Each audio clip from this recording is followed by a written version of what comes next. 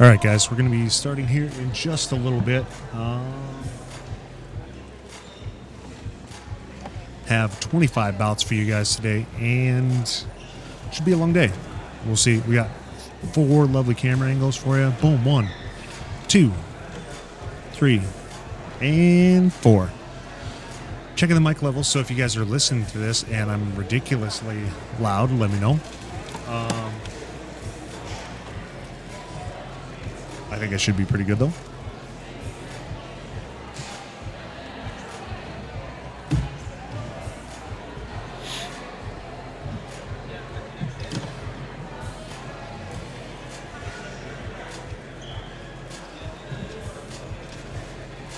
Whoop,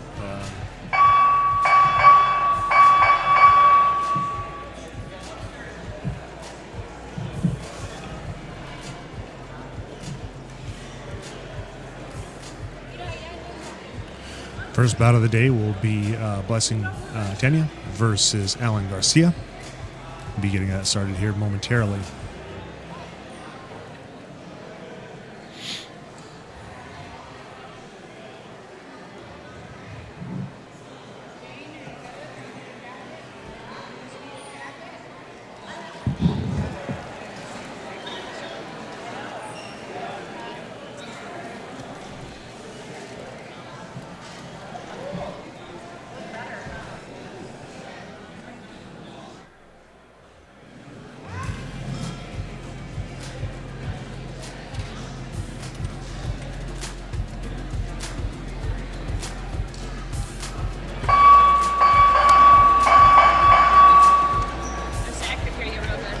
Thank you, sir. I appreciate that. Music sounds good too. Yeah, Thank you so everything much. seems clear on my end out there, yeah.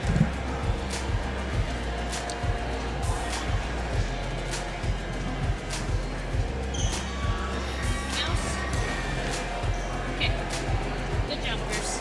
Thanks, buddy. Oh, man, we're going to get this done one of these days. I'm going to turn off the audio for a little bit, so don't get nervous. I'm just going to be cussing in the back here.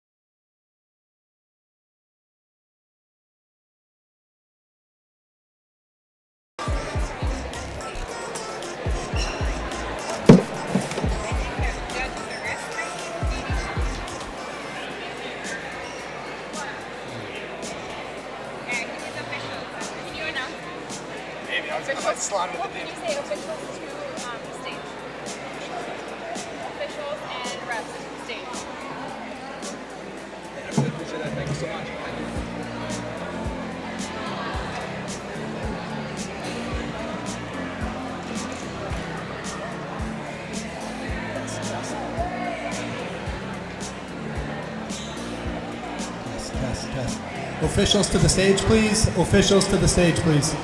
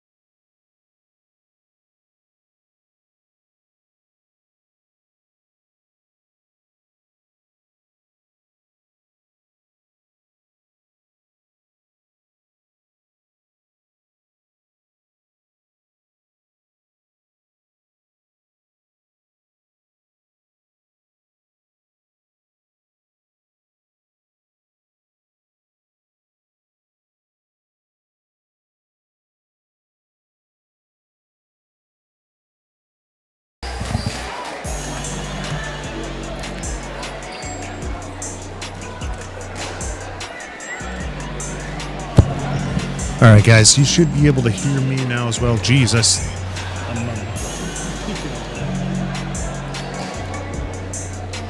Sorry, guys, I'm probably blowing out your eardrums. Who, me? No, me. Oh, no, you're not blowing me out. Well, I sound louder in my own headset than you sound. yeah, I'm peeking the. Here, let's do this. I'm probably yelling at you guys right now. No, not too loud to me. Here. Here, let's do this. That makes me nervous. You tell me when you want. All right, guys, we are live now, and I'm going to introduce you to two lovely men. It's a father and son duo doing some commentary. Tanner Gross and Kevin Gross. It's the first time ever doing boxing stuff, so I think they're brand new to this stuff. That's my understanding, correct? I've heard about it. Like, there was like a YouTube box.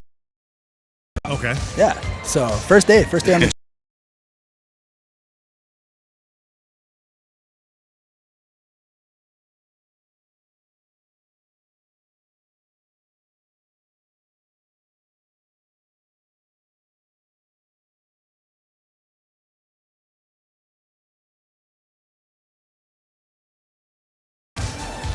Now, there we go. Now I bet you guys can hear us.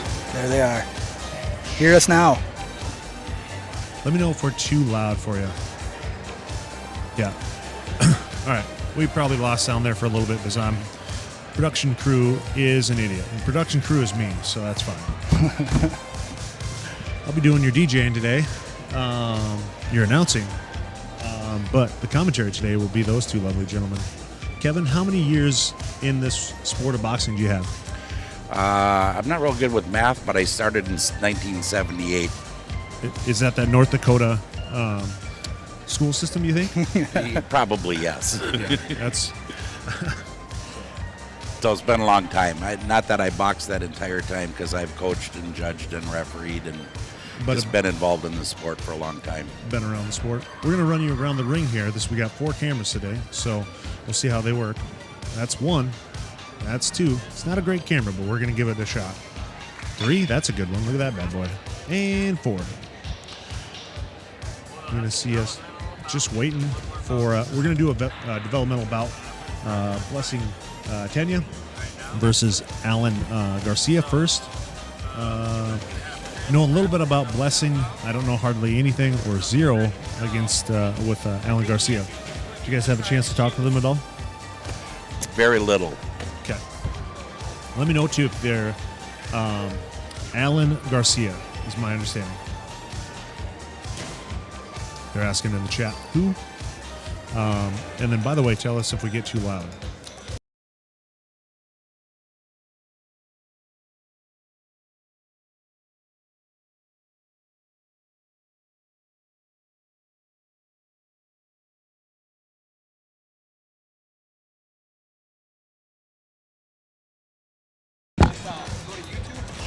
Go to YouTube. Go to rumbleatthefalls.com. There you go. Rumbleatthefalls.com.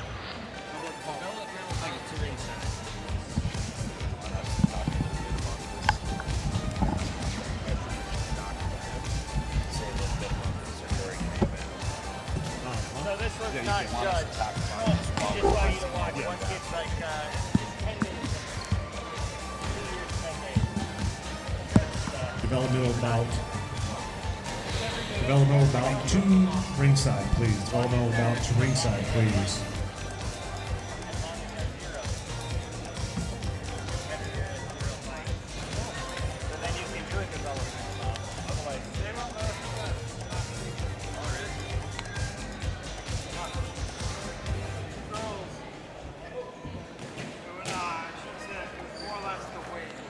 Yeah, we ended up having to switch some things on the connection. So if you're currently not working, which if it's not working, you're not seeing this anyways. But if it's not working, please do reset it, and it should be fine. Let me know. Everything should be nice and crystal clear, and the audio should sound good. If not, let me know.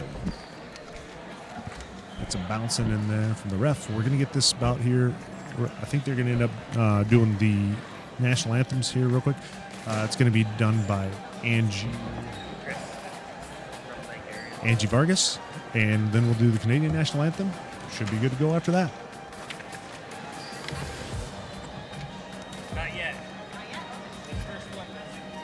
Just kind of waiting all officials here, and we'll get ready to go. National anthem.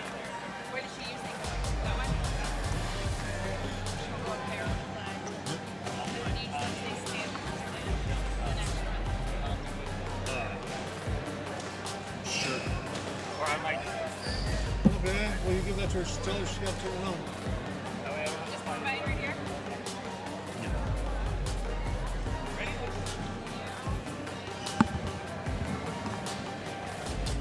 So from now on, I'm going to leave it up to these two to fill this dead air. Ladies and gentlemen, welcome to the South Dakota Junior Olympics 2022. Welcome. It's now time for our national anthem. If you are able, please rise.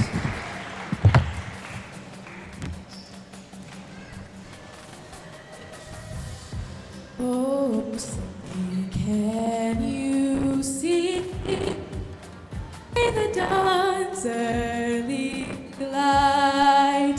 What so proudly we hailed at the twilight's last gleaming, whose broad stripes and bright stars through the perilous fight o'er the ramparts we watched were so gallantly streaming, and the rocket's red glare, the bombs bursting in air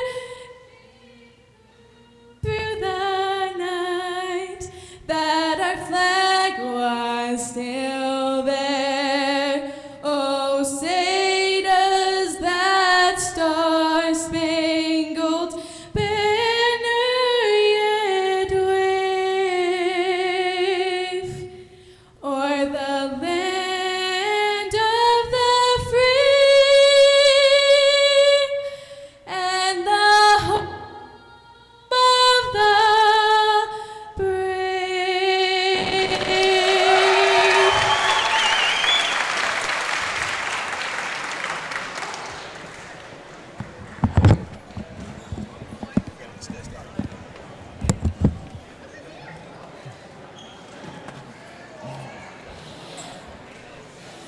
And now for the Canadian national anthem.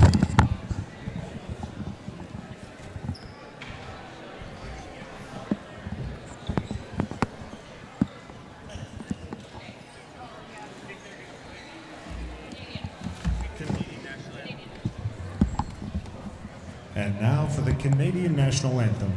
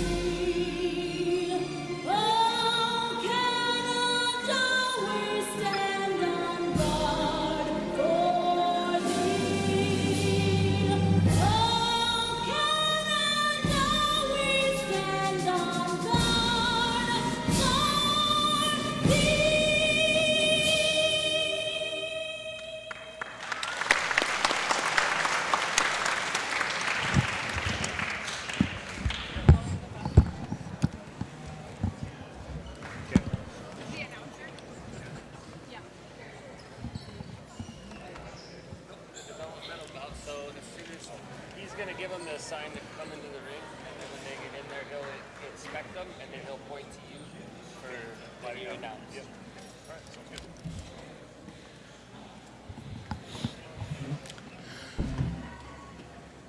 We're going to get started here shortly, guys. Developmental bout here, so both fighters have 0 bouts. This would not be an officially judged bout. Just get in there, get the feel of fighting in front of a crowd, and go from there. So developmental bout coming up here next.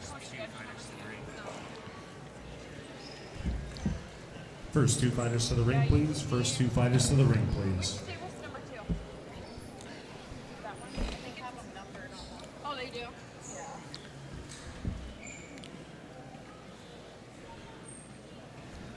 Tanner, I've been to a lot of boxing matches, and this is one impressive venue. You know,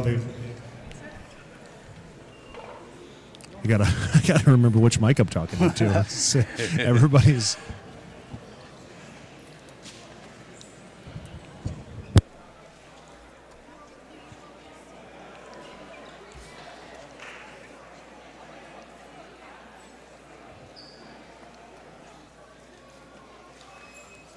Fighters getting checked out right now, making sure everything's good, checking the gloves, making sure they got all their protection on, headgear, mouthpiece, groin protector, the whole works, making sure safety is number 1 around here.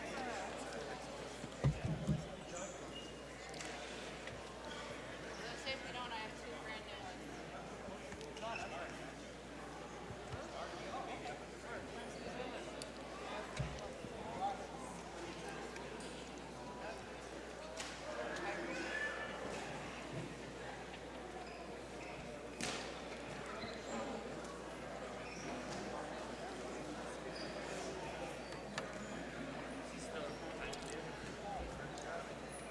For those of you watching the live stream, pay attention. Occasionally there will be some advertisements from some of the local sponsors that help make an event like this happen. This is great. Back in my boxing day, they didn't have live streaming for those friends and relatives that couldn't make it to the town to see it. So go show your support. Let them know you saw the boxing and saw their advertisement, and tell them thank you.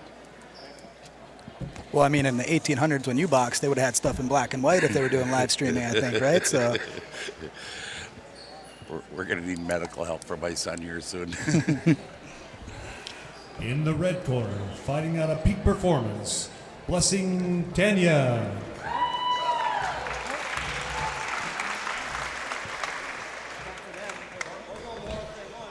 They have them down for 2 minutes. In the blue corner, fighting out of Siouxland Boxing, Alan Garcia.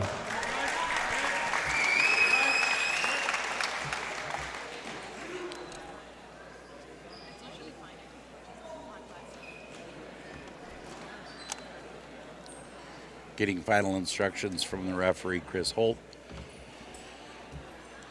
Coaches, you have to get. Get off the ring. Notice the boxers here, regardless of the color of their uniform, their gloves will match the corner that they're boxing out of, and that's to help the judges for scoring.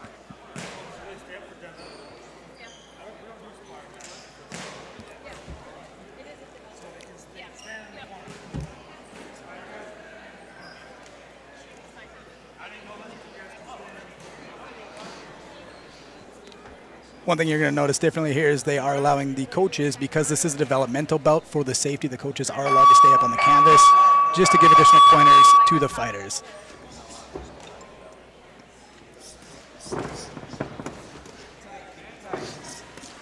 Live action right away. Look at these guys getting after it, exchanging, changing levels.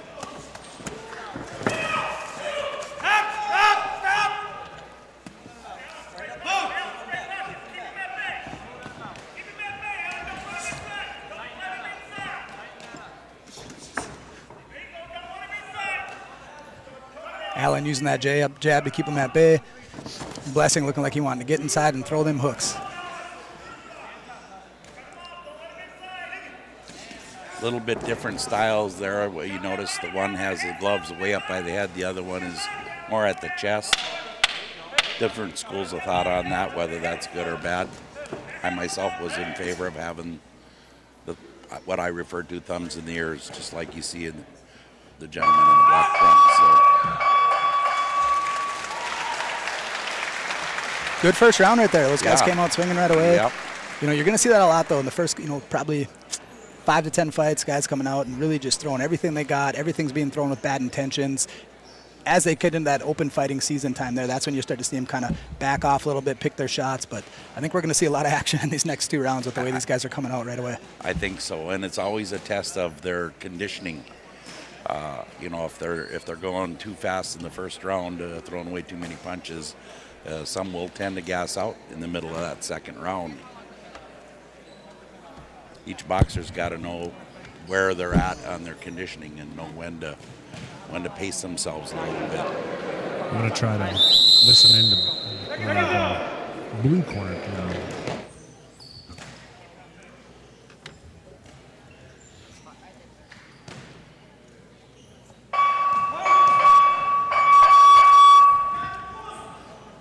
Didn't realize these were 1 minute rounds. I apologize, guys. Timer was a little off there.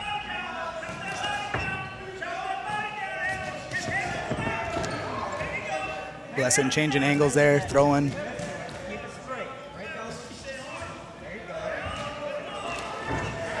Big left hook out of Blessing there. Yeah. Quick recovery out of Allen, though. So far, no slowing down out of these guys, though. This is going to be fun. These guys are in good shape.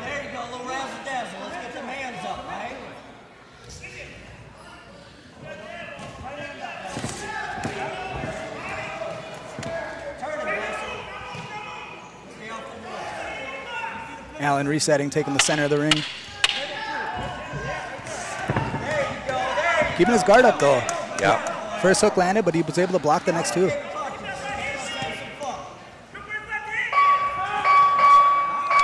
Just about a clash of heads there at the end. They stopped it right before they collided. Allen does a great job with his hands up and blocking shots. He's very well schooled there. I'm going to see. We should work, but let's see if we can get that audio out of that. Follow-up shot. 2. 32.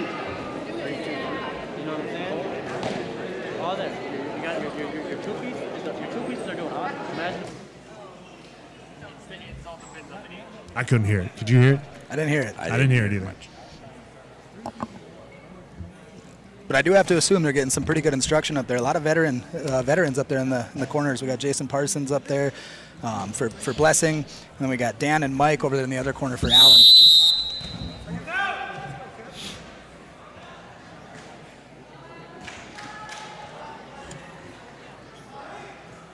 Allen's favorite part of training is sparring. He definitely shows that. He's here. definitely showing that. Oh my gosh.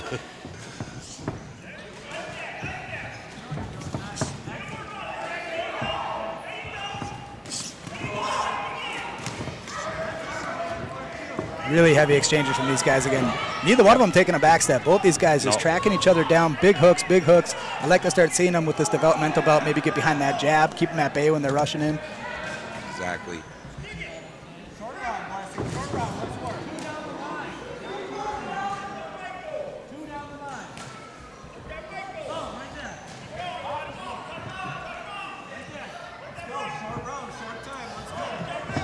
Coach is telling them short round, short time. I think he wants them to throw a little bit more. Blessings coach wants them to throw more punches and faster. Final 10 seconds, real fast exchange. I'm going to try to steal the round in that last 30 seconds. Great matchup for these guys. Great developmental belt. Again, guys, this one will not be judged. There was no scoring, no judging on this one. Strictly developmental. And I'm impressed. You know, a lot of times you're going to see these guys gas out in that 3rd round like that, and it's just a true testament to these gyms, making sure the fighters are in shape. And I mean, you could look at it when they got in there. Both these guys look like they're in phenomenal shape. So Exactly.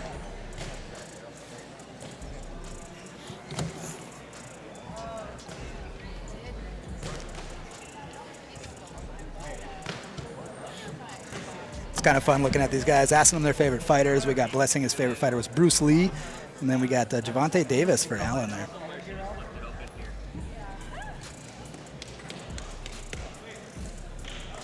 Oh, yeah, announced just both winners in the practice development. So. Give it up for both these fighters. Give it up for both these fighters. And there it is, guys. Like I said, no winner in this one. Strictly developmental. Right here, guys.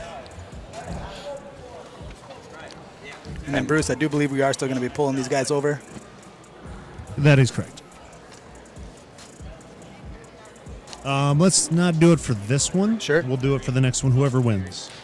That works for me.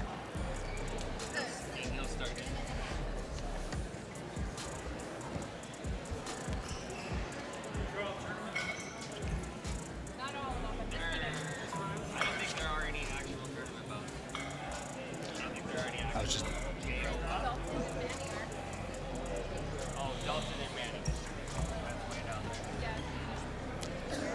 Next fighters entering the ring here, getting ready.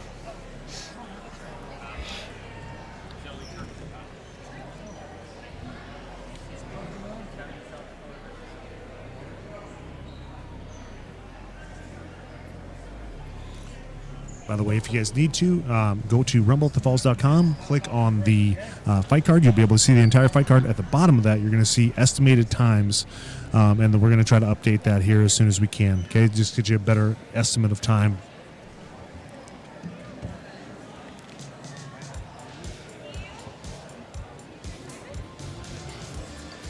Chris Holt again, checking out the fighters, making sure their equipment is good to go.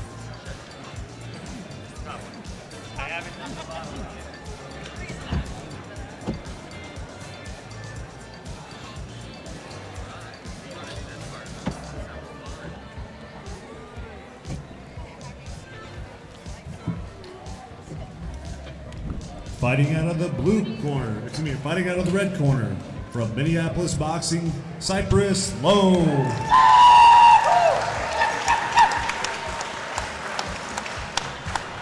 Fighting out of the blue corner, One Combat, Brody Squatcher.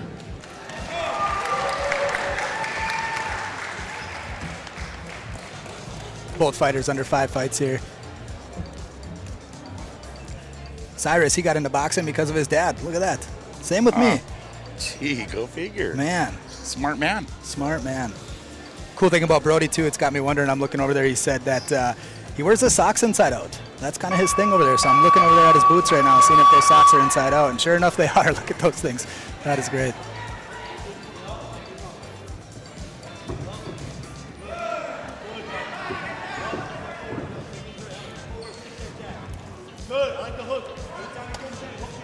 Brody keeping a really thin stance. I like that right now. Making sure he's not a target. Both fighters got their hands up.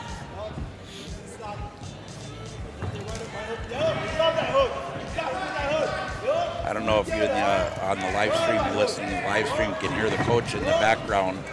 There was a time back when I started boxing, you couldn't yell as a coach from the corner. They changed that rule because they're trying to be, make it safer for the boxers. They figured if a coach is telling the boxer, get your hands up, it is safer for that boxer. Both fighters remaining really light on their toes, trying to stay on the outside.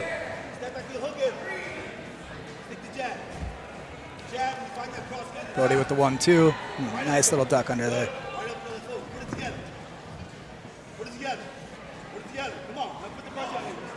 Cyrus doing a good job keeping his hands up, keeping that guard tight. They're attacking back with the 1-2.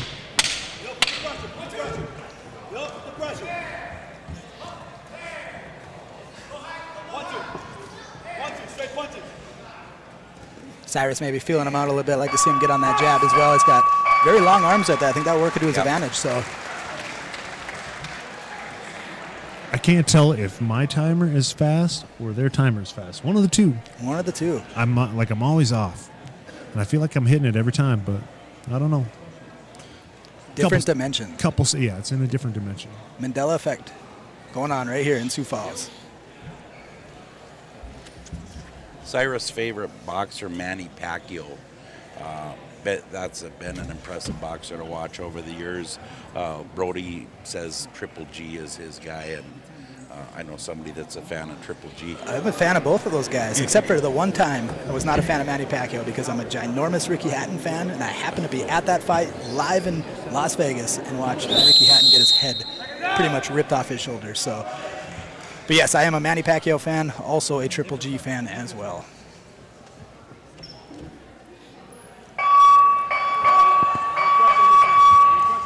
I nailed that time, you guys. Ooh, he's on Crushed it this time. I'm telling you. Bonus points. Bonus points. We'll see if Cyrus gets on that jab. Looks like he's getting some good pointers from his coaches there in the corner from Joe. Nice duck down there.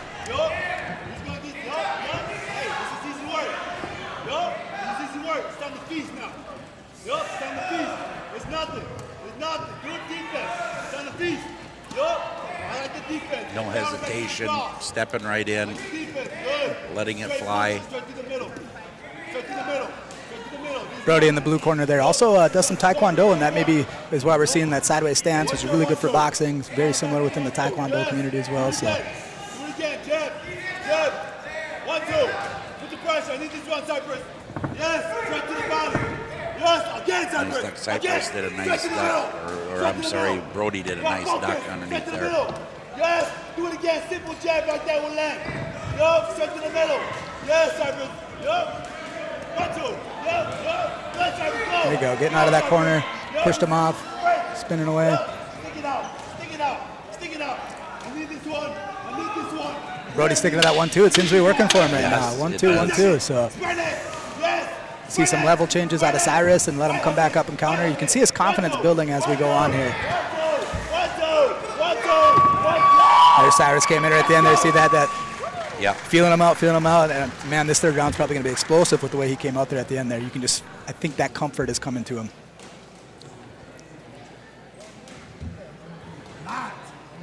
Not right?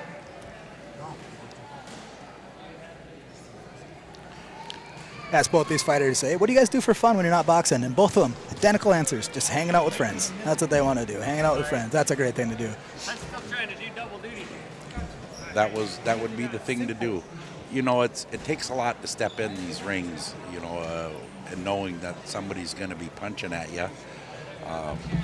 I don't know what you did, Tanner, when you had that match, but I looked at it as it was no different than being at my local gym and sparring, but there's just people watching, so that are watching me that weren't down at the gym. I didn't want to get nervous when I stepped into the ring.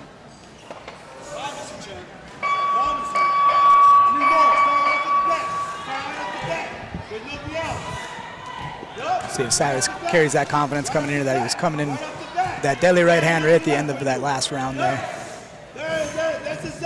Yeah, he's walking him down now. He's the one moving forward. He's backing him up. Brody coming back with that 1-2 again. Big overhand right from Brody. Big right hand, yes.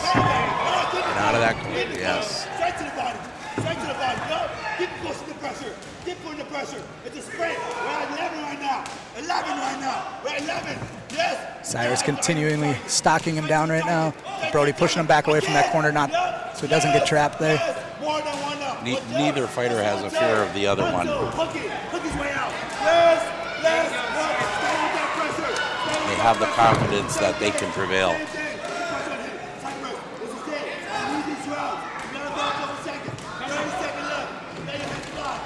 Non-stop punches. Again, both fighters under 5 fights, and not seeing either one of them gas. This is another great thing here. Nice slip, duck under there.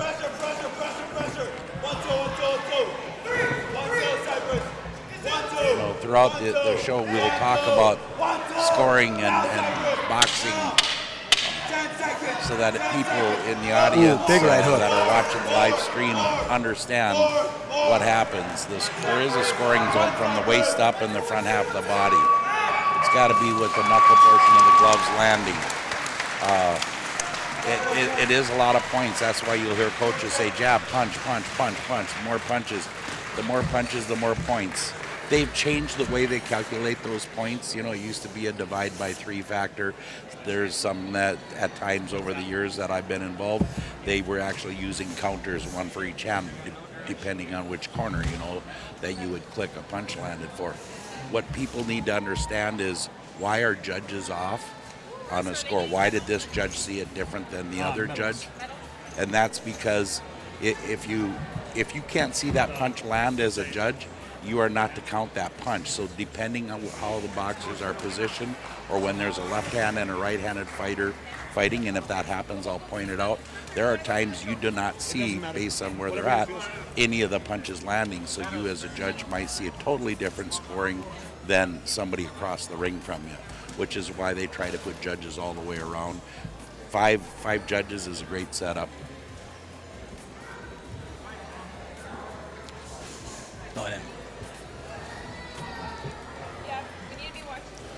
Final scorecard's coming in here shortly. And that's a great point of what you're saying. Is like, you know, if that judge does not see that punch land, depending on the side of the ring that the fighter is on, they can't score that. Exactly. And your winner, fighting out of the blue corner, Brody Scatcher. Brody with the win there. Came out of the gate a little bit more aggressive, so.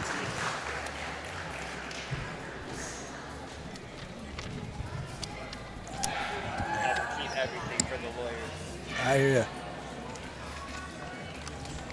I think we're going to try to get Bobby over here in a minute, or excuse me, Brody in a minute here. So they're both going to get checked out by the doctor, make sure everyone is good. Again, safety number one around here. And we'll do some interview questions with him, just see how he felt about that bout.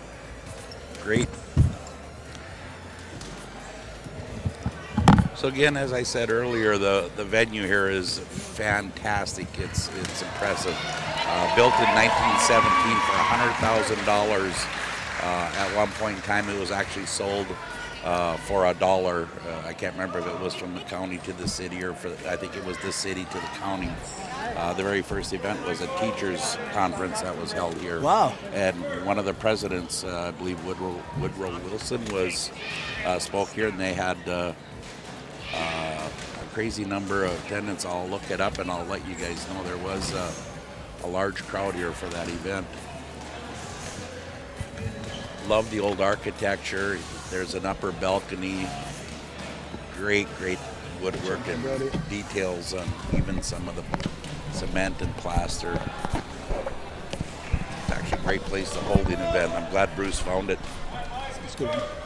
Fighting out of the red corner from Rapid City Youth Boxing, Michael Gonzalez. All right, Brody, can you hear me in the headset there? We're just going to have you hold that mic right there, keep it next to your mouth. Fighting out of Reds Boxing, Johnny Lewis.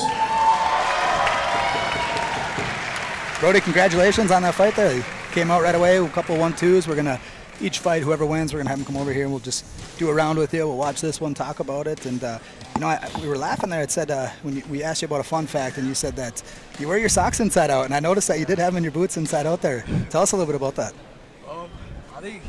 I just like the style of it. Try to get real close to that mic there. There you go. I just like the style of it. I think it's pretty comfortable. My coach actually wrote down the paper. I said no. Well, you raced, he said no. Just 1 second, we're going to fix that mic for you. It looked like it's maybe a little.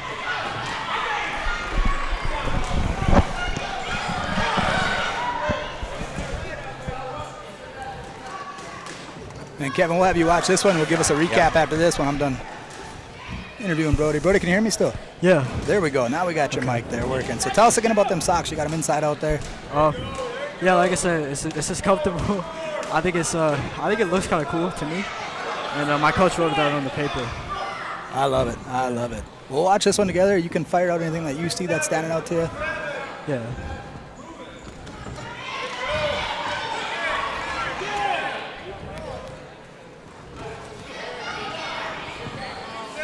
For those asking, yes, Blessing fought the first bout. So if you want to rewind and you can go that, he was the very first bout.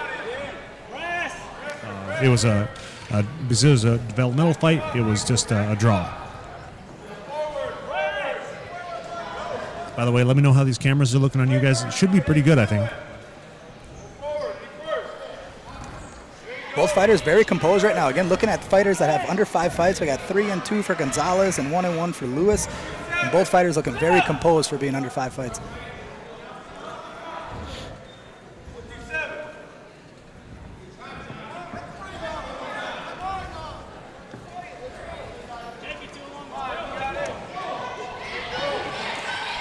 Fighters being a little cautious, picking their shots slowly. trying to find that opening. Looks like maybe a little blood coming out of the nose of Lewis there. I'm sure the doctor will be looking at that between rounds.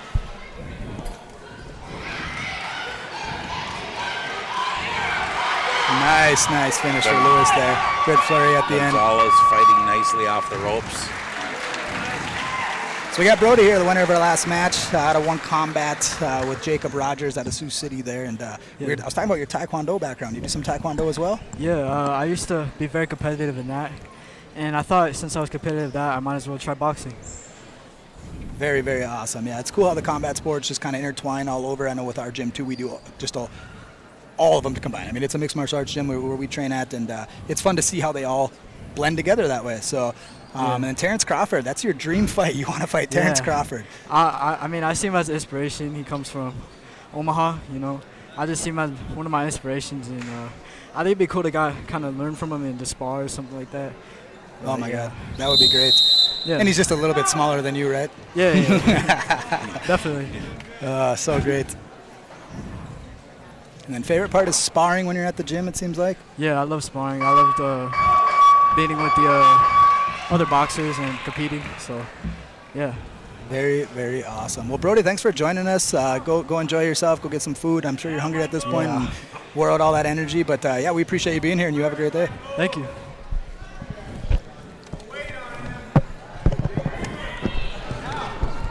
Lewis sticking that jab out real far, using it as a finder. Try to zero in.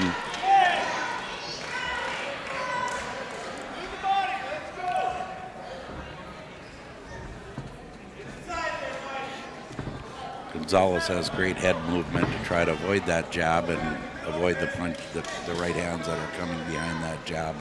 And I saw Lewis a couple times throwing that feint out there too. He is trying to time him because he sees that head movement, and he's like, how can I catch him on this? We got to start switching it up a little bit.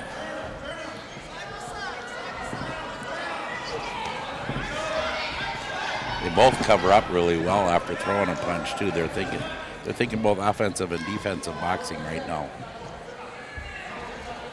Anyone who's been to a class with me, that's the number one thing I preach to. Anything offensive ends with defensive. So got to be protecting yourself. Don't be admiring your work. You can do that afterwards when you're watching the tape. Exactly. You know, you can see that they're trying to find the range. You know, it's at what point in time do you get close enough to where you can land your punch and still be far enough back that if you have to back up to avoid a punch.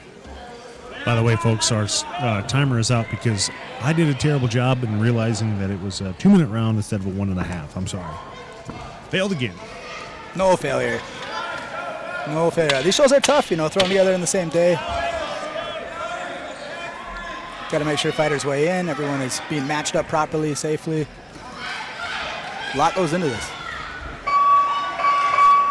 Good round there for both of them. We'll fix this one, though. Look at this. 2 minutes. You know, Tanner, some of these fighters, watching them, you can tell which ones, when I started my career, I did not want to get hit hardly ever. So I tried to be quick in and out and quick back out. And I tried to be light on my feet. Once I realized that I had a punch, that I could land a good punch, I was willing to take a punch or two to get inside. So... you see how famous this guy is? He's just getting calls while he's on the... Right. Right when I was about to land a Muhammad light on my Ali feet joke, too, over here. Light on my feet. Yep. No, it might have been Sugar Ray Leonard. But once I realized I could land a punch, then I became a slugger. So sometimes you can see but then after that, then I realized I had to do a little bit of both, depending on who I was fighting.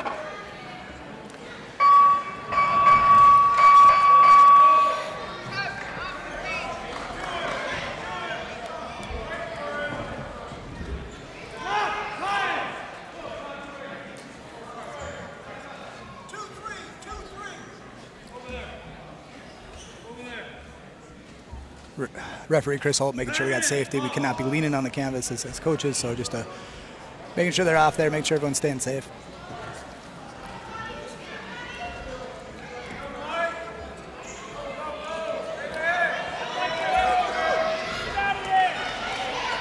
Gonzalez looking to counter punch. He's he's trying to get Lewis to make a move so he can decide how to sidestep that and change angles and throw the counter punch. Both fighters keeping their hands up very well when they get in closer. Again, based on the number of matches these guys have each had, very well coached, very well schooled. This guy seems so advanced for being that 5-fight mark with, you know, under 5 fights, and be curious to see how long they've been training because they both look really well polished. Nice uppercut.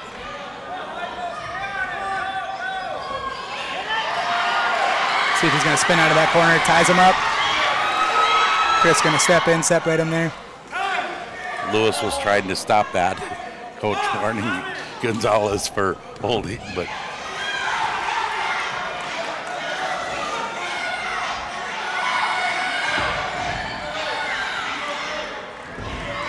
coming down to that final 30 seconds here. Gonzalez almost seemed like he was baiting him into the corner. yeah. You know, for a minute there, I was trying to figure out, is Lewis cutting off the ring or is Gonzalez wanting him to come in? He wants that in close fighting. Coach calling for a 2-3.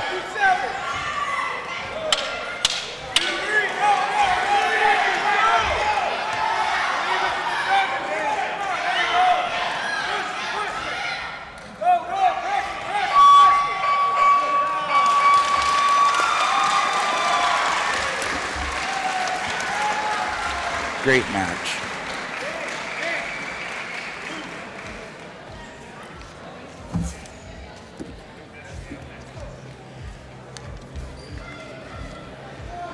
Now, for those of you that are watching live stream and anybody in the audience that watches the live stream later, because I believe it can be watched at another time, correct? Absolutely. This is available for later view. Some people don't realize that these kids just don't show up here and step on a scale and pair everybody off. There's a lot of safety involved. There's doctors doing some checks, health checks, blood pressure as well as other things. Not to mention the fact that USA Boxing has created a passbook that documents every time you have a fight, so that coaches aren't matching up fighters that have 30 fights against somebody that has 2 fights.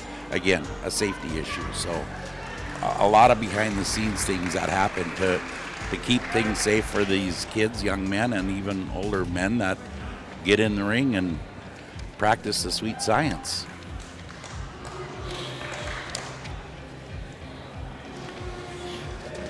Judge's decision coming up here next. Gonzalez's his fight dream fight would be Muhammad Ali. One Out of of my the favorites. blue corner, Johnny Lewis.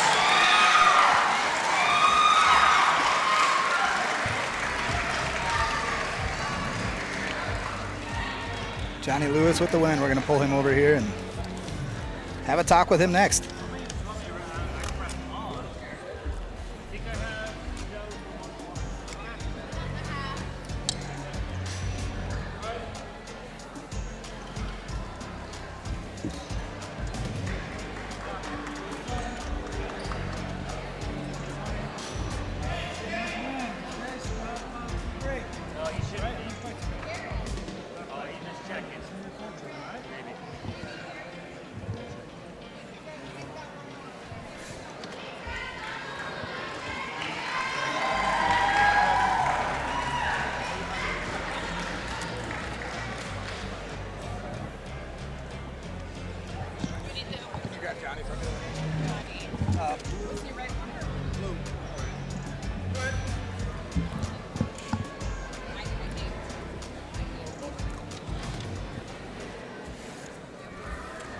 Fighting out of the red corner from 15th round, Donico Aguilera.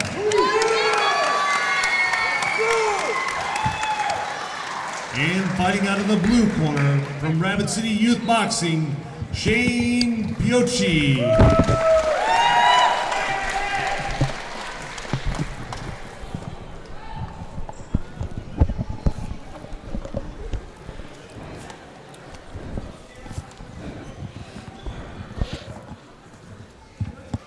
All right, we got Johnny Lewis with us, winner of the last bout here out of the blue corner. So, what'd you think of that fight? What? Can you hear me through the headphones there? Yeah. Got me there. So, what'd you think of your bout? How do you think that went for you? Pretty good. I have better conditioning. I wasn't as tired as he was. I listened to my coach. I kept my jab out there, and it just worked. You know. Very, very good. Wow, look at these guys coming out like a couple of cannons right now. Yeah. Again, Wow. another part of the safety. That kid's mean mug's crazy.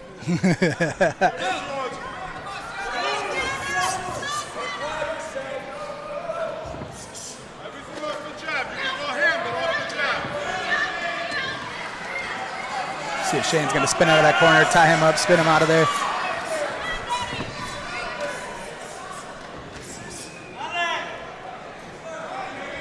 Shane not looking overwhelmed there, though. You know, stuck in the corner, punches coming at him, and Yep. seemed very composed. Covering up nicely there.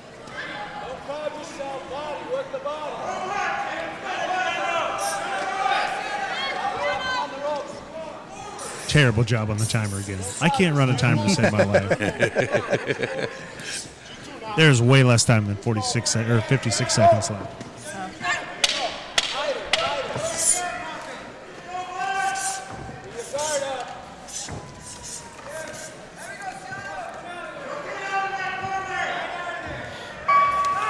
Final bell there. Good explosive round out of those guys. They came out swinging really hard here. So John, out of Reds Boxing down there. Yes, so sir. your coach has been all over. He's been coaching fighters in the UFC there with Yeah, Draco UFC. Rodriguez, and you also got Brett, it looks like, as well too. Brett Yeah, was helping you Brett. out. So, and then what made you get into boxing? My whole dad's side of the family, they've always been fighters. My dad, he was a boxer. He did MMA. He did everything. My grandpa, he was like he was like the Taekwondo champion of the world Wow. or something like that. And I just kind of fell right into that line with boxing. Very awesome. Also a football player outside of here as well. Football, yeah. What position do you play? I am a safety and a wide receiver. Wow. Split 'em, yeah. Super athlete. Mm-hmm. Man, all over the place. At the same time. All of us in Yeah, here. Look he's at that. real You are on fast, yeah. camera. And you and I share something similar here. I'm looking Yeah. at your favorite fighter being Nick Diaz. I know Yeah, we talked a little Nick bit about it earlier, and you got to hear a cool story about how I got to Yeah, meet those yeah, guys. that's crazy. Yeah, that was a wild one. They almost tried to fight me, and then we figured out it Yeah. was a big mistake. So, yeah, crazy deal there. Yeah. And then Javante Davis being your favorite fighter. Great fighter there. Yeah, Trevante Davis, yeah.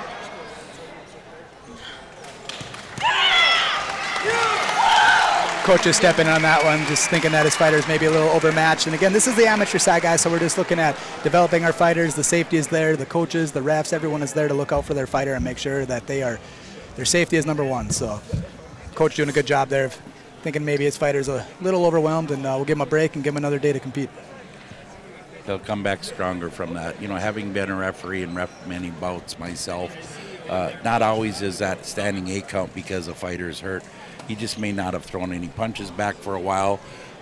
It's no points against you when you have a standing 8 count in the amateur boxing. It just gives the referee a chance to check and make sure the fighter is okay before he lets the bout continue. Again, USA Boxing is so focused on safety for these kids. So, great John, job. Before we let you go here, any final things, any shout-outs you want to give to friends, family, or anything else that you want to tell us about? I like to give a shout out to my whole family. My dad's out there. He was in my corner. I wouldn't be boxing without him. I wouldn't even be boxing. So. That is great. I'm in a similar story. That's actually my dad sitting next to us. Both of us Really? boxers, and yeah, that's how I got here. And so. But no, You I look appreciate good it. in there, Shane. Yeah. So John, very awesome having you here, and appreciate it. Go hang out John. with Dad, and have a good time, man. All right. Thank you. Ron, thank you.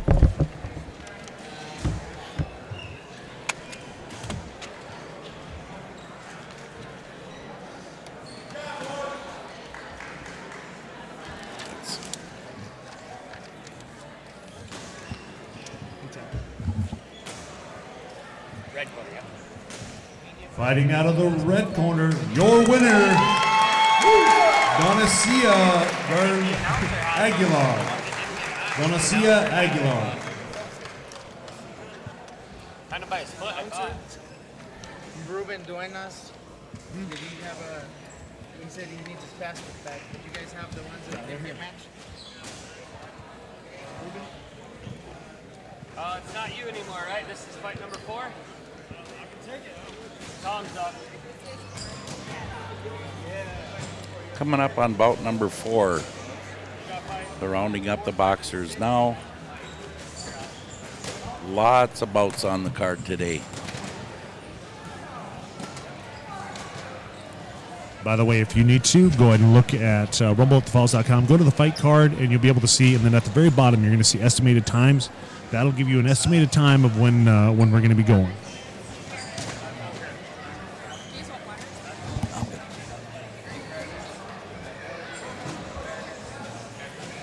Right now, we are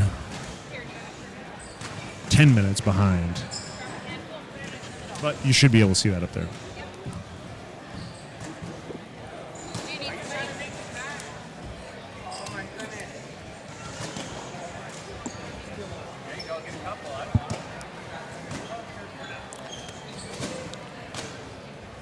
Change of referees, signaling for the boxers to enter the ring. We're going to get Ciano over here, the winner of our last match. Ask him a couple questions. See a familiar face from years ago. Gentleman used to come down to Grand Forks for matches all the time from Canada.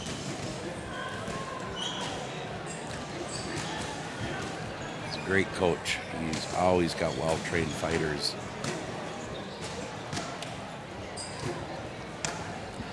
He actually drove through that storm that hit Fargo, Grand Forks, Fargo area last night. Said he got here at 2 o'clock in the morning. He'd left Canada at 6.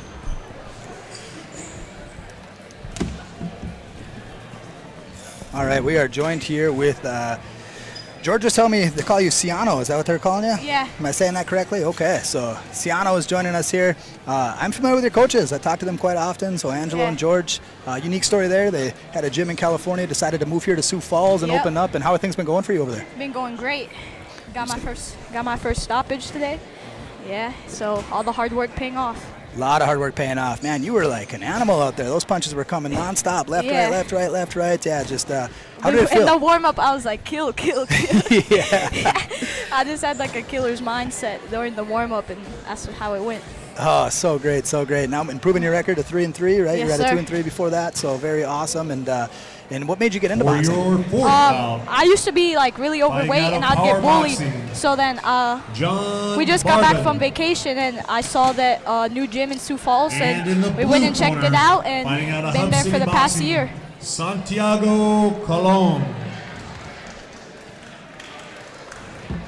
That is very awesome. Glad that's working out for you. We're going to watch this round together, and then we'll let you go hang with family, and we'll just kind of talk about it some more. So, and I asked you, who would your dream fight be? And you told me you just want to fight for a world title. Yeah. So how soon you want to do that? Next year? The year after? Whenever the opportunity shows itself. There you go. I like it. I like it. Well, from what I saw today, I could definitely see you fighting for a world title someday. So we'll watch this matchup. If you see anything, feel free to call it out with us.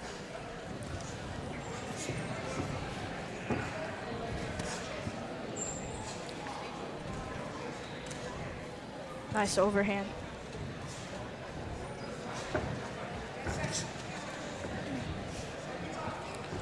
Baldwin trying to work the body.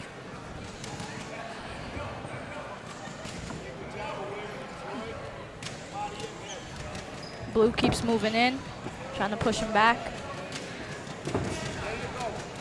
Using that jab too. Santiago debut fight 0-0 against 2-0. Which one's the debut, red or blue? Blue corner. Blue. Blue corner debuting today. Red got good body work. That's a good shovel uppercut there on the left-hand side. Yep. Left hook to the body. Keeps going for that overhand.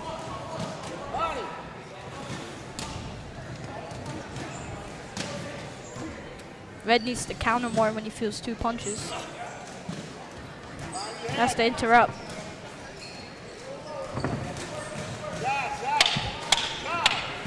I think Bruce has his next color commentator. I think so. He's sitting doing a good next job. to you. He's doing a great job. You've done this before, I think. First time. That's for after the world title. Yeah. Preparing for that world title interview. I Yeah. like it. Oh, he'll cost you more money then. Yeah. By the way, big shout out to our sponsors. We'll go and go through those real quick. Empire Group, Heart to Heart, Breaking Burrito, Active Faith Chiropractic, Taylor Mortgage Group, Walsh Polygraph. By the way, Mike Walsh, how are you? Hopefully you're back in Sioux Falls soon. And Dynamic Detailing. Strap.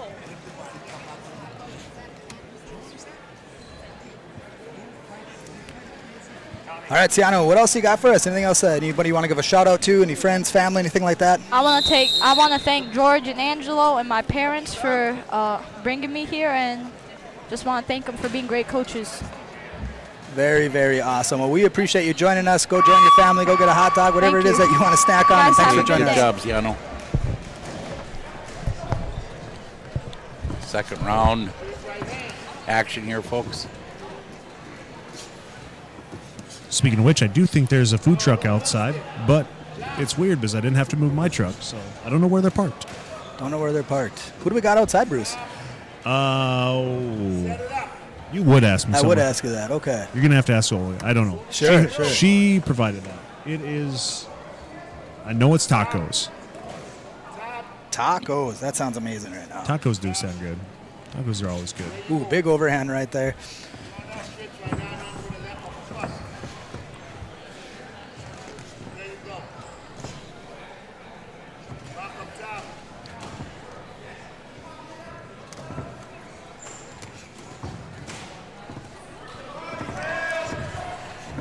Kind of Changing watching to levels. see- yes, I had him watching to see this bell bending. He kind of reminds me of some fighters that I've seen and known over the years. I've even used the trick myself, is try to lure a boxer into the corner.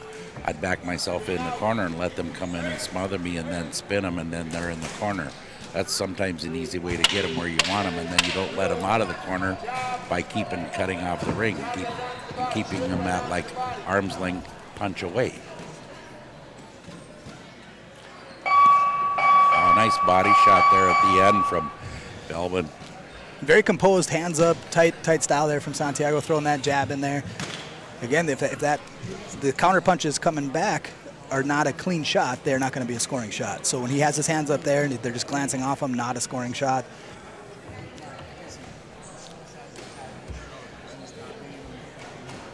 I'm going to try to give you guys a quick shot of all the people around here real quick.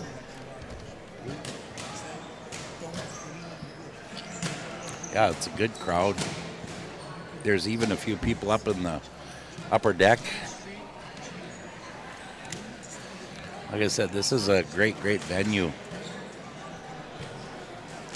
You know, looking at these coaches in the corner too, you got Jerome, who's been in the game for 30 plus years. I've known him since I was a child, and then you got Derek over there from Hub City in Aberdeen, and it's just cool to see the different styles in the combat sports and how it's evolved. Where Derek himself is a purple belt in jiu-jitsu. We talked about a kid earlier who had Taekwondo background, and just all of the combat sports just coming together and everyone competing, and it's just one big community, and I just love that.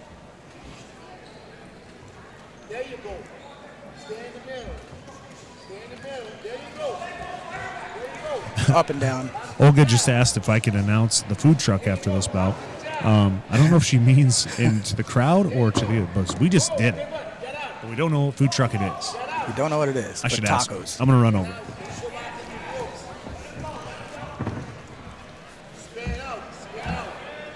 I know Tanner, you and I talked with several of these fighters and try to get a little bit of information on them. Belbin, one of his favorite fighters is Manny Pacquiao, and when asked, who would you like to fight for your dream fight, put Manny's son. Manny's son. Manny's son. I like that.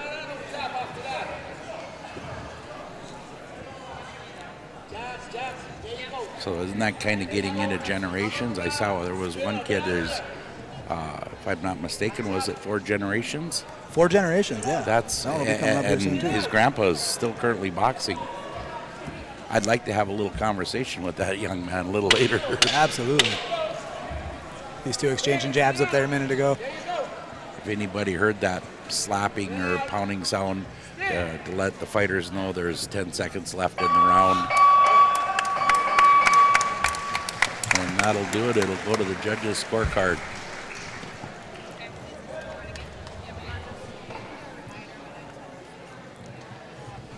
For the safety of the boxers, please no flash photography. For the safety of the boxers, please no flash photography. For the safety of the boxers, please no flash photography.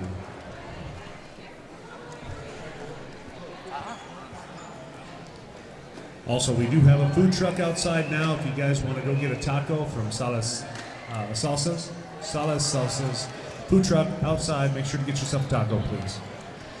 You know, we were talking about how Melvin wants to fight Manny's son. Well, the dream fight for Santiago is Manny Pacquiao himself, so we can make a whole card out of it, a father-son card with these two taking them on. Well, I would say Santiago's smart. Let's take the older one. He's probably, if he's like me, out of shape. That's true. That is true. But knowing Manny Pacquiao at this time, you know, that guy's won world titles in multiple decades. I don't think that guy's getting out of shape anytime soon. No, I don't think so either.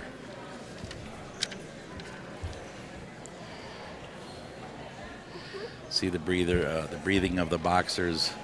You know they went through a lot.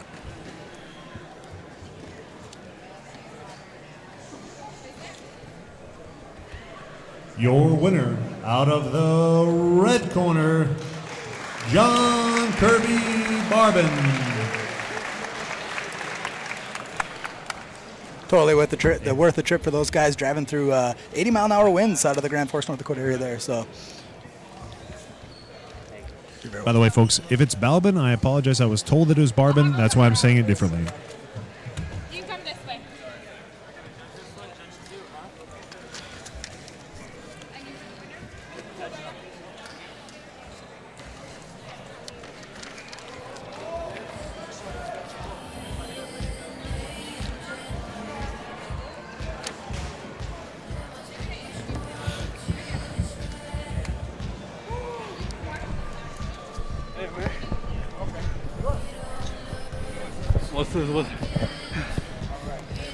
This will be interesting to see the style of these two this next coming bout, because both of them have a favorite boxer is Canelo.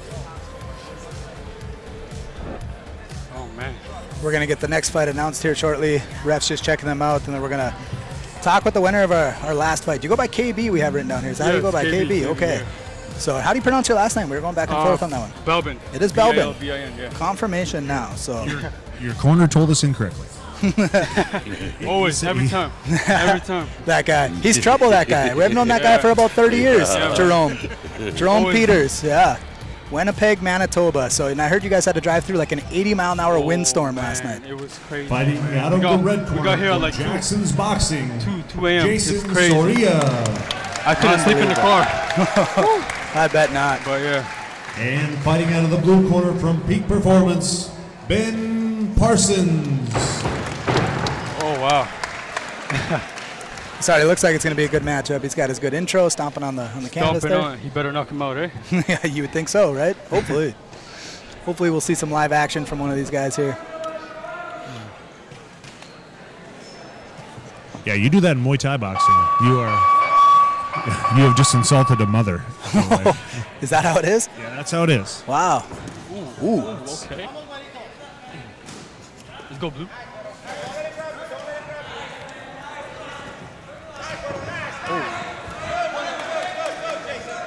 If you're noticing the explosion already out of these guys, these two are veteran fighters. So 40 fights coming out of the red corner there.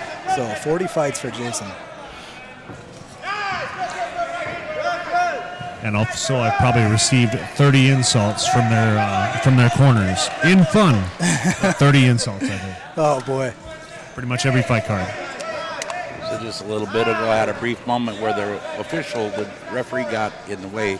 I could not see the flurry that was going on between the two fighters, so I couldn't have added any points. Had you been judging? Yeah. Had I been judging, exactly. So it just depends where the referee stands, and if he's not moving and the fighters aren't moving, you're at a disadvantage from scoring those points.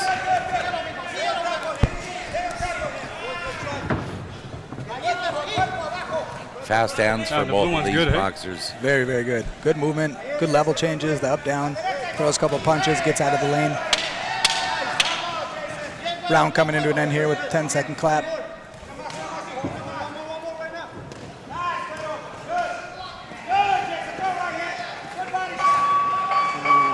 All right, guys, we are joined here with KB, the winner of the last match here, and out of Winnipeg, Manitoba, at the Power sir. Gym.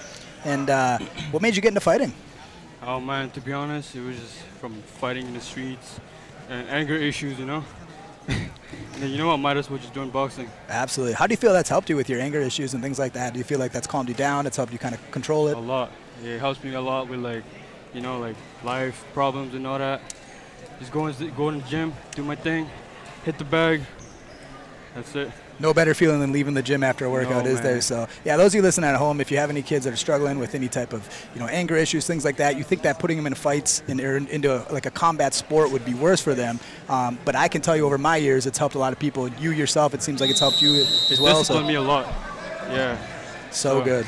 We were laughing during your fight. We were talking. So your opponent, when we asked him who his dream fight would be, he said Manny Pacquiao's son. And you said you wanted to fight Manny Pacquiao. So we thought maybe we'd put you guys on the same card and let you guys fight. You fight Pacquiao, he'll fight Pacquiao's son. Hey man, one day. Hey, Pacquiao's son, if you're hearing this, man, I'm always available, bro. Let's bring it on. So good. Well, KB, anyone you want to shout out, or anyone you want to? I just want to shout out to my family, the Balbin family, the Los Santos family, my family in the Philippines and all that. I know they're all watching this right now. So great. Shout out to all y'all. Much love. Shout out to them. Well, thank you for joining us. Yeah, go get something to eat. Go grab those tacos that are out front. For sure. Sounds good. Thank you, sir. Parsons doing a great job of boxing off the ropes, throwing a lot of punches.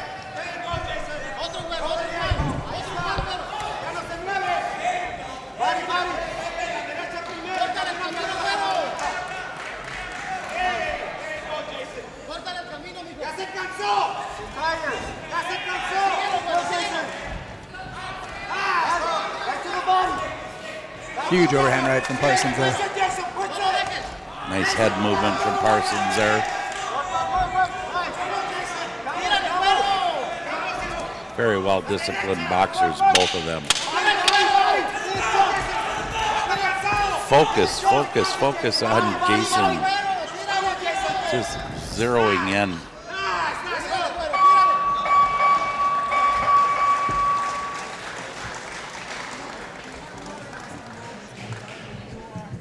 Balbin made a comment about his anger, and I was talking with the official that was refereeing the first few matches, Chris Holt. I've known him over the years, and when I was boxing young boxers, when they would first come to the gym, I remember the parents coming saying, their grades improved, they listen better at home, they're more disciplined, they have more respect around the house.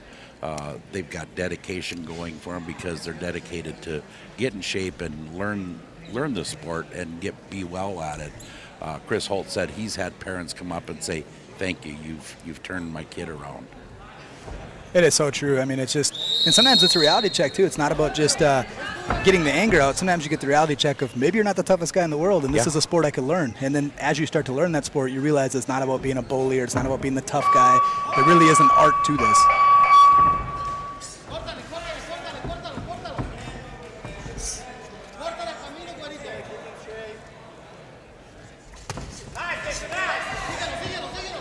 You hear his dad in the back. I believe it would probably be the red corner, Soria's dad, telling him to punch him.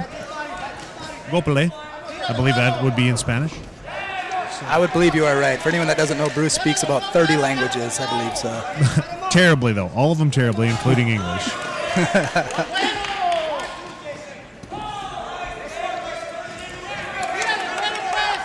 Well, I don't know. I would trust Tanner to interpret the Spanish for me, Bruce. His mother and I found out that he would go to a Spanish class and his teacher would always tell him, "Don't forget to turn in your homework," and he'd say, "Okay," but she was telling it to him in Spanish and he didn't realize that's what she was telling him to do. 2 years of Spanish 1. That's 2 years of Spanish 1. Great boxing match here. People. Absolutely. Cerrillo at one point ranked number 8 in the U.S. So lots of talent in here today. And later on coming up, we do have a Silver Gloves champion from last year, national champion Silver Gloves coming up later on in the event here. Cerrillo also saying the favorite part of training is teammates. and that's the end of the third round. Good show of respect with the hug there at the end.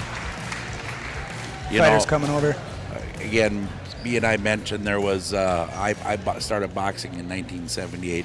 There's sparring partners that I had back in those days that I still see today, and they're like brothers almost. I mean, they'll do just about anything if I need a favor. One of them even helped me out during the flood when we had to evacuate the town. He had a place for me to come stay briefly while we refigured out what we were going to do when Grand Forks had that big flood of 97. Flood of 97 in Grand Forks. See, but your story sounds like a great story, but to me that was a sad story because that's the year that our gym burned down. Our original boxing gym that I grew up in. You're absolutely right. The old security building downtown Grand Forks burned down, all over national news, CNN. You know, a lot of these judges, referees, coaches, they're all old boxers. To the fans watching at home, by the way, it looks like we have roughly, bouncing between 90 and 120 people watching. Who do you think won this bout? Let's see.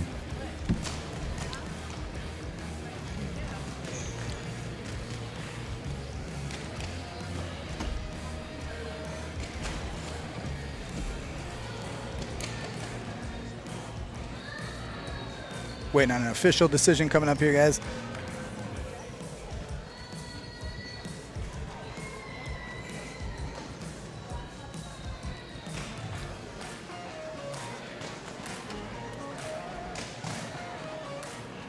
I wouldn't want to be a judge on this one. Holy cow, those guys coming out there. There was some talent up in that ring. Yeah, there really was.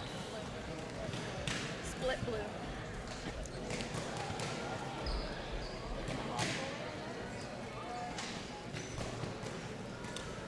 With a split decision out of the blue corner, Ben Parsons. Oh, with a backflip up there. Yeah. Ben Parsons.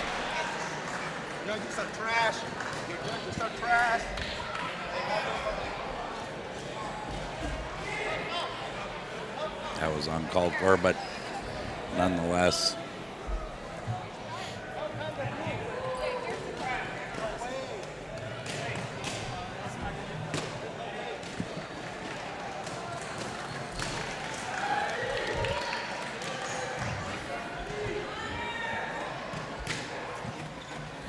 And one of the things I try to teach the boxers that I was around in the years that I was in boxing, and even my son, what's not as important to me is whether I win or lose, but did I learn something in there?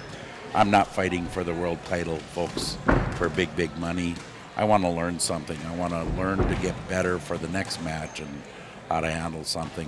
Yeah, not always will the judge think I won. I thought I did, but I know. Same thing when I was coaching there. It was just, I would always tell my fighters, like, we're here to learn. We're here to learn. I want you to work on something, learn something new out of this. And if we just go out there and let's say we would knock the guy out right away, what did we learn? We didn't learn anything. This is the point of the amateur career. Let's figure out where the holes are in our game. Let's start to work on those. I remember I used to tell my guys, I only want you to throw a jab this entire round, and I want to see you move on the outside. And they thought I was crazy. And I said, what are we here for? And they said, to learn. Absolutely. We are here to learn. And yes, I want them to have fun too.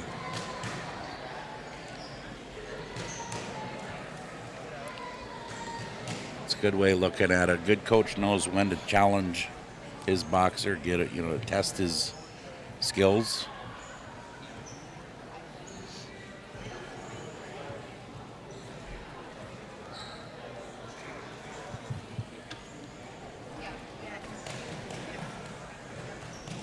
This will be bout number 6.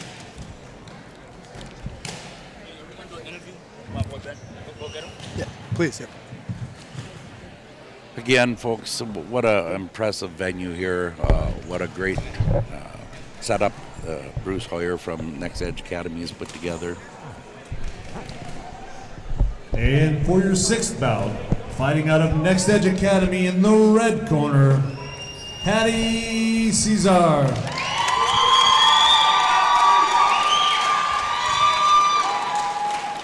And in the blue corner, fighting out of Meraki, Orla Rose.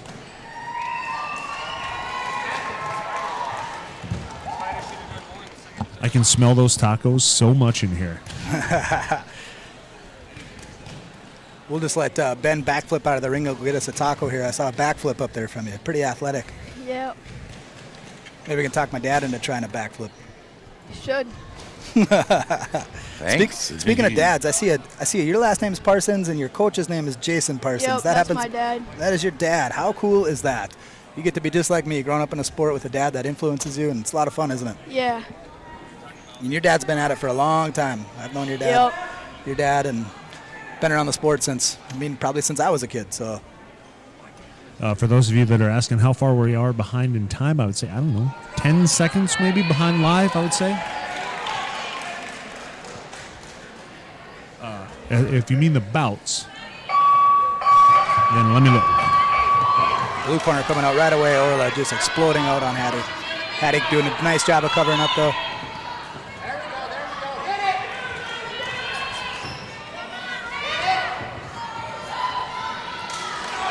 Really pumping that jab. Davis is non-stop. Now he switched. You see he switched left-handed. Did you catch that?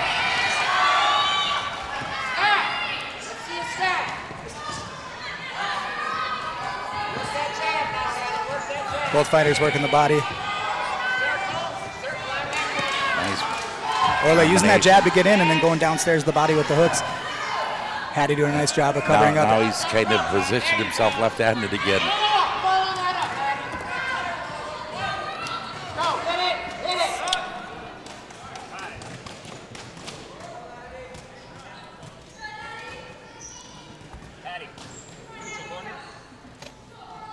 Hattie with the debut fight here. So for those that don't know, when we have a stop, we do need the fighters to go to the neutral corner. We don't want them being coached at that time from their coaches. So that's where being asked to move to the white corner. And here we go, live action again.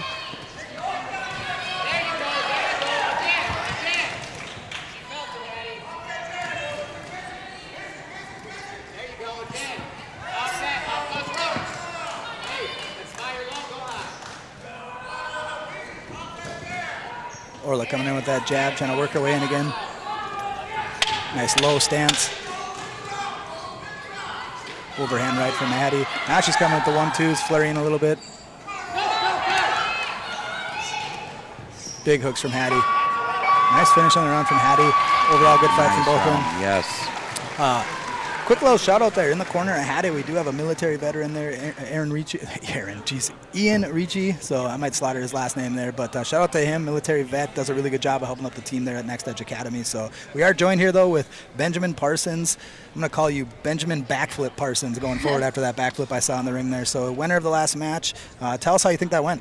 That was tiring. It was a good fight. Me and my opponent both went at it. I can tell. He had some good power, and I just had to move my way around his punches and counter. Yeah, punches and counter. What's your record at right now? How many fights have you had? That was my 18th fight. 18th fight. And I believe your opponent had 40 fights, formerly ranked number 8 in the nation for the U.S. So really great fight between the two of you. And Canelo is your favorite fighter, it looks like. Yeah, he has really good head movement, and he's just so inspirational. Is that where I saw a lot of head movement from you? You like to throw like uppercut, overhand right, and then you would roll under. Is that where you get that from? Yeah. Very, very awesome. And you also do some wrestling, so I was looking to see I thought maybe you were going to shoot a single or double leg in there, but you didn't pull that one out. Nope. And your brother boxes as well. It looks like not only your dad, so. Yeah. Very, very awesome.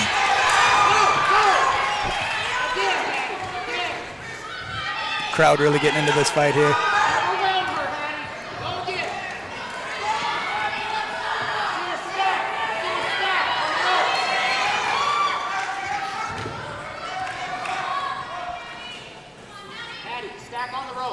Davis does a great job of starting out the round with just constantly pumping that jab out there.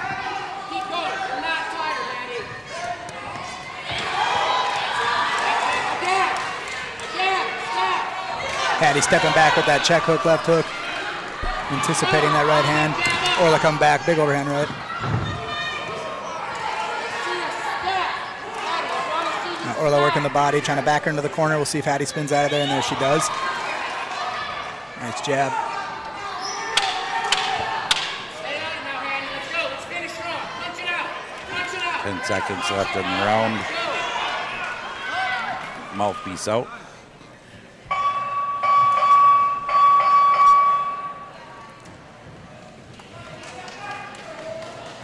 Round over. They're bringing the mouthpiece over to the coaches over there. We got Ryan and Andrew out of Meraki Boxing. So Orla's going to get her mouthpiece rinsed out, and that'll be the end of that round.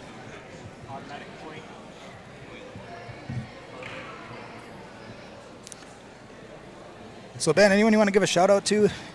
All your fans out there? I want to shout out my dad and my mom for letting me go into the gym and train like almost every day, and I just want to thank my dad for training me, and I want to thank Jerry James for coaching my dad so that he could be a good boxer and then he could coach me in the gym. Jerry James, he is in the Hall of Fame for South Dakota. Yep. Very, very well-known boxer. Fought with Virgil Hill back in the day, a 5-time world champion. So you got all the right people around you between him and your dad, your brother. It just seems like you are in good hands. So I look forward to seeing what you can do, man. I was really impressed with your fight, and thank you for joining us. Go get some tacos like I'm telling everyone else out front there. So. Can I also thank out Trayvon James for also helping out coaching? Absolutely, absolutely. Give them all a shout-out. So, well, thank you for joining us. You ever see Jerry James? Yeah.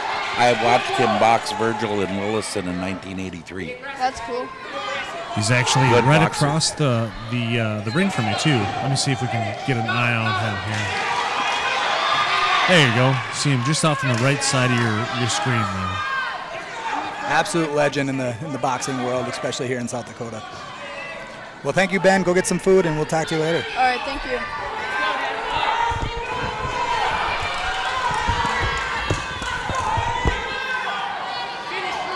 Davis mentioned the dream fight would be with Mike Tyson. Mike Tyson. I once reffed Mike Tyson's son's grappling match. That would be terrifying. Yeah, he did a good job of coaching. Wow. We were doing that for the UFC Fan Expo, and his son competed in that. His son's probably like 25 years old now, but back then he was a baby. He was a little kid. Unbelievable.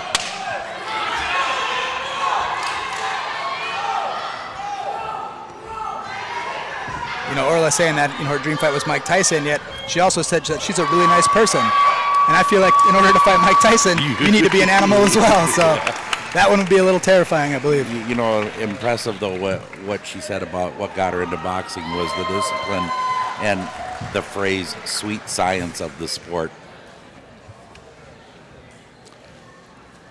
Not many people nowadays refer to boxing as the sweet science.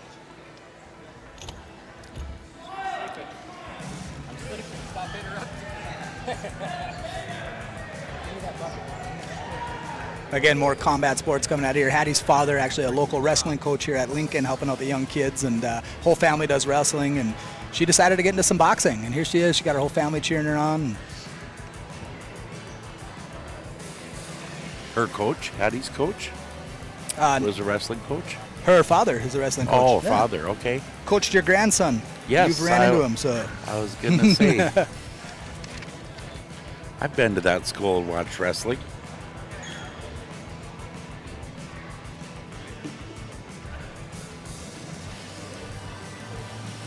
With a smile on that face, Davis. She's win or lose, grinning they from both ear to had ear. fun. Yes, I love it.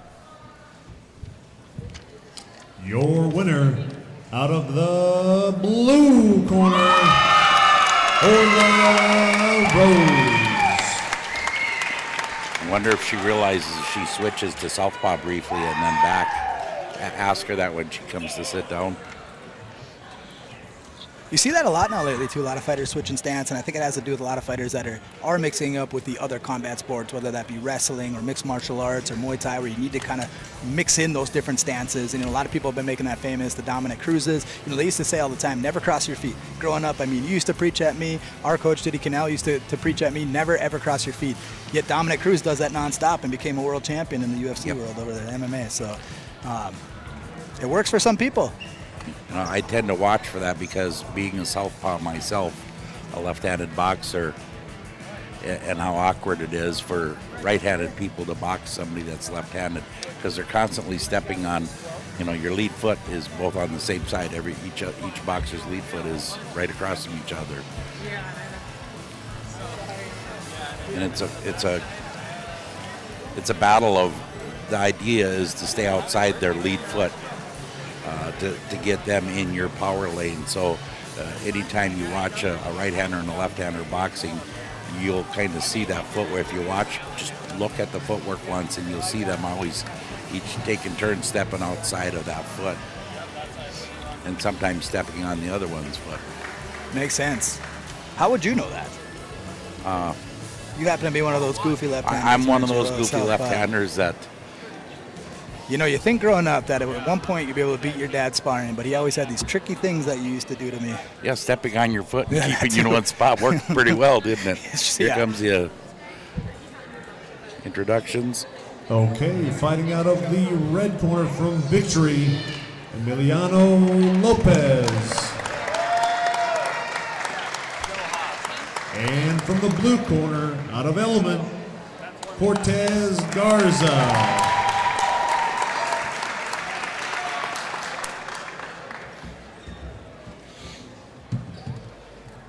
Garza been boxing for less than a year. 1-0 currently against Lopez, 2-3.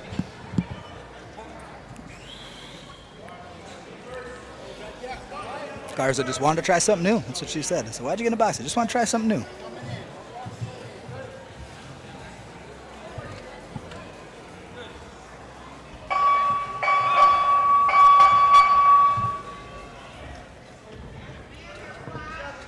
Didn't want to go with like shuffleboard or like crochet, anything like that. Just wanted to do boxing. Just wanted to do boxing. There you go. That was it. No, you know, foursquare, hopscotch, none of that.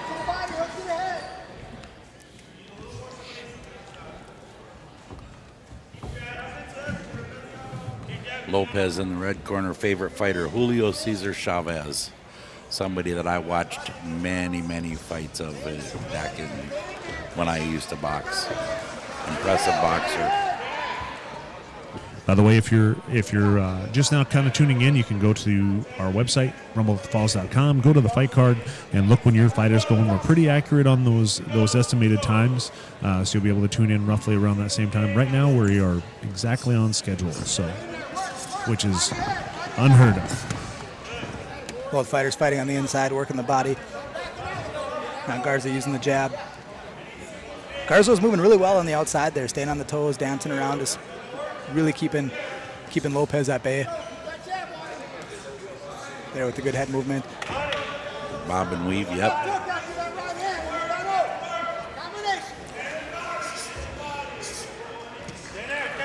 Garza circling well, not be in the same spot. Not too fast, not too slow.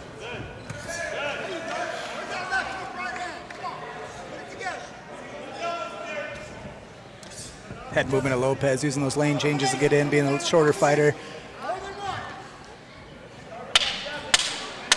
Oh, nice move there on Lopez's part. Coming with a 1-2 and following it up with the left hook, coming up top. Yep. Down up. Reminds me of the down up drills we used to try to have the boxers do. That kind of starts those lane changes in a sense. You want it to be second nature. Did we miss Orla, by the way? Should we grab her? We did miss her. She was not grabbed. I don't think we have anyone in charge. That's the problem. Yes, we got to rope them down.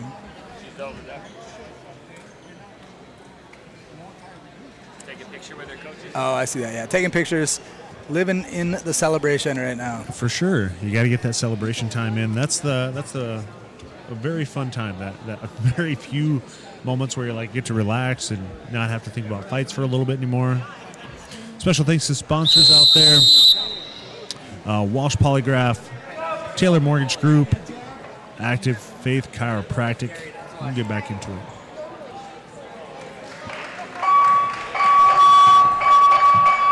Between rounds there, I glanced up, and I heard a couple people cheering, and it looked like Lopez's family, if I looked at it correctly. But all three of them had their hands up in the air, celebrating with her, looking at her in the corner. So I thought that was pretty cool. I happen to coach Hattie a little bit, the girl that just fought against her, and like I'm just really happy to get her a bout. I know she's been looking for a bout for a long time. It's so tough sometimes to get a female bout, so it's good for her to finally get her first bout in.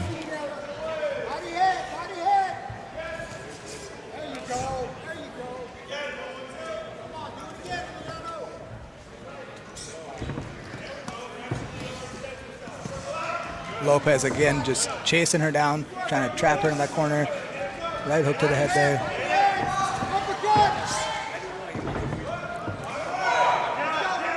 Garza rolling out of that one to get away to not get trapped in the corner, now using jab.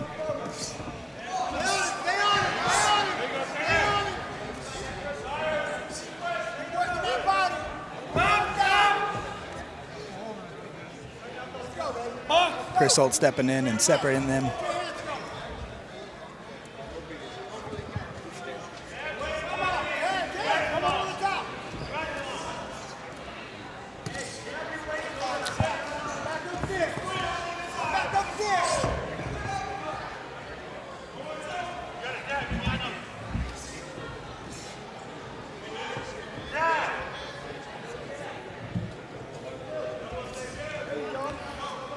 Lopez, his favorite, what made him get into boxing was the movie Rocky.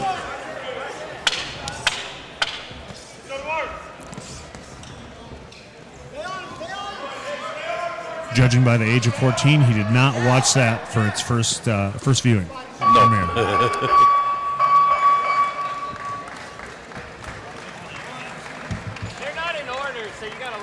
Got to apologize a minute ago. I think I kept saying her there. I was still caught up on the Hattie match. He's looking at her. I messed you up. He's looking at Davis's sheet, looking for her so he can have the interview. We're trying to get her over for an interview, and I kept saying backing her into the corner. So sorry about that, guys. By the way, I think my sheet says Orla Rose. I'm guessing that's her middle name. Was it Lopez was the last name? Orla Davis. I have on my sheet. Orla Davis. Thanks everybody that's watching right now. We've had a really good number of people that are watching. Hopefully we're doing okay for you. Getting to watch some of the bouts. I know live stream doesn't always happen for USA bouts, and certainly like to have more of those. So.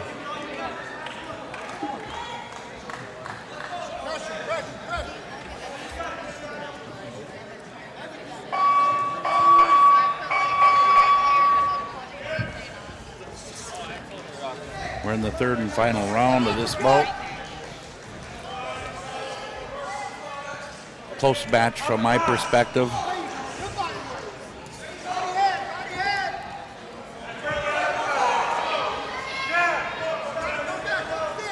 Coach is yelling body head, body head. The idea is land a good solid body shot, which will lower the arms of your opponent so that it opens up for a better head shot.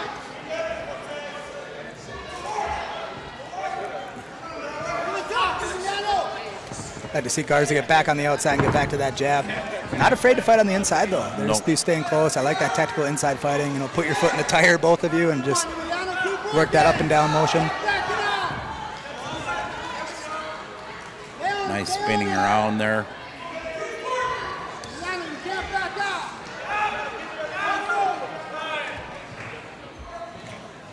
Lopez trying to work the body quite a bit. Like we got a mouthpiece out. Mouthpiece out. Sending the fighters to the neutral corner. We'll get it rinsed off, cleaned off, put it back in. Give these guys a minute to catch their breath. Trained under a year, for Lopez. It's sparring's a little different than when you get out there in these fights. It's thrown with a little bit more bad intention. So we'll see what happens here. That extra breath should help both of these two.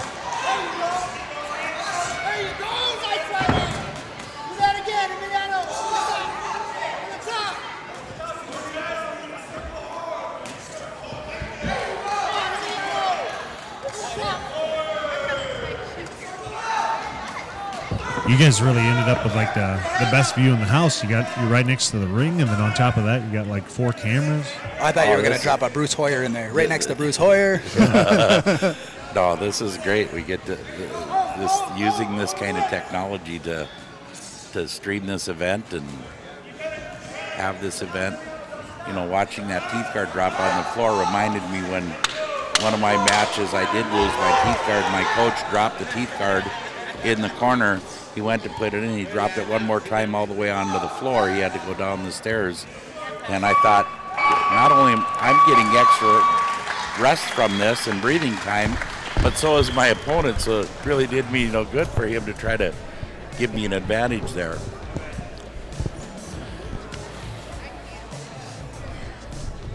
So after a lot of celebration and excitement by somebody, we were able to get the winner of the last bout over here. I saw her dancing over there and taking pictures. It was a great job, great match. She had a whole fan crew over there. She had a lot of pictures to take, so we normally get the fighters over here right away, and we're like, where did she go? We had all these fans. So we are being joined now, guys, with Orla, winner of the last match out of Mariaki Boxing. So tell us about the fight. How do you think it went? Obviously very excited. It was very exciting. On the second round, I kind of got rocked, but I just said, you know what, it's the last fight of my life, you know, give it everything I got, you know. There it is. Yeah, because one day you want to fight Mike Tyson is what it said. That's your dream fight, right? Yes. But you also wrote that you're a really nice person, and we're like, man, I don't know if a nice person is going to do well against Mike Tyson. So, but certainly did well in your last match there. So who knows, you might have a chance one of these days. So. Thank you. So awesome. And when you're not working, we're going to get a fight announcement here. Got it. Got a fan over here.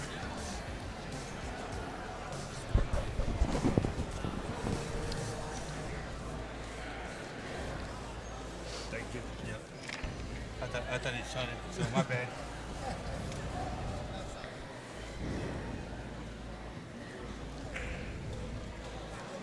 Your winner, fighting out of the red corner, Emiliano Lopez. So Orla, it says when you're not boxing all the time, what is it that you like to do for fun? I know you told me, but tell the crowd out there. I really like to paint when I'm not doing anything, or draw something, or go outside for a run, you know. What's your favorite things to paint? I love nature, like Bob Ross. That's like my favorite thing to do. Put a little tree here, a little tree there, Yes. happy trees. Yes, man, super nice. So, and running is a passion of yours. I think that's going to help you out a ton with the boxing. Oh yes, definitely. How far do you run normally? I like to run about 4 miles a day. Holy cow. Since I had to gain weight, I couldn't really run anymore. Sure, that makes sense. Yeah. You had to put on a little bit of weight for this one yes. then. So do you think that affected your wind at all? I mean, I didn't notice anything out there. But No, not that much. that's great. That is awesome. Well, anyone that you want to give a shout out to or anything like that? Shout out to my mom for letting me do this, because when she first heard, she was like, nope, you're not doing this. So funny. And my coach and my dad for always supporting me. So good. Glad that you got a lot of support out there. I mean, obviously we saw you celebrating over there for a long time, having a great time. So we'll go continue to celebrate, and thank you for joining us here. Thank you so much. Does your mom feel better about you doing it now? Yes, she did. Oh, that's great. Nice. Well, go ahead and celebrate, Orla, and thank you for joining us. Thank you so much. Thank you.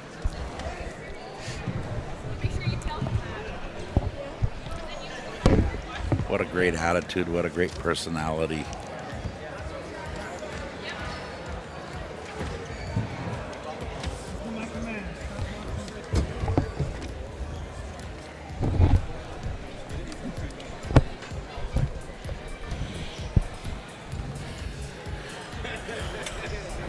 Now the bout with some under 5 fights for both these boxers.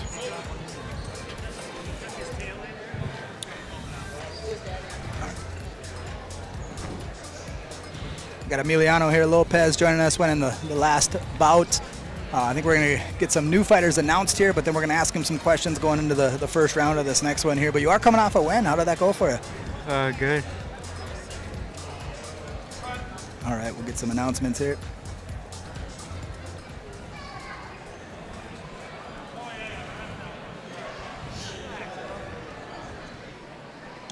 Fighting out of the red corner from Power Boxing, Justin Pinner.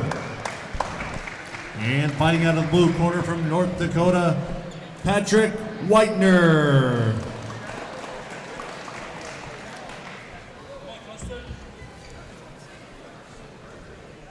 So out of Omaha, Nebraska is Emiliano Lopez. A little bit of a trip for you, about 3-hour drive up here. How was the drive for you? Pretty long, because the highway was closed. The highway was closed on you guys, huh? Some road construction, things like that? Any storms that you had to battle or anything like that? No. That's good. What made you get into boxing? I watched the movie Rocky, and it really convinced me to join boxing. Did you watch all of them or just the first one? All of them. All of them. What's your favorite Rocky? Probably 3. 3, nice. If you see anything with these guys up here, feel free to shout it out.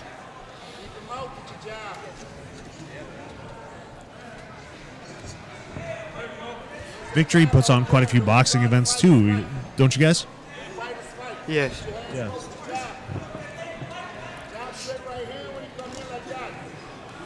And what is your favorite part of training? Out of everything that you guys do in the gym, what do you think is your favorite? I know you told me you're like, I just like all of it. I just like it. But what is your like favorite? You're like, man, I like hitting the speed bag. I like running. Like, I enjoy running. It like calms me down with the like fresh air. so outdoor running then, not on a Yes, treadmill or yeah. anything like that. Yeah, you guys still get some snow down there. So you running out there in the snow in the winter? Sometimes. Depends how cold it is.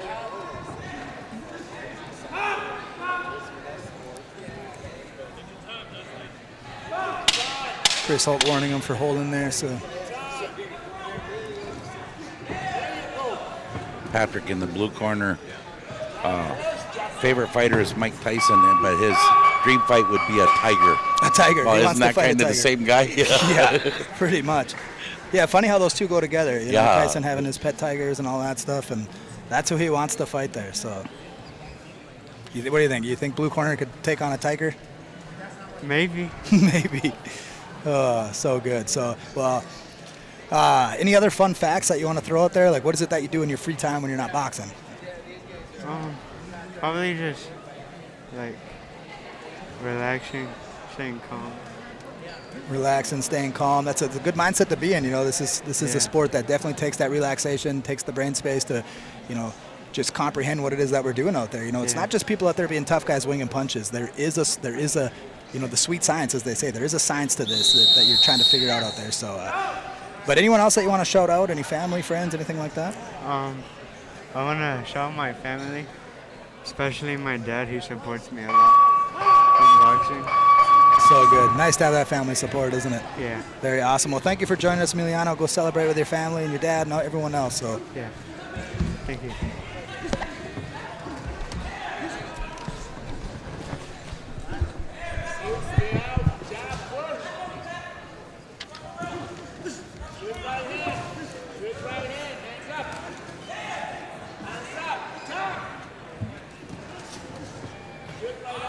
What am I missing over here, Kevin? I was interviewing. Anything exciting happening over here? They're throwing some heavy shots. Both these guys looking like guys I wouldn't want to take a punch Yeah, from. So. I think all it could take is one mistake, and it could change the direction of this boxing match. It was interesting, though. I noticed between rounds, blue corner sat in the chair, red corner stood. Chose not to sit.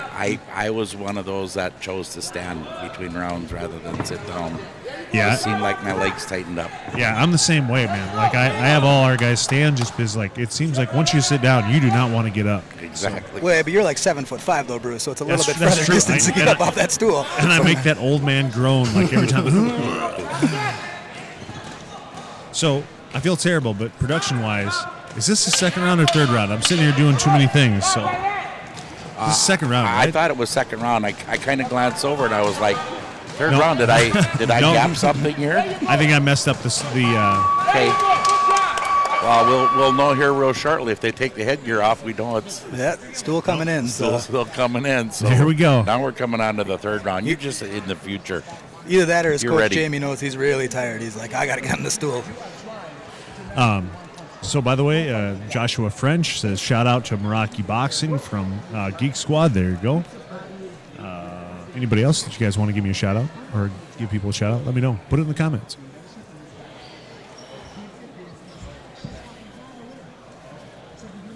I was trying to fix my camera and I completely lost track of which round we were in. Good thing I'm not judging.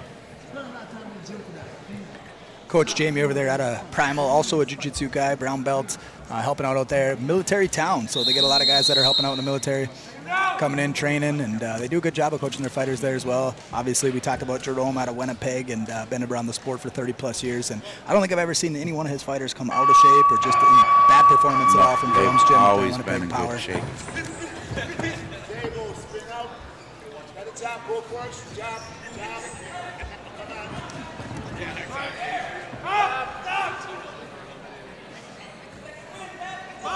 Jab. Shift right hand. And hit the body when he comes in. Jerome calling for body shots as he comes in. So looking for red corner to be throwing them body shots.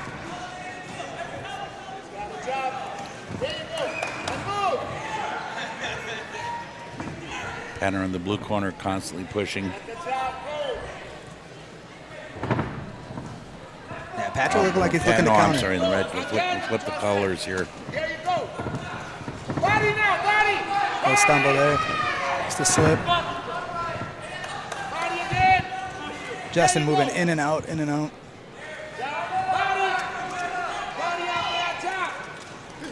Drum calling for a body shot after the jab. There you go. Again. Again. Nice. Spin up. Again. Same again. Let the jab go. There you go. Right on after that. Come on. There you go. Again. Get it. Get it. Nice jab from Patrick.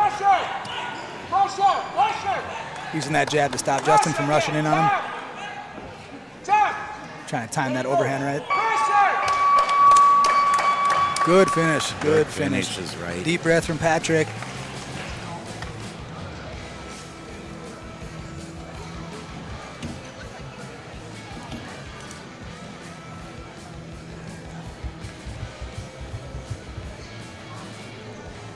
Penner appeared to be one of those tall stand-up boxer, but very, very good with the hands high and sticking that jab out.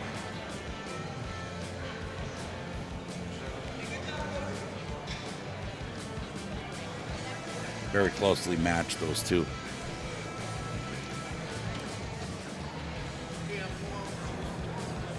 You know, you've been around the game a long time. What do you think of this, the difference in the boots and the socks? I mean, when you were fighting, you guys had socks that went up to your thighs pretty much. Yeah, well, not quite the thighs, but just below the knees. And the trunks were shorter, much shorter too. I was looking back at a picture just earlier today, and it was like, oh my God. Crowd giving it up for these fighters here. Yeah, a lot has changed with the gear that boxers are wearing nowadays. The wraps.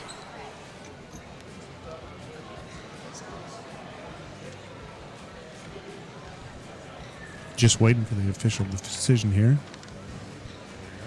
And here it comes.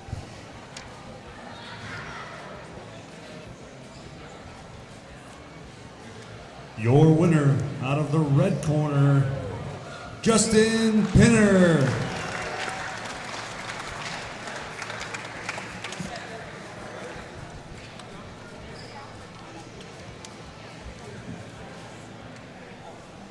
We'll see if we can get Justin to come over and join us. These guys have been pretty excited, though. Everyone's been celebrating afterwards. It's been a little tough to track down sometimes, but rightfully so. These guys are excited. Working hard for this day.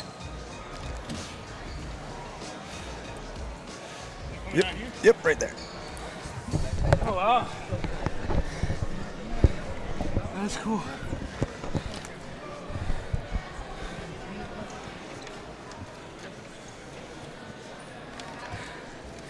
Oh, yeah, I'm looking at those candy bars right now. It's hard not to ask for one. There you go.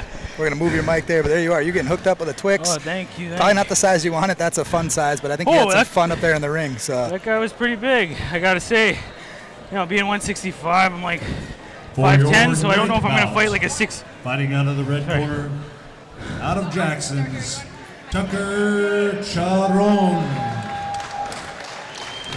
And out of the blue corner, fighting for Nordic, Joe Hoff.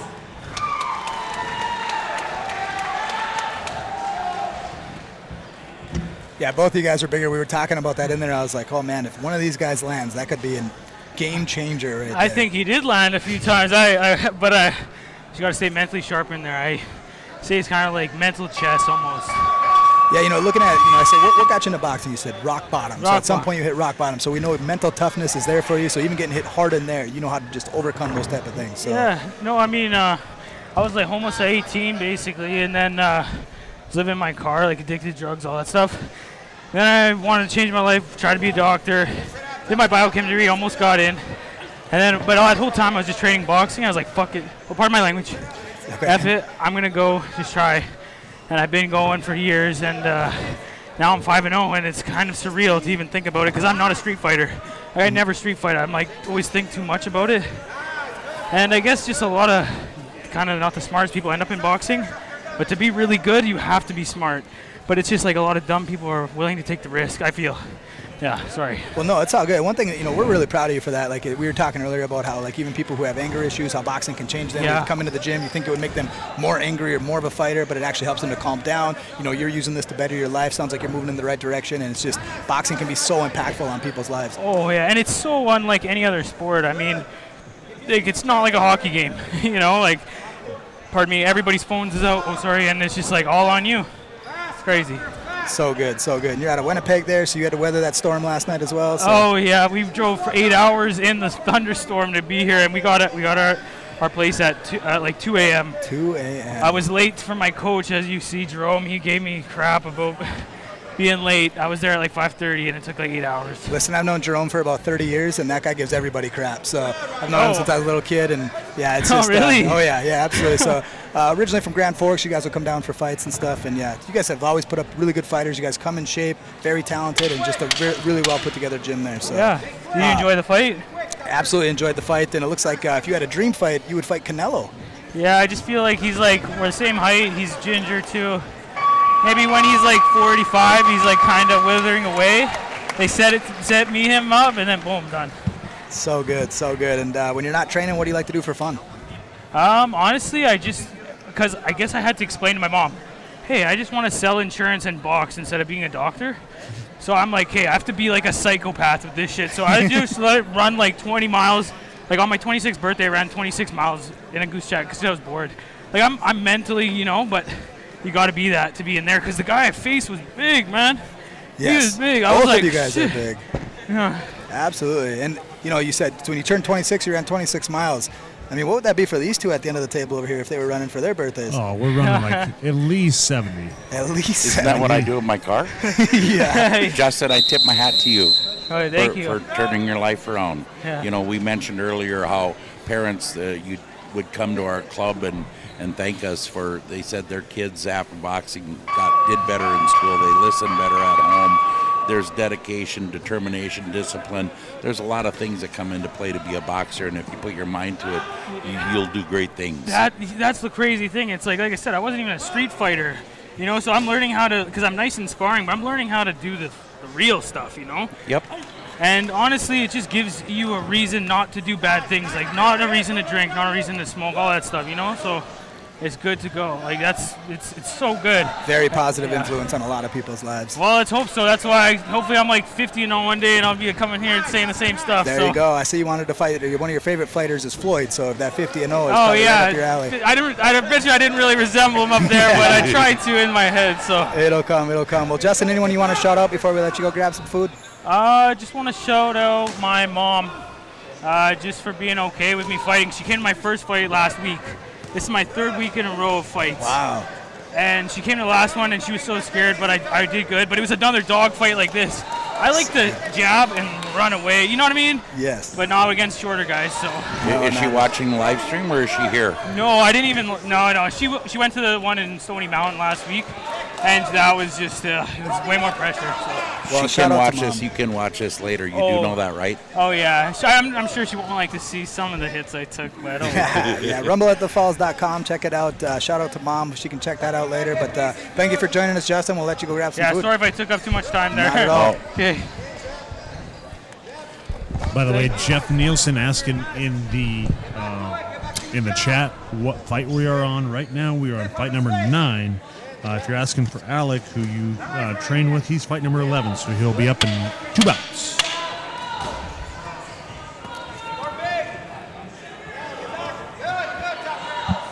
Fighters exchanging hooks up there.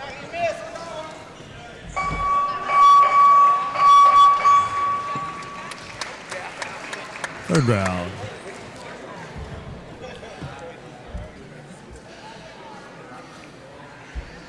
I don't think I've seen a boxer run out of gas during the match yet. these boxers are all very well conditioned. It is fun to see. And the sport, you know, as a competitor too, you know, you first get out there, your first couple fights, you're like, oh man, maybe I'm not in the shape that I thought I was. And the more you get in shape, the sport becomes. Oh, absolutely. You know, a lot of people don't realize too, if you're not breathing properly when you're out there sparring, and I've heard coaches at times, maybe not today, but I have heard coaches, I know Tanner's yelled it out to a fighter, told him between rounds, you know, how to breathe, because you can expel too much energy if you're not breathing properly in that ring.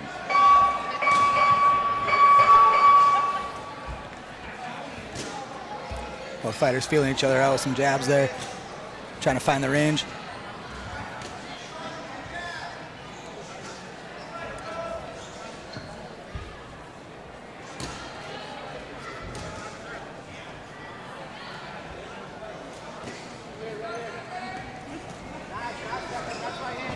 Blue corner, you're seeing the spelling there of the Y-O-R-Y. That is actually pronounced Georgina. Big overhand right coming out of Georgina there.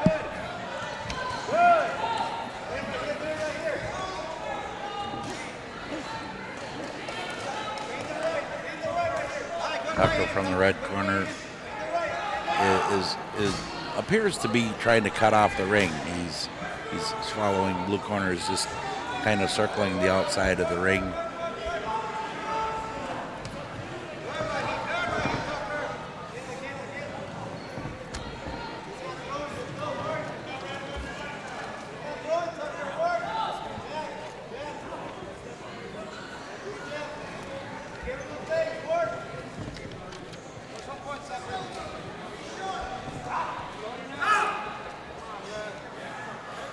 Referee caution to get the punches above the belt line.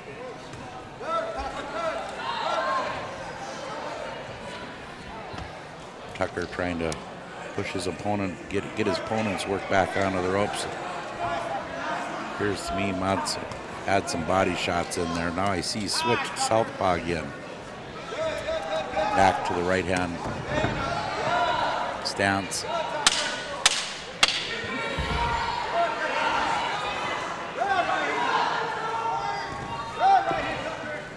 Excuse me, Vicente Riviera out of the blue corner. I jumped ahead there when I was looking down on my sheet. And no, so it'd be Joe Hoff. There was a last second change. Oh, gotcha. Too busy interviewing over here. Yeah, I got it switched on mine, but.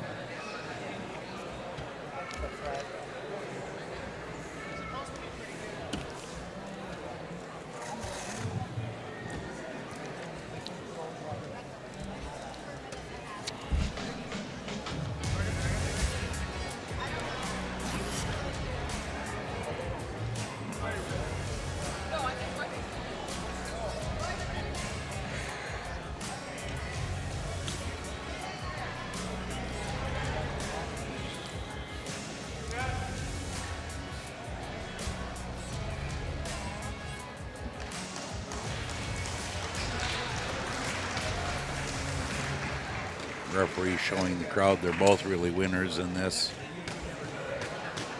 as we're waiting for the scorecard. And what a great compliment from a guy like Chris Holt, you know, former Minnesota middleweight champion, Chris Holt. Referee in our match up there. I've refereed some of Chris Holt's boxing matches. Not to give away my age, but it dates you a little great bit. boxer. It does date me a little bit. He's a great boxer, great guy. He really tries to help his boxing team out.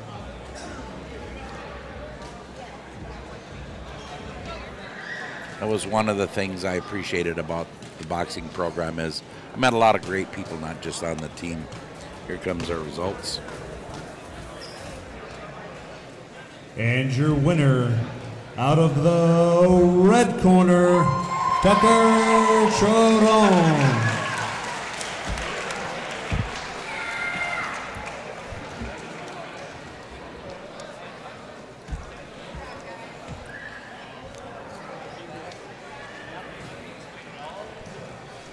And I feel bad. I'm going to absolutely destroy both these names. I've got no shot. So I do. So again, Lorena Myers and Orlando Kalala? That's one pronounced Georgina, she wrote down for me. So Georgina Myers. Okay. Somebody's trying to make me a fool here with my sheet that I got.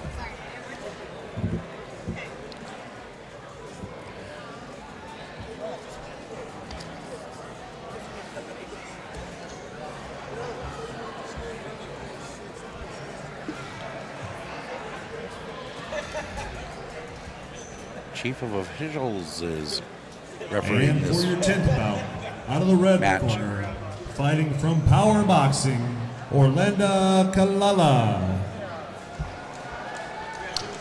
And in the blue corner, fighting out of South Side, Georgina Myers.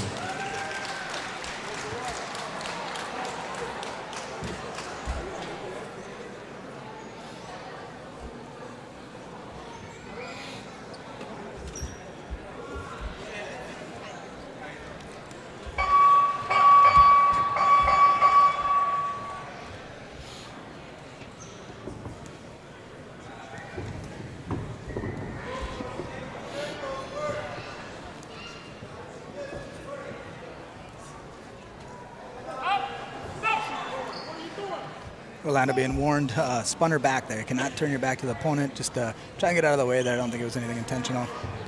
I was actually wondering if maybe she'd done Muay Thai before. Maybe throw a little spinning back elbow. Could have been. Back fist. A little back fist in there.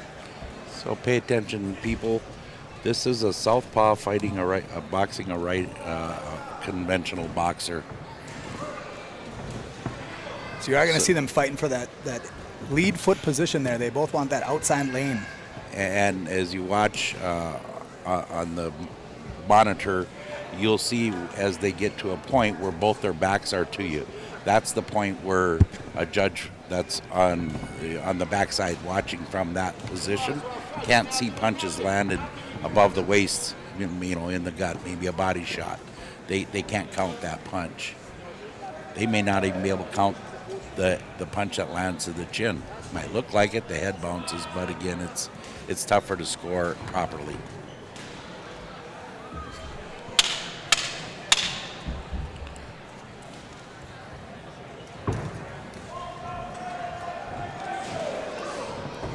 And most Ooh, big exchange of hooks at the end. Yes, exactly. That was an Apollo Creed Rocky moment. That could have happened right there at the end of that round.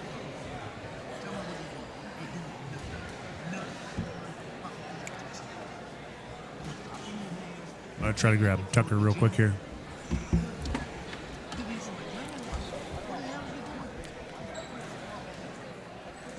Asked Georgina, hey, what got you into boxing? She said, I just wanted to set a better example for my daughter, push myself past my capabilities, just show that everyone that nothing is impossible, and I just want to be an influence. So really cool that way. We're going to get joined here by Tucker.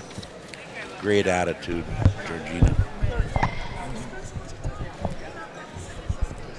Pay attention to the boxers that are left-handed, that are southpaw, should be low, throwing a lot of left leads. Being joined now here by Tucker, who won our last bout. So Tucker, we had a great time watching you. Tell us about the fight. How do you think it went for you? It went pretty good. I didn't throw as many punches as I usually like to do. I'm a volume guy. Volume guy. What do you think held you back then? What made you try to change it up? I don't know. I just was focusing more on power and combinations today rather than just trying to throw 500 punches and actually land them. Just land them. Nice, nice, nice. So out of Valley, Nebraska. So what was your guys' drive like? It wasn't bad. We had some construction on the way up here. I trained out of Omaha though, so. Out of Omaha currently, so yeah. Not too bad of a drive. Well, 3 hours for you guys to get up here, not too bad at all. So we got Jose Campos as your coach. Yeah. So tell us a little bit about him. How did he help you prepare for this? I'm with him training every single day at Premier Combat Center, and then we go down to Jackson's Boxing Club and put in extra work every day. That's what we do. I love it, because one day you want to fight for the belt, right? I said, who is your dream fight? And you said, I don't care, whoever has the belt. Yeah, that's the plan. That's the plan. But favorite fighter? Tell me who your favorite fighter is. Max Holloway. It's got to be, or Dustin Poirier. I want to watch watch a lot of MMA. That makes sense. That makes sense. Both great fighters. You know, Max coming up here with Volkanovski coming up. It'll be a great fight. Third matchup coming up. So, any predictions on what you think that fight's going to be? Hopefully Max going to knock him out. You got to get that belt back. 'Cause be the best, you got to beat the blessed. The best is blessed, baby. That is what he says after every fight. What a great fighter, and you know it'll be interesting to see what happens. You know, obviously their first couple matchups were really close. Now he's getting his third shot, and you know Volk made the joke before of like, what are they going to just keep letting this guy fight me till he beats me? Well, there's a good chance that he could beat him, and that could bring on fight number 4. Oh, so, yeah. And I don't think anyone would complain about that. So no, they're by far the 2 best in their weight class. So Absolutely. why not have them fight if that's all you got? I don't disagree. That entire fight card coming up is just going to be absolutely incredible. So. Oh yeah, I'm excited for the Sean Strickland Alex Burrow fight too. That'll look good. Alex Burrow only got knocked out Israel Adesanya.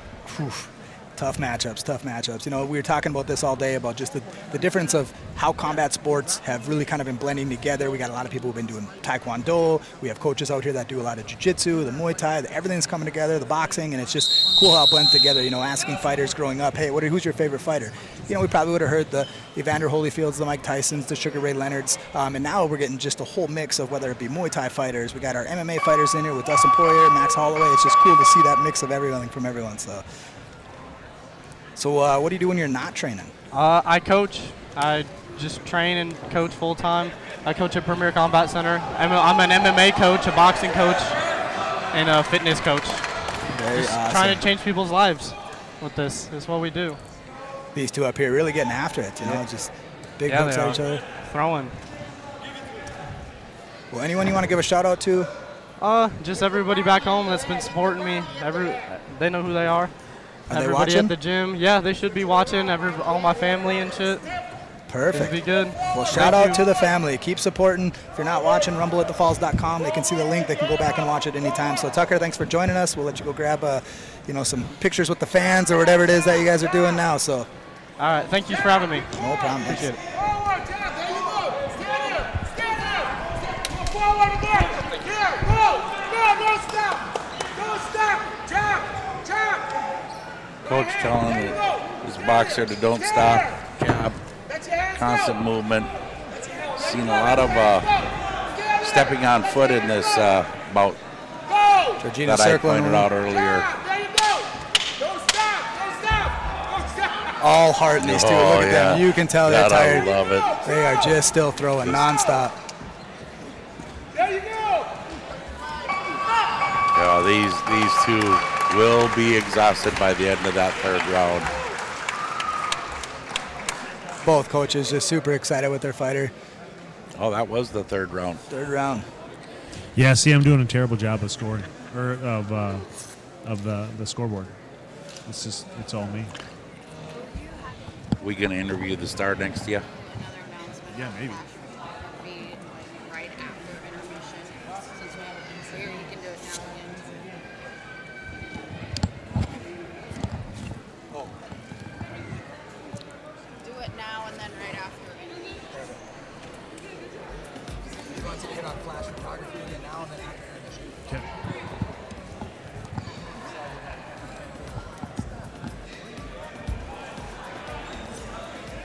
These are the fights that are fun. These guys are going to leave here knowing, you know, either way, win or lose, that's just a great feeling. You know that you've exerted everything that you had. There's no loser in a fight like this. They can go back and go, you know, again, we're not here for a pro career. We're here for the amateur career. It's, you know, where are the holes in our game that we can continue to build on? And I don't think heart is a hole in either one of these two's game No, here. So. absolutely not.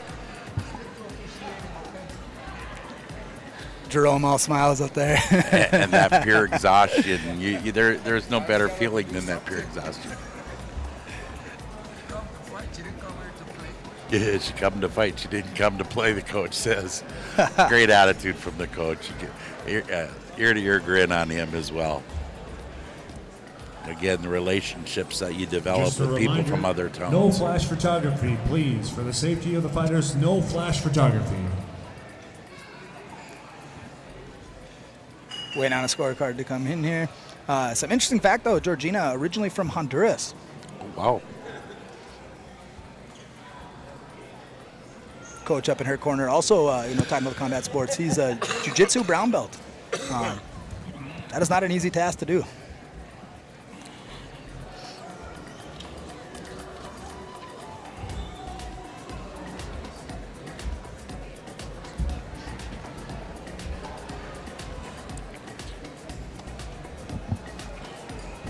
scorecard coming in.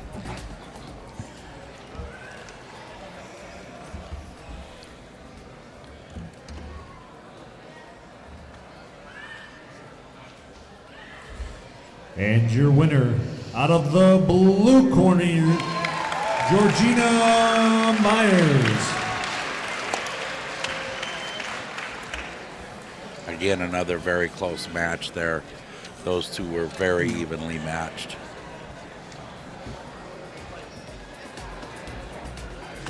By the way, guys, this will be bout number 11. We're going to take one other fight after this, and then we'll go into an intermission, probably like 10 minutes.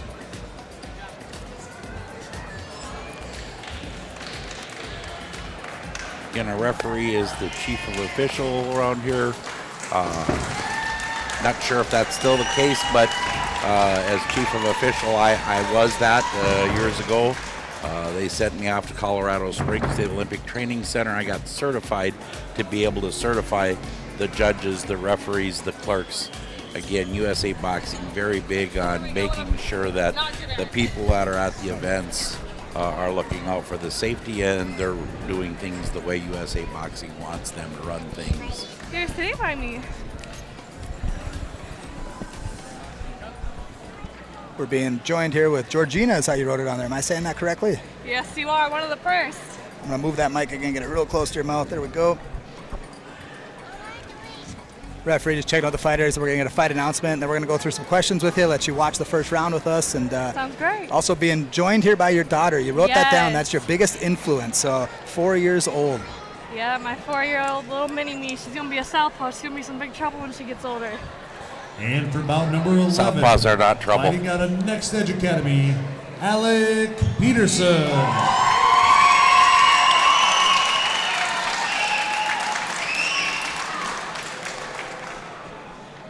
And out of the blue corner, fighting for Likes Boxing, Stephen Ayum.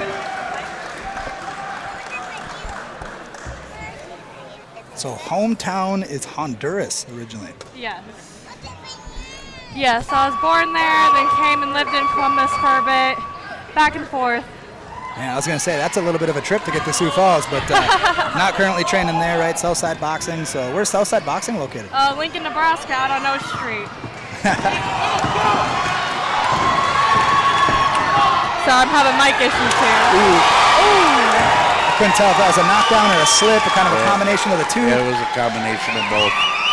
So Got staggered over in this corner, then when he went around to the center, he was losing balance. Crowd going wild for this matchup already. These two are going to be getting after it.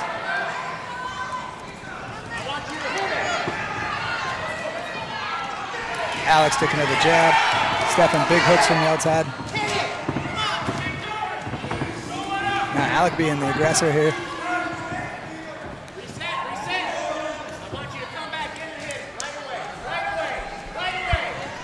Body head from Steven. Oh, nice body shots from Steven. Uppercut miss there. Use that jab to get himself off the ropes. Spin him back out. It was nice work.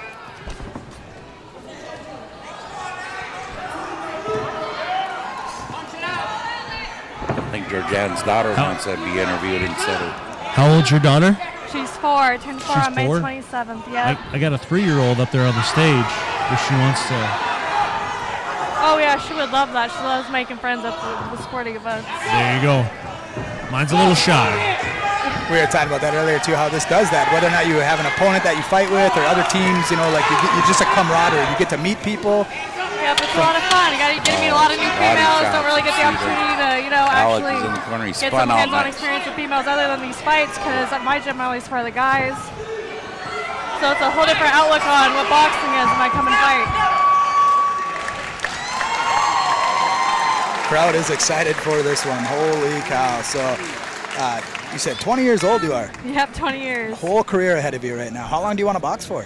As long as I'm allowed to. I need to start moving my head a little more. Maybe it'd be a little bit longer, because I have this thing in me where I'll take one and I'll give one, but I need to eliminate the taking one part. Yes, absolutely. She is so excited. She wants to be on that microphone right now. She just wants to talk. Yeah, I you can know. wave to the camera. You can be on TV. She can, wave, yeah, she can say come hi. over. She can come over to this one if she wants. Say hi. Coach Tommy's watching. Do you know that? Coach Tommy watching at home. Yep, he's my #1. When he showed me everything I pretty much know, along with some of the other coaches at the gym. So great. So what do you do when you're not training? Huh? What do you do when you're not boxing and training? What else do you do for fun? Oh, geez, be a parent to a little 4-year-old and work. Other than training, work, and being a mom, that's all I really got time for. Absolutely. Well, we'll let you get going. I think she needs some. She wants a candy or something. She doesn't want to be up here no more. She wants to play. She wants to celebrate with mom. We got a knockdown up there. So, well, Georgina, anyone you want to shout out before we let you go? I just want to shout out to my coach. I know he's probably chewing my butt out on the screen when he was watching to use my jab more. I know I didn't. I trained it a little bit, but Monday I'm gonna start training harder and get ready for the next one. Perfect. It's only beginning. Well, thank you for joining us. Go celebrate with the family. Thank you.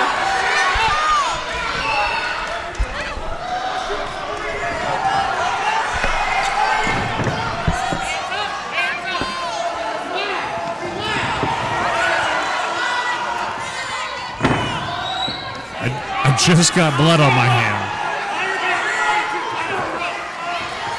When you have the best seats, that's what happens. A little close. Trying to spin Steven. They're both getting warned for holding.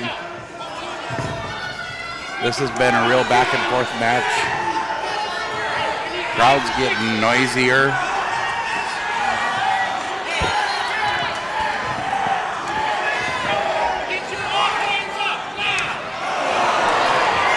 Big right hook there from Stefan.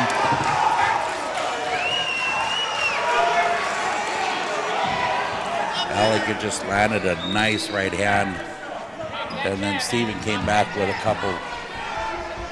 Ref checking him out, waving off the match.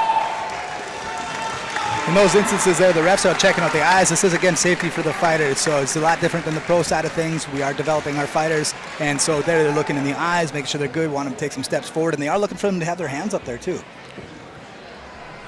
Exactly, good point. That was a great match. You know, what the audience can't tell, even though a fighter might look like he's okay, can go on. When you're up and you're seeing the eyes as a referee, there's things you can see that tell you this is done.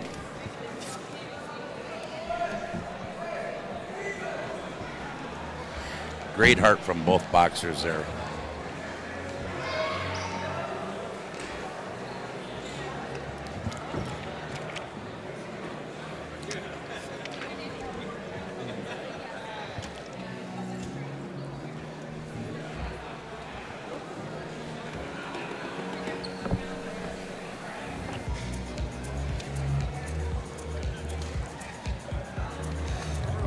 Show of respect there, those guys hugging it out.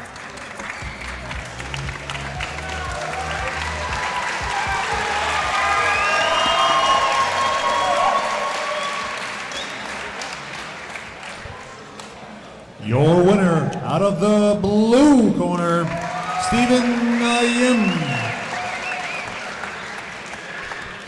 Talking about the camaraderie of this sport, I'm looking over at Alex's teammates there from Next Edge. They're all lined up waiting in the corner where he's going to come out of to still congratulate him and tell him good job, and I just think that's so cool.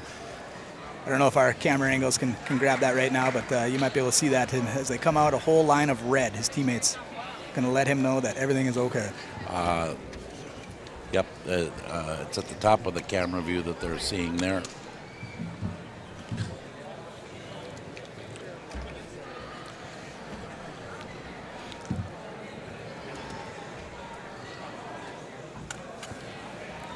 This will be the last bout before our intermission. If you're here in the crowd, which I don't know why you're watching the stream if you're doing it, but get some tacos. Salias salsas. Right here, make sure you get a taco in there.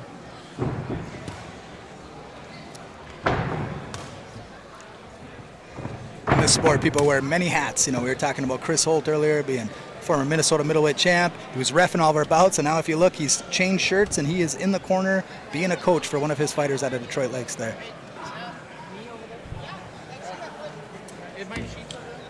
Fighting out of the red corner with Lake Area Boxing, Dalton Beimers. And out of the blue corner, fighting out of Rodriguez Boxing, Abel Cano. Quite a few fights for both these fighters. So Abel 9-5 and Dalton 12-4. Don't think we're going to see any nerves in this one. These guys have been in there a handful of times.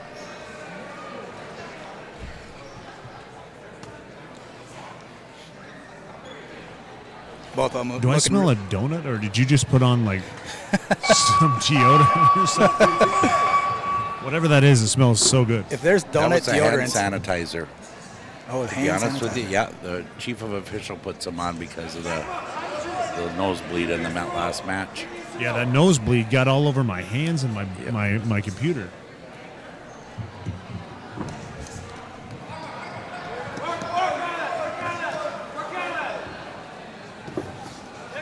Dalton tell him, come in. He was like, come on, I want more. I think this is going to be kind of like a chess match here with these two.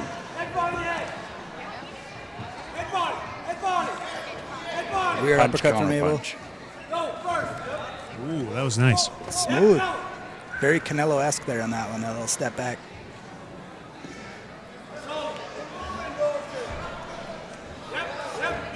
See, Dalton not afraid to be on the ropes. It's almost like he's drawing him in again, similar to what we saw earlier. You know, being the shorter fighter, you have one of two ways to do that. You can draw them in and counterpunch, or you can try to move your head movement to slip in and get in, similar to Mike Tyson style. Dalton choosing to bait him in. Jack, stick it, back him up. Yep, back him up, back him up. Back him up, back him up. Dalton's coach encouraging him to back him up.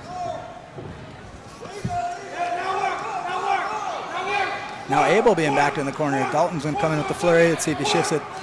Body, head. Chasing him along the ropes.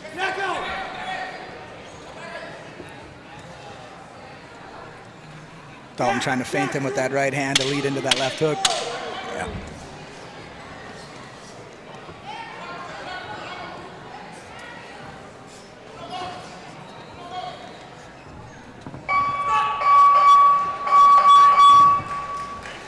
You know, we're talking about Dalton being the shorter fighter, and you can either draw him in on the ropes, or you can head in like Mike Tyson with the movement to get in, and Tyson always being the shorter fighter. And Mike Tyson's actually the favorite fighter of Dalton.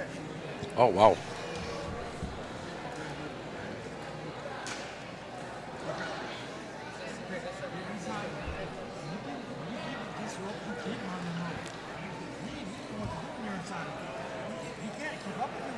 Just giving everybody a view of the audience in here.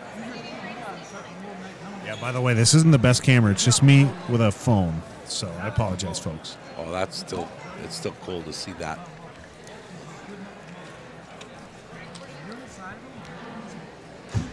Even see my daughter back there.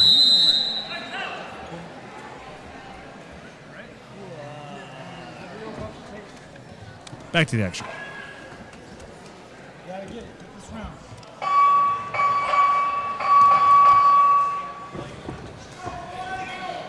Abel backing up and countering with the right hand.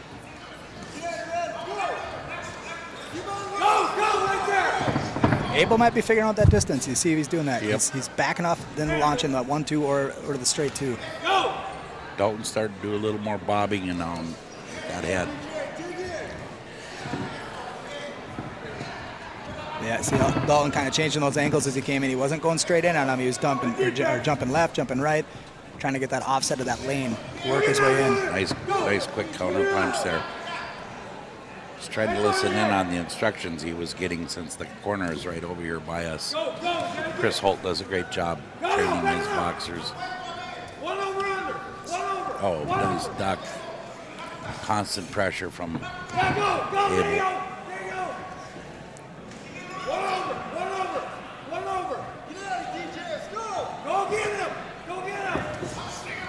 Dalton giving him lots of different looks. Try to figure out.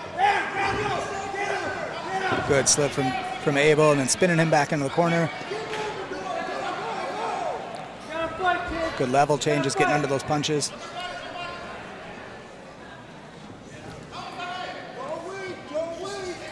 is kind of turning out to be kind of a chess match here.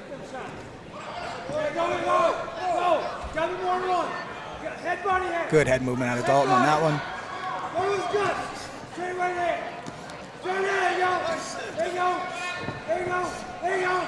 They're not holding back on that power there, too, on them hooks. You definitely see them throwing back tensions. Nice move there by Abel.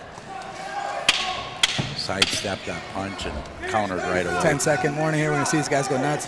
When in that corner like that, you're going to see them looking to dig under the elbow with the hooks, hitting those body shots. Very evenly matched. Slapping hands there, show respect. Fight's not even over yet. And it. these guys know that they're going to war with each other. You know, when you get enough fights under your belt, there's nothing funner than having a close match with an opponent and showing that respect and them showing respect to you for, you know, you landed a few good shots, they landed a few good shots.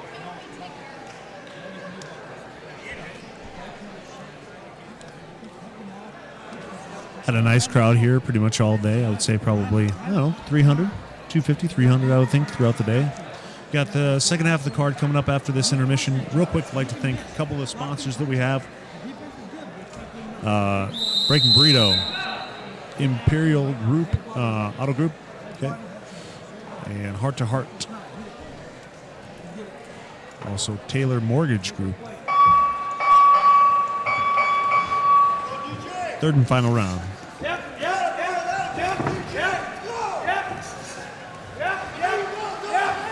Big flurry of hooks from Dalton. Abel using his head movement. Rear uppercut. Spinning away. He's switching it up. You see that? He's threw that left uppercut after he was throwing that rear uppercut on the right side. So not afraid to throw from different angles. And again, you're going to start to see that within these fighters that have over 10 fights like that. They start to get away from just the simple 1-2s, and you'll start to see those different angles. And again, working the body on both sides, looking very nice. You want to take away a guy's wind, and you want to win in the late rounds. That's where you're going. You should be going for the body. Go to any major fighter, listen to any major coach in the corner. If you have a guy hurt, they're never headhunting. The coach is always yelling, body, body. Chop them down. Okay, so what if you're 6'5", though, and you can't physically touch their body because it's so dang far down there? It's like weeks down there. That's an uppercut then. If you're 6'5", your arms should, certainly be long as well. So. But then I got to peek my head down there where people might actually punch me in the face.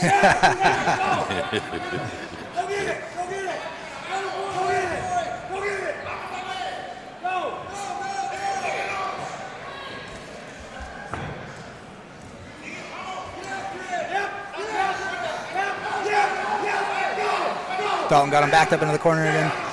Abel backing away with that rear uppercut. Nice left hook by Abel there. Ooh, that was very Roy Jones Jr.-ish of him. He had the hands down, stepped under the punch as it came.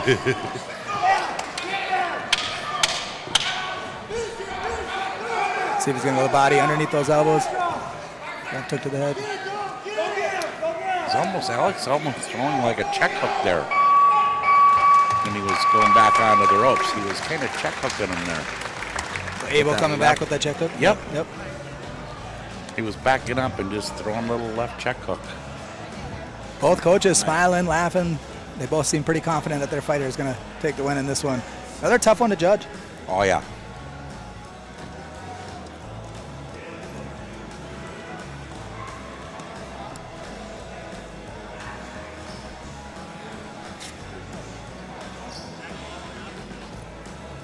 This venue, though, is so incredible. I've been to fights all over, multiple different states, and if you guys are watching this stream at home, you get a chance to get here next time. Like, it is nice to sit on the couch and watch these, but you know what? This facility, they got 2 levels to it. It's just a really, really good venue for this. So next time, try to make it out here and see this amazing historical site. Scorecard coming in.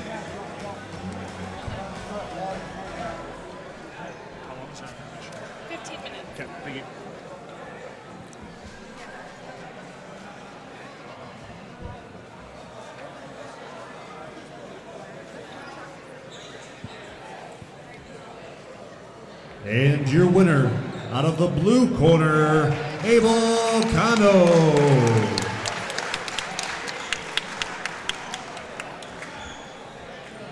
This concludes the first half of this fight card. We'll be continuing after a 15-minute intermission. 15-minute intermission. Make sure to go out and go get a taco, ladies and gentlemen. Silas Salsas. Make sure to go out there and get a taco from Silas Salsas.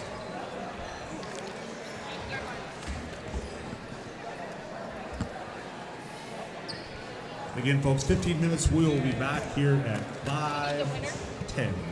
5:10.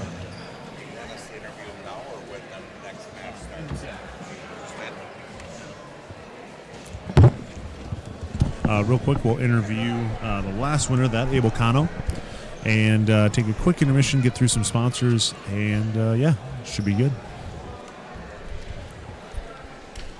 All right, we are being joined here by Abel. Won the last match. Tell us about it. How do you think that went? I won, but I could have done better. Because I have some back pain right now. Some back pain? What happened to your back? I don't know. You're too young for back pain. What is this back pain stuff? That's ridiculous. It's telling me some old man stories. Sometimes. You work sometimes. What do you do when you work sometimes? With my dad and mom. Okay. You construction or yeah, are sometimes. Oh, nice. Sometimes I help my mom. She has a cleaning business. Okay. Well, I got some work for you. I tell you what, if my wife's probably got a whole list for me, you can come over and help us out. We can do the dishes. We can mow the yard. We can do it all. You down to help me out? How much are you going to pay? That's a great answer. That was a great question, I should say. So you got into boxing. Who got you into boxing? Yeah, my big cousin, Luis.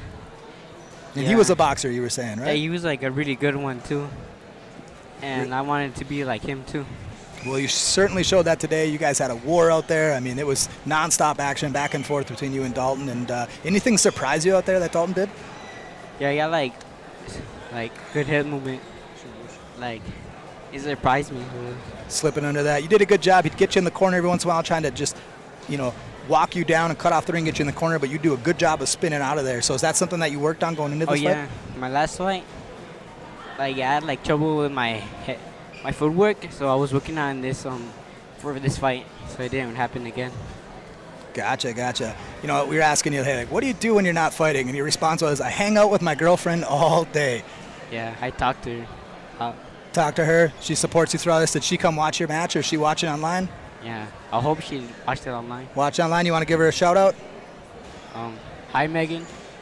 There it is, Megan. Hopefully you're watching. All right, yeah, you got to put it in the chat if you're in the comments if you're watching, okay, or the chat, I should say. I got a question. In that third round, you were backing up to the ropes and you did a little left check hook. Is that something you worked on in the gym, or who showed that to you? Yeah, I moved around my body, and then when they get closer, I throw a right and a hook, and I move out. Very, very awesome. We definitely noticed that up there. It definitely worked out for you. Anyone else that you want to give a shout out to, or anything else that you want to get out there? I mean, you got a bunch of listeners online right now. And my mom, my family, and my little brothers and sisters. Very, very awesome. And I'm sure dad. there's a whole handful of new fans that are watching on this stream as well. So awesome, Abel. Well, thank you for joining us. Go celebrate with your family and your friends, and we'll see you next time. Thank you.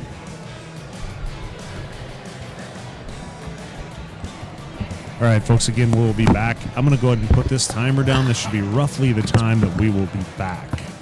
Okay?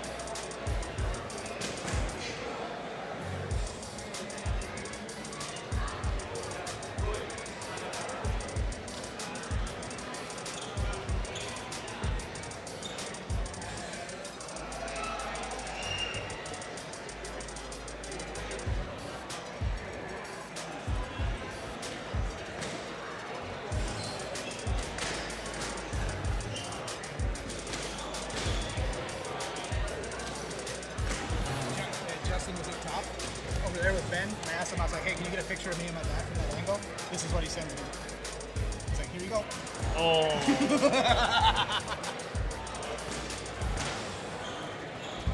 So mean. So mean. All right, folks, we're going to be getting back into these bouts here very soon. Just waiting for the officials to come back.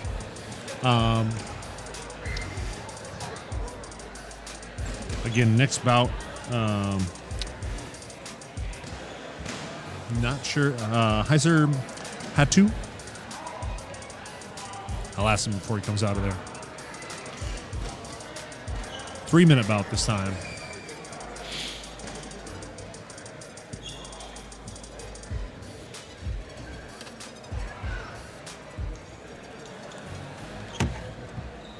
Just a reminder, folks, we are also streaming at rumbleatthefalls.com. So if you have somebody that wants to watch at home, it is completely free.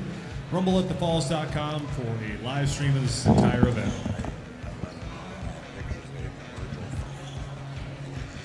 Big thanks to our sponsors, Imperial Auto Group, Heart to Heart, Breaking Burrito, Taylor Mortgage Group, Walsh Polygraph, Dynamic Auto Detailing. And special thanks to all of the teams that came out today.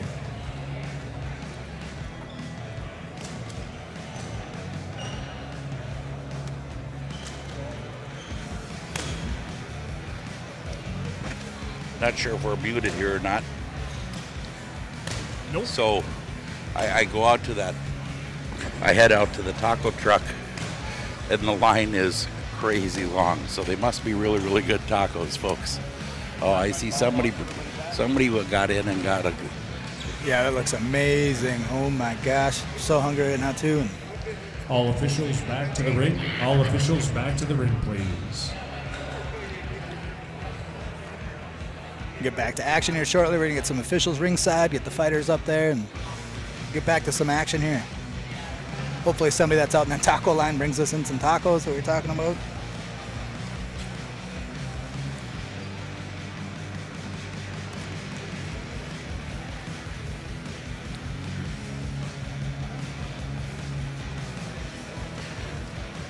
Ran into the local boxer that I believe he was in some Hall of Fame here in South Dakota, Jerome James. Yes. I watched him box Virgil Hill in 1983 in Williston, North Dakota at a motel. I was actually up in a room upstairs taking pictures from up above of him boxing with Virgil Hill. That would have been just before the '84 Olympics. Great boxer. 84 Olympics, Virgil Hill, robbed of a gold medal, but came home with a silver medal.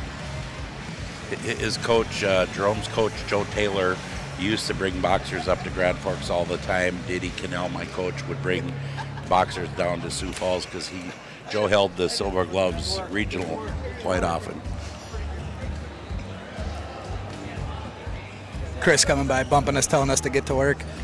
Oh, I thought he was saying good work. You got a positive hear it in a positive way. Hear it in a positive way. Yeah. He probably does think we need to get to work. You know, he's been out there with many hats, like we talked about earlier. You know, reffing, coaching. Ringside, please. Great guy. Ringside, please. You know, you talk about many hats. You know, back when I was boxing and we had storms and it was hard for enough coaches or officials to show up, my coach would have me box the first fight. They'd have a little intermission, let me change into because back then the referees were all white, so I'd put whites on. I'd referee all the bouts up till to an intermission, then they'd have more bouts, and then at the very last bout they had an intermission so that I could change back into my boxing attire and fight the final fight. So fighting the first fight, take a break, ref all the other fights in between, take another break, and then fight the main event. Yeah. Holy cow. We're talking about being in shape. You definitely got to be in shape to do something like that. So, you know, that's another rule change that's changed now for safety. You cannot fight more than once in the same day. So getting there for the protection.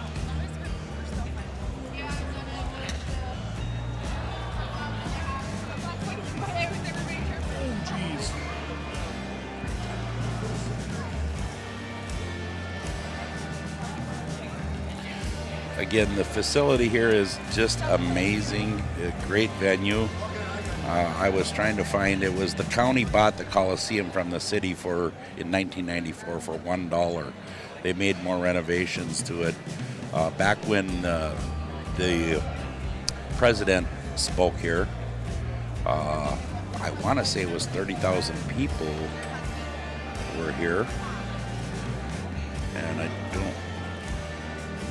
A lot of history here in Sioux Falls. The John Dillinger gang also, they had robbed a bank here way back in the day. That just found that out recently myself, and a lot of history. I wish Bruce would have been around to buy this building for $1 back in the day. We could have put a really cool boxing gym in this building. Probably a little bit more difficult to heat it. A little bigger than the gym we're currently in, but I don't believe it was 30,000. I think it was maybe 3,000 were in attendance. Chris Holt now signaling to the fighters that they can enter the ring, so we are going to be getting started here shortly.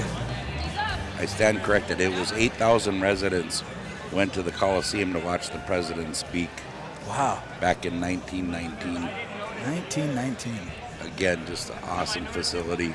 Throw it in the chat if you know who the president was back in 1919. I mentioned it earlier. Did so you? We'll see if they Spoiler? read it. Yeah, there's a spoiler alert. Skipped by me then. We'll see. Well, we'll see who the good listeners are out there. Apparently, I wasn't one of them because it slipped by me. But we'll see if anyone gets it in the chat.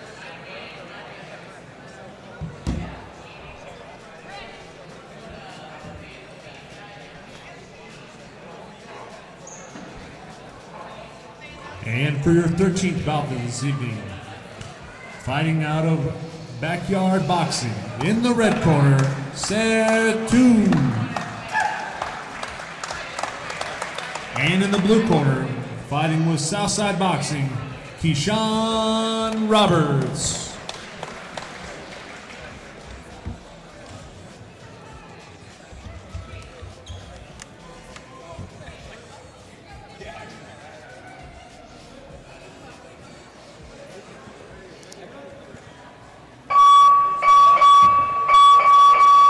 And the action continues finally.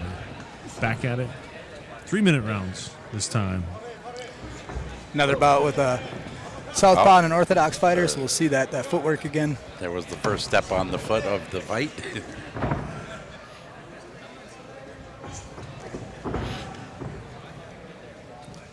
Both fighters looking pretty technical already.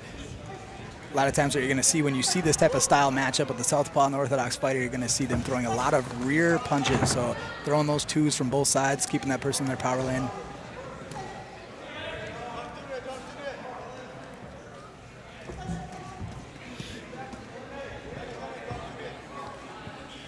Keyshawn trying to work that body and open him up.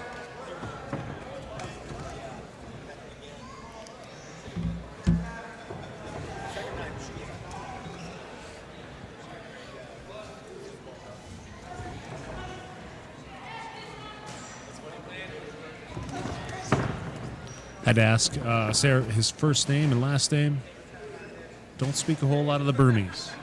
So the one language. Yeah, I know, right? Wow. Gosh. We're calling Ripley's, I think, for that one, because I don't believe it. So now if you notice, he's switched from southpaw back to orthodox. Is what they technically call, when in boxing, a right-handed boxer. Orthodox. Orthodox, conventional, you'll hear all different terminology for that. I called it the wrong way because I was a southpaw. Now again, he's back to southpaw. Love it. Nice left lead. Keyshawn a minute ago, he didn't like his angle, so you saw him reset. He was standing there for a half second and was like, nope, I'm going to take a step to my left, reset here.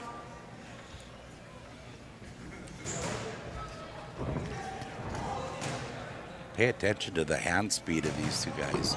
Impressive.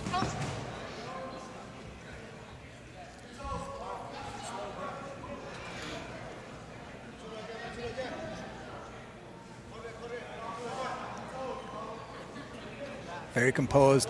You know, as these fighters start to get more and more fights, you'll start to see that where the pace slows down a little bit. You know, the exchanges will be quick, but the tempo of them kind of feeling each other out, it's not just nonstop punches where it's just over and over and over. You see them really feeling each other out. This is a chess match like we talked about earlier. But again, as the experience increases, a lot of times the minute of the rounds increases too. So still great watching young 8, 9, 10-year-olds their first few fights just throw nonstop punches for a minute straight. Which is Or a not easy minute to and a do. half. It's not easy to do. You're right. So Kevin, this is this your first time commentating? Yeah, it is. All right, I feel like you've been doing a good job. What's your feeling about the event so far and commentating, all that stuff? The event is great. Commentating is a little different than I expected it. I thought it would be easier than it really is. It's a timing issue, knowing what to say, when to say it, because there's 2 other people talking here too. So I know. No, it's great. We're a bunch of chatty Cathys too, man. I was going to say, I should actually learn Burmese because Ong actually comes to the gym. For the folks out there, one championship champion or former champion, Ong comes to the gym every once in a while. He's from Burma. Wow. The Burmese Python, I think is his nickname. The Burmese Python. I'm still just shocked that you don't speak that language. Okay. How many languages do you actually speak, Bruce? I try to do about 4 terribly. 4 terribly. One of the... Go ahead, Bruce. Sad thing about it, too, completely true. Ong is also the only person that my daughter has openly become friends with immediately. They knew each other 2 seconds in, and then holding hands, and we're best friends. Yeah, I think I've been down at your gym now for 4 years, and I still don't think I'm friends with her. So Nope. I try every day. No, she's very selective. One of the boxers we interviewed earlier talked about the conditioning is totally different for a boxer than probably a lot of other sports. Maybe the closest similar would be probably a wrestler, in my mind. Yes, yeah. For the explosiveness of the training, still, completely different. Throwing punches nonstop is going to wind out a wrestler for sure. But if any boxer tried to do wrestling takedowns over and over, round over round, similar story there. Ooh, big body shot.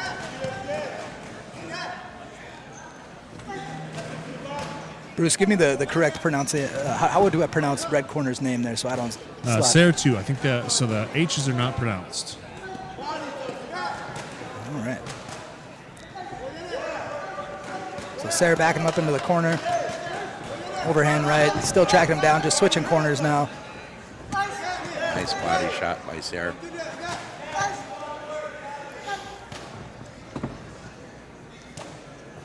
And if I'm not incorrect here, I'm probably actually incorrect, but I would believe that, it's like Muay Thai that they do in Burma, but they allow headbutts. I cannot think of the name of it. I'm not going to be able to think of it. Put it in the chat. Bonus points in the chat again. Yeah, put it in the chat.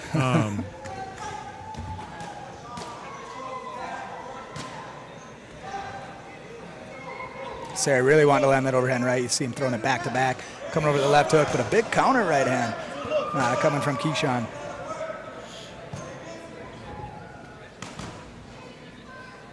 Lithway. Sorry, that took me forever to think of Lithway. Lithway. Never heard that one. I think I got it before the chat. Bonus points to Bruce.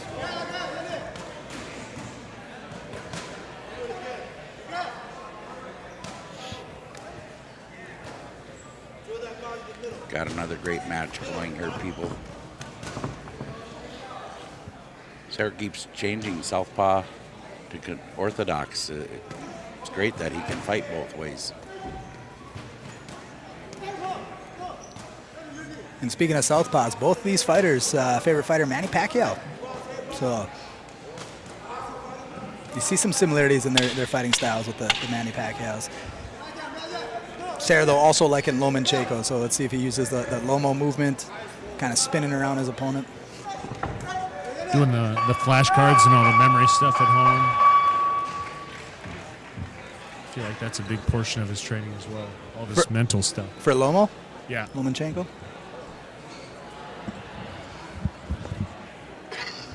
So when I'm at home doing the flashcards with my 7-year-old daughter, does that mean I'm becoming a better boxer? Yep. Oh, nice. Keyshawn talks about favorite part of his boxing is doing pad work. And pad work is scary for some people if you're holding the pads. I know somebody sitting really close to me that did not want to do it, but he's actually right now very good at it. Sure. But like I will say this, man, if you get somebody, you're holding pads for somebody and they do not know how to strike, it is not fun. No. No.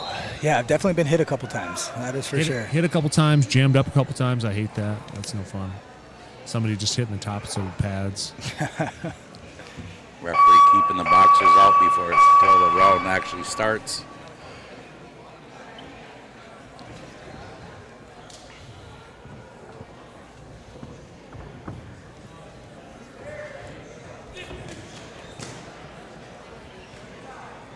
Keyshawn, I think, was expecting him to come in there. He didn't fully commit. He kind of stayed back a little bit. I think he was thinking that Sarah was going to come into those.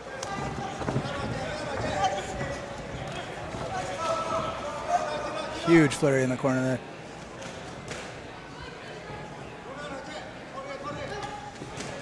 Tying him up. You'll see that in veteran fighters too. When you know that you're out of position, I mean, you'll see him. You tie him up. You can only tie him up for so long before you get the warnings and then the points taken away. But doing a good job of using it to his advantage right now.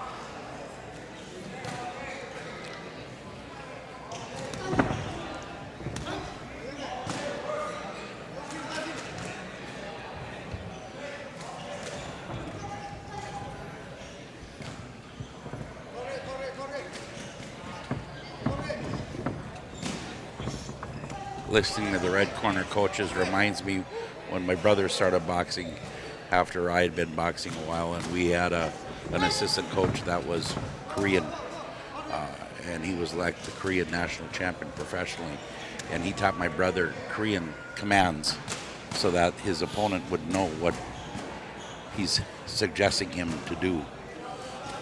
You know what's funny is I've asked that for like a bunch of people just because I feel like that, I mean, that gives you a leg up. That's the reason like we started doing a lot of language stuff is just because it's, you know, you're fighting, like especially when you're fighting at those higher levels, you know, somebody that's, you know, giving instructions in another language, you want to be able to decode that. Like that's. Oh, good point. Yeah. It's. A moment ago, Chris Holt just barely getting out of the way there. He's still got that boxing footwork in him. Movement.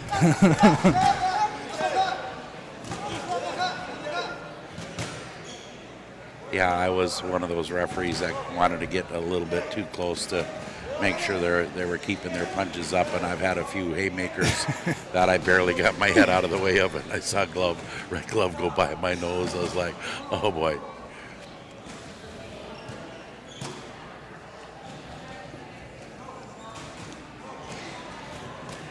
Getting down to about that final 30 seconds here. Nice hook there by Keyshawn.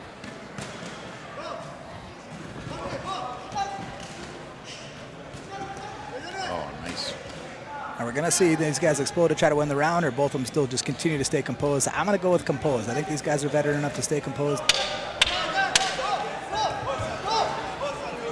Oh, they heard that bell.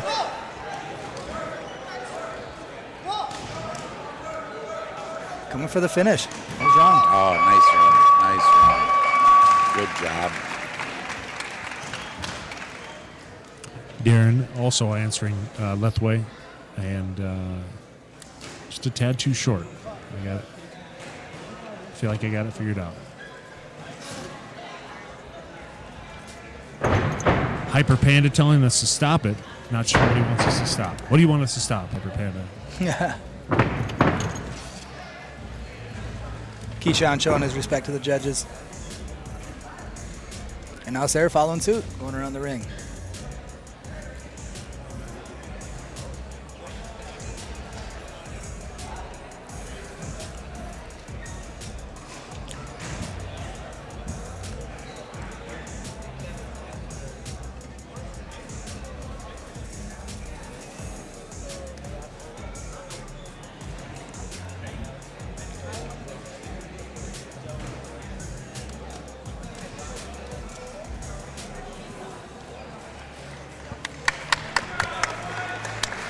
Good match. Judges scorecard coming in here. And your winner, out of the red corner, Sarah 2.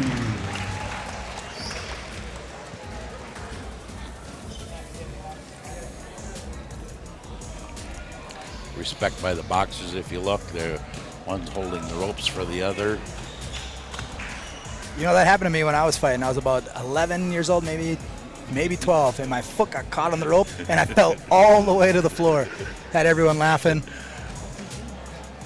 Memories. You just created memories. Memories. That's all it was, yeah. And we got that on camera, too. Old VHS somewhere around the house.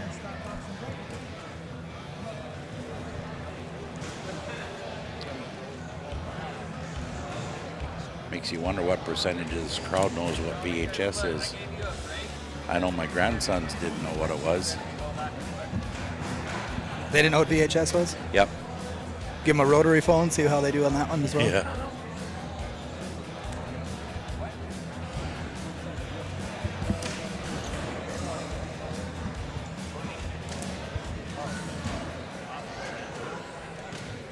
And for your 14th bout of this evening, out of Northside Boxing, in the red corner, Ekusei.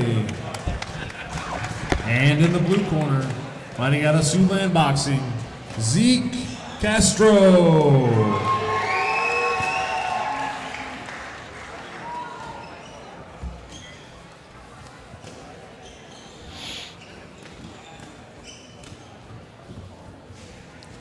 I know for sure Eco fought on our last card. I can't talk today. No, yeah. Can't run the timer. Can't talk. It's almost like you've been up since like 4 o'clock this morning, putting a ring together and putting all this equipment together. Who knows? Who knows? Ooh, very crisp punches right out of the gate.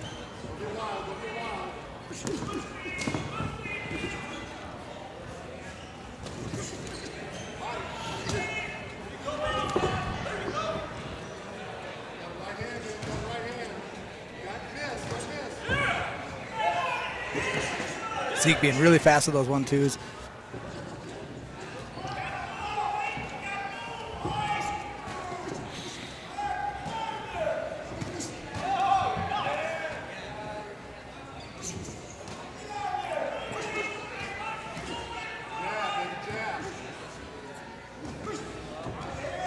Say trying to go to the body with that jab. Try to slow Zeke down when he's trying to come in with those 1-2s. Yeah, if we can, somebody text Steven. Steven Ayim, he never did come over.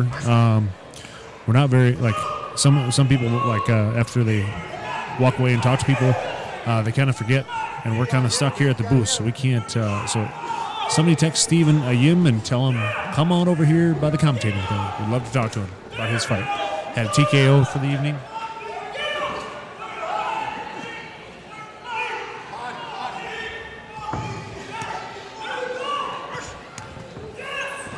Both these guys with enough fights that back in my day we would not be calling them novice anymore. They'd be open class. So, but they're still both early in their career, looking really good though. Very, very good.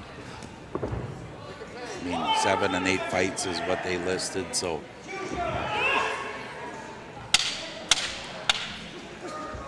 Sarah too, if somebody wants to text him, tell him come on over. Talk with us a little bit about his last bout. Say kind of choosing to be on his bike there at the end there. He was going to circle around the outside with that jab. In the beginning of the round, it seemed like he wanted to stay almost forehead to forehead, work that inside fighting to stay in the pocket, which I think he's going to be good at if he can get to that pocket. But, Zeke looking really fast, really crisp with those 1-2s and catching them on the outside. See if any one of the two corners makes some adjustment going into round 2. Zero 2.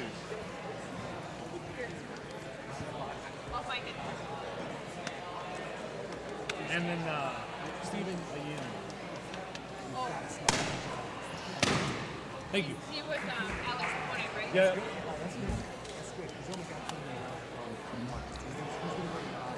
A lot of the boxers' favorite boxer, Pac-Man, Pacquiao. Oh, yeah. Yeah, Manny Pacquiao. A lot of people like that. Speaking of fans, I think Zeke's got some fans over there. They might be competing with us for this stream. I see about 7 people got their phones out streaming over there and filming for him, and he definitely came with some fans. You are right. Come on now. Bruce wasn't there when we were asking the one fighter who's his favorite fighter, and he didn't know. And I said, "Put me down." Yeah.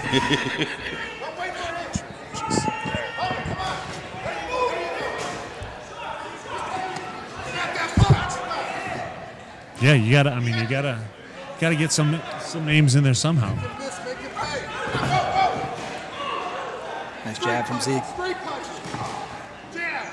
He's figured out that distance, I think, and that's going to be what Say's got to figure out is how do I get around that 1-2.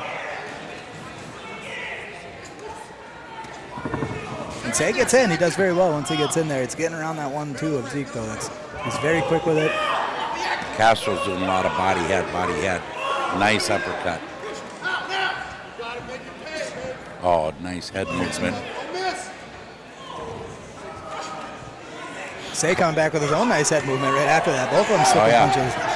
2 body shots there from Castro. Ooh, that body shot there. Yep. You know, I like the respect there. Zeke saw that he hurt him. You know, the ref hadn't stepped in quite yet, but Zeke stepped away. He's like, you know what? He's hurt. You know, until you've been hit with a really good body shot, you don't realize how it takes your legs away from you. Your arms drop down. You can't protect your face very well. Sometimes you're just better off taking a knee. Take that 8 count because it's only 1.1 punch, you know. Oh. He's going back to the body. He's got him, so we'll see. Got about 15 seconds left around. We'll see if he's got time to recover here. Referee's decided it's enough. Yeah, we could see that coming. You know, a lot of my stoppages were from body shots. It was hammered into me as a coach, body. You know, both fighters doing really good there, and Coach Tony for Say stepped in there and said, you know what, I think we're done. We got enough of what we've seen for today. We can move forward on to the next one, and nothing to be disappointed there. No, absolutely not.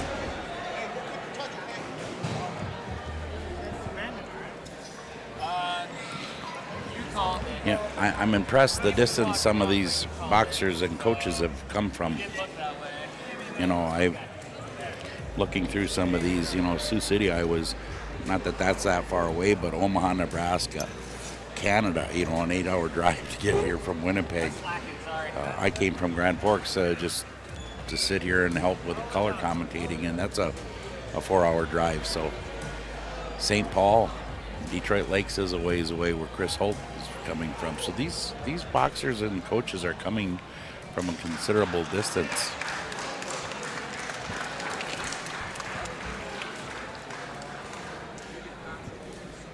And your winner, out of the blue corner, Zeke Castro.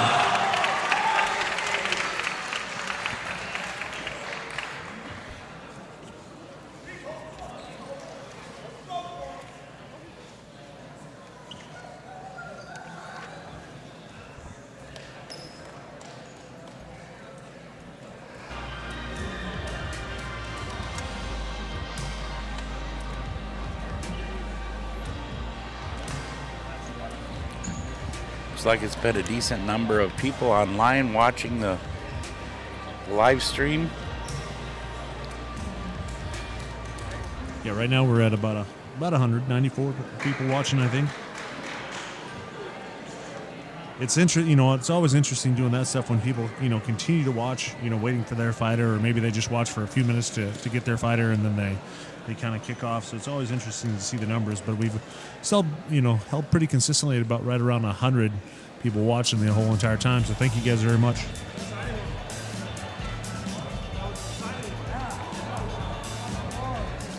Hearing the coach tell the referee that was an exciting one, body shots.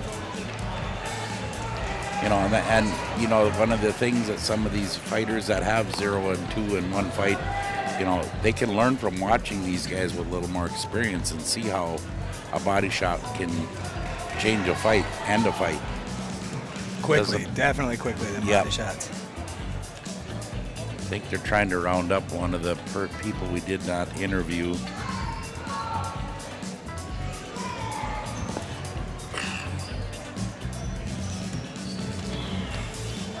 After their bout, so. This is Zeke. All right.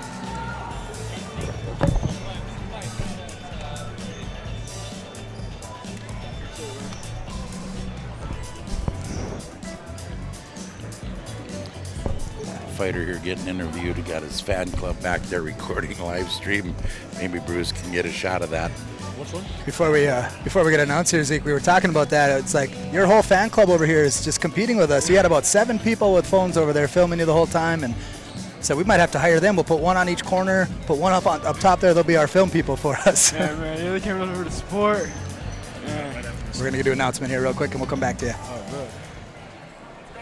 And for your 15th bout of this evening, fighting out of the red corner and Element Boxing, Caden Wheeler.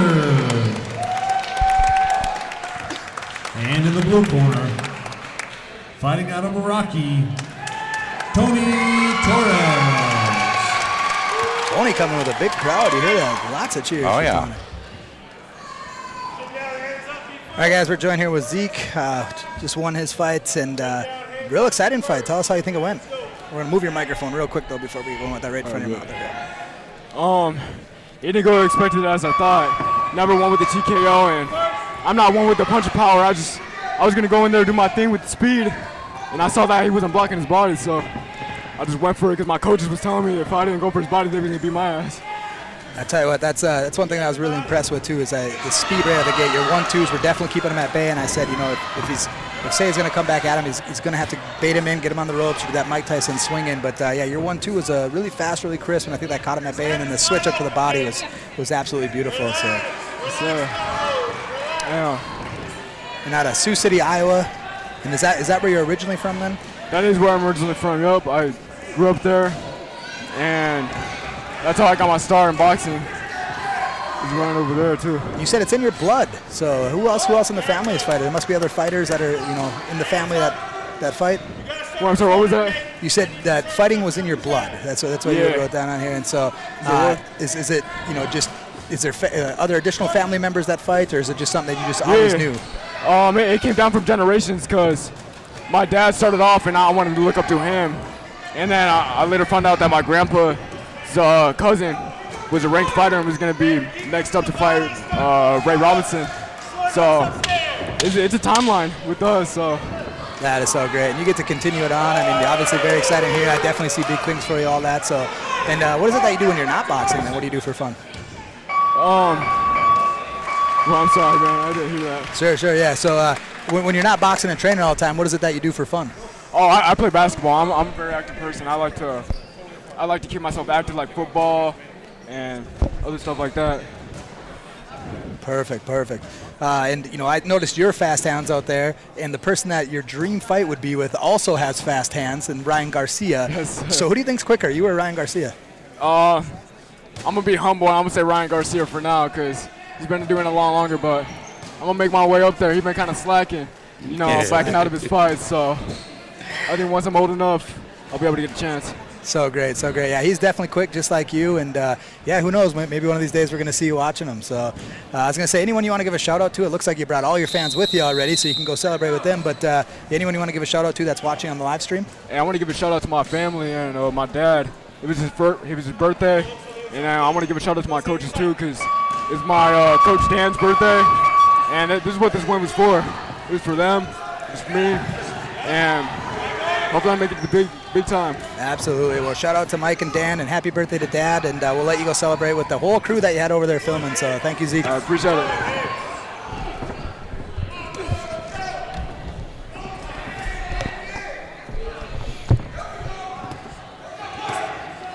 Debut fight for both these fighters. Take your time, Caden. Take your time. Do it right. Let's wrap this up. Take your time. Let's wrap this up. Gonna leave everything in that ring, it looks like.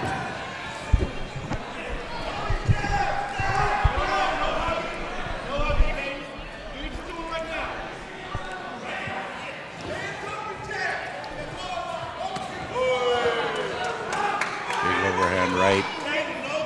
We're now going to be joined with Sir, too, who just fought, coming off a win. And Sir, why don't you tell us about your fight? How do you feel that your fight went? I feel like I did great, but I feel like I did good, actually, good. But I feel like I could do a lot better. It's just, I feel like there was, I did a lot of mistakes that I shouldn't have done. It was really bad. I didn't, but I think, overall I did good. but I can improve a lot more. And what is your primary stance? Orthodox, southpaw? As of right now, I usually fight southpaw, but I switch. Usually I switch. I'm a right-handed. I'm not a left-handed, but I've been fighting left-handed for like a couple long time. So traditionally right-handed, but now fighting left-handed. Yeah. My first fight or first three fight, I fought right-handed, and then after that I fought southpaw, and then now it's just stuck with me. Very cool. Yeah, we noticed that your favorite fighter was Manny Pacquiao. That's a guy that you have a dream fight with. It's your favorite fighter, who's also a southpaw. How do you think you'd match up against Manny Pacquiao right now? Well, right now I feel like, of course, he probably knocked me out. He destroyed me, but it would be a very good experience and everything. It would be a great experience. Oh my God, yeah, a guy that's won many titles over multiple decades, things like that. So, how did you get into fighting? I got into fighting watching my brothers fight. And just as a kid, I just love boxing, boxing around with my friends. I was just like I'm just like a athlete guy, just very physical and everything. Yeah, I just love boxing around with my friends and stuff. That's how I got into it. When I saw my brother do it, that's when I wanted to do it too. And then a couple times he catch me sparring around using his glove, sparring around with my friends, and one day he just brought me to the gym and everything. So good. Is that where one of those, you said you play soccer and basketball, so is that where things get heated and you're like, all right, let's put the gloves on? Yeah.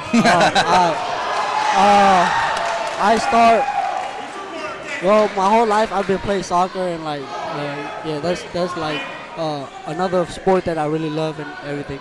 So good. Anyone out there that you want to give a shout out to? We got the live stream going. Anyone that wasn't here that you want to thank for watching? Well, I want to thank my coach and everything, my family, my girlfriend who's watching, supporting me, and my coach who did a lot for me over the years and everything. Yeah, I want to thank him. Very awesome. Well, thank you for joining us, sir. Looks like this fight's just ending here, and we'll be able to jump into the next one next. So thank you for joining us. Thank you for having me.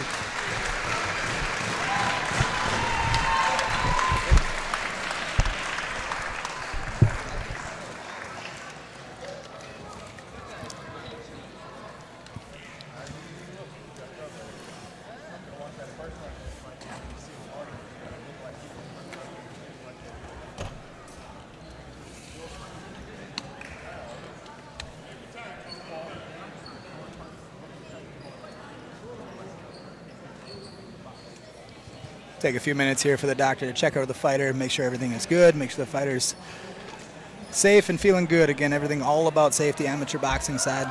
So that last interview, does that remind you of a boxer that was one-handed? Well, I should say there was a southpaw that fought right-handed. Yeah. I'm familiar with that. Wasn't he a world champion? He was a world champion, in Boxing Hall of Fame. Absolutely. One of the best jabs in boxing. Oh, absolutely. And Virgil Hill, so 5-time world champion, silver medalist in the Olympics.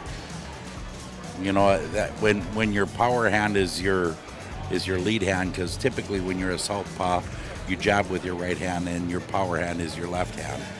But when you change that. Where you change your stance as a southpaw to a right-hander, when your left hand is the stronger of the hands, now your jab becomes stronger than your right hand, and your hook off that jab becomes stronger.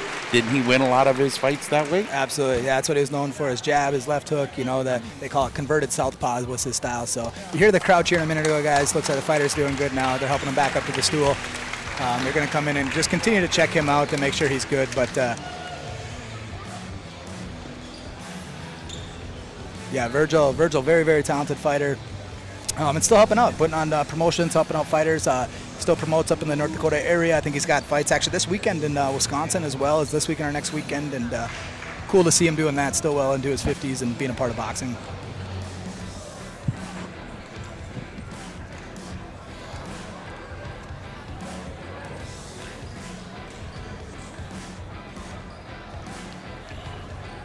Man, we got all the grandkids coming in now. Yeah, I see that. Might get loud here in a minute. Here comes. I see that.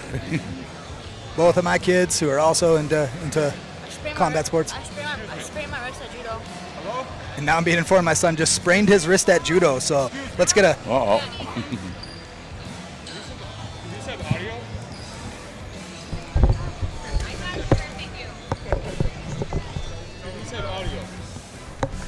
So you got hurt at judo. No, do the cameras have audio? Yeah. 1 second. 1 second. 1 second. 1 second. I gotta turn it on. Let him know he'll be down here to be interviewed anyhow.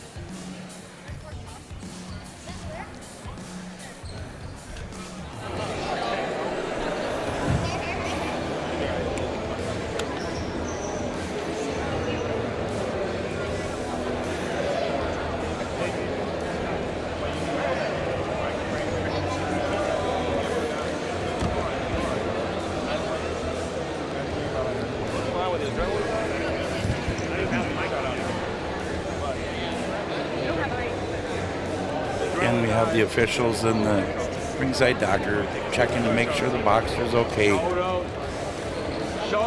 Safety, safety. St. Paul. And Jamal Charlo. I'm coming for you. You hear it. He's calling people out. He knows who he wants next. Jamal Charlos?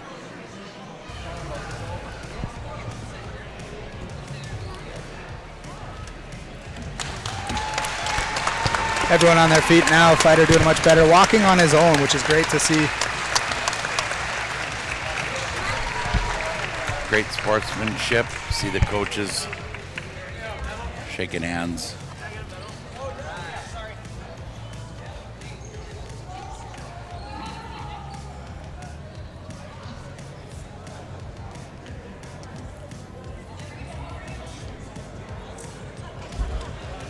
And your winner, out of the red corner, Caden Wheeler.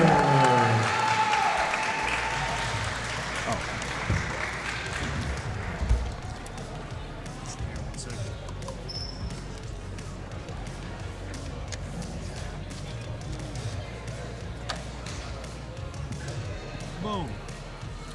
You look tired. I look tired.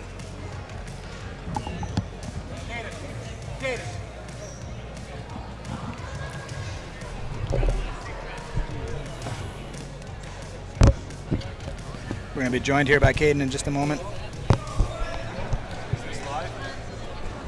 This is live. Yeah, we're going to get you headphones here. Yep. You did a good job, Chris.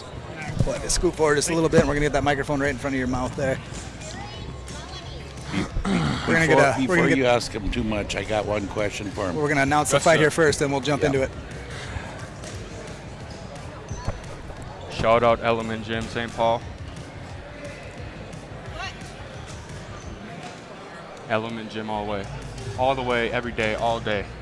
No opponent stands in the way. Executed to you live from Big K.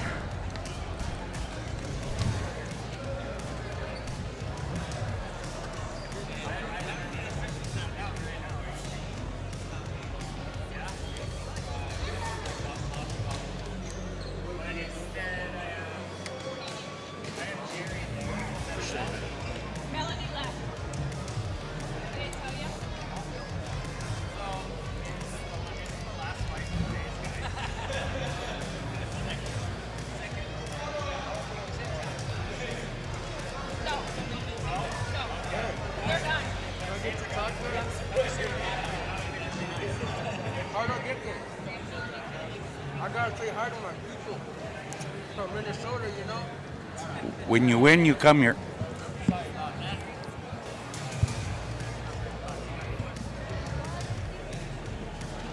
We're going to get an interview with Caden here shortly. We're going to wait for this next fight announced.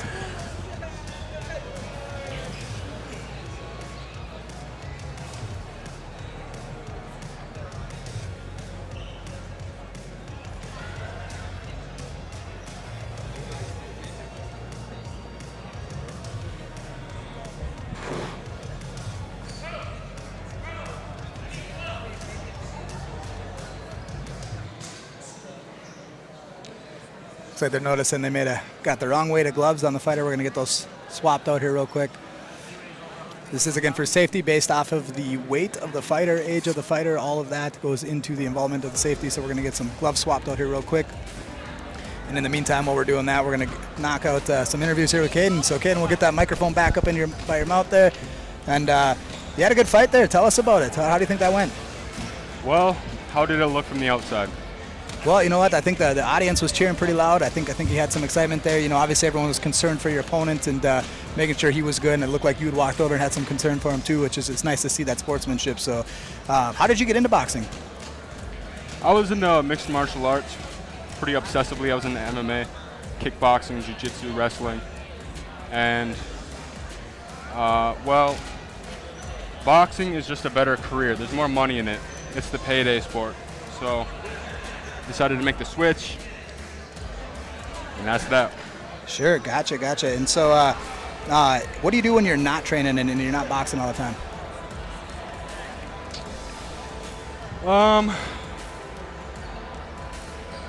I would say just trying to become a better man. That's what I would say. Just focusing on, I guess, saying less and observing more. Sure. And just trying to become better. I love it. I think everyone else does as well. So, Caden, was that you? Oh, he's going to announce it. And for your 16th bout of the evening, fighting out of the red corner and likes boxing, Edgar Olivo.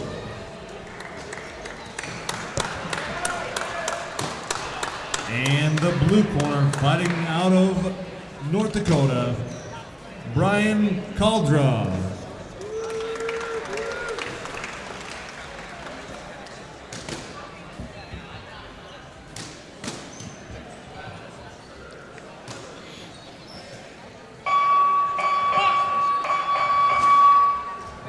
So when you came up to the table, was that you, Caden, that you were trying to determine who to put your favorite fighter down, and I said put me down?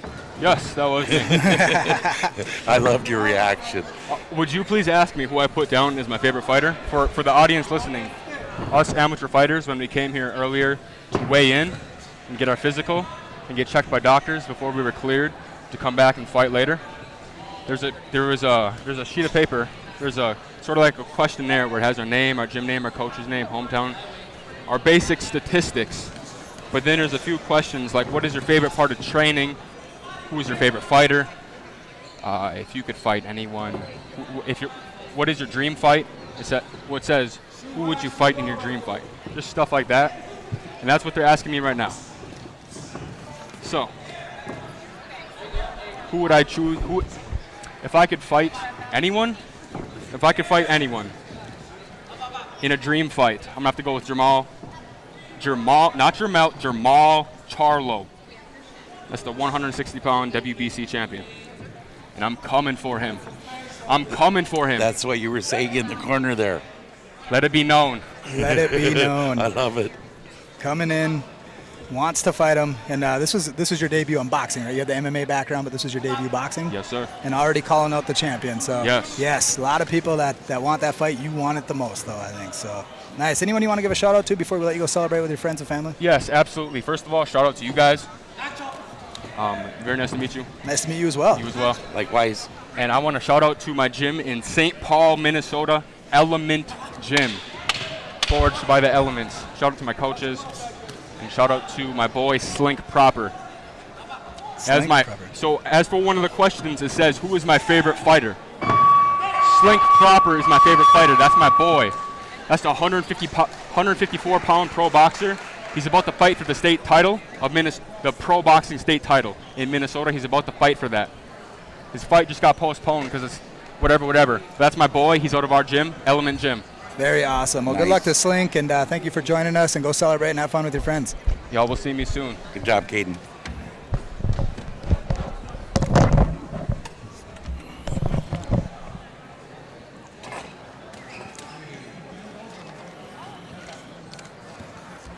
Quick shout out to the sponsors again: Dynamic Detailing, Walsh Polygraph, Tailored Mortgage Group, Active Faith Chiropractic, Breaking Burrito, Heart to Heart, and Imperial Auto Group.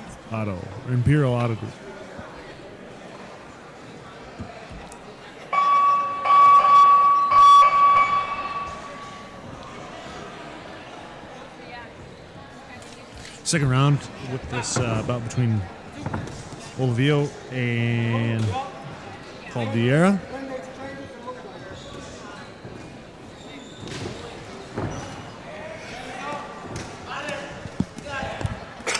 Heavy shots coming from both fighters in the corner. Edgar adjusting his headgear.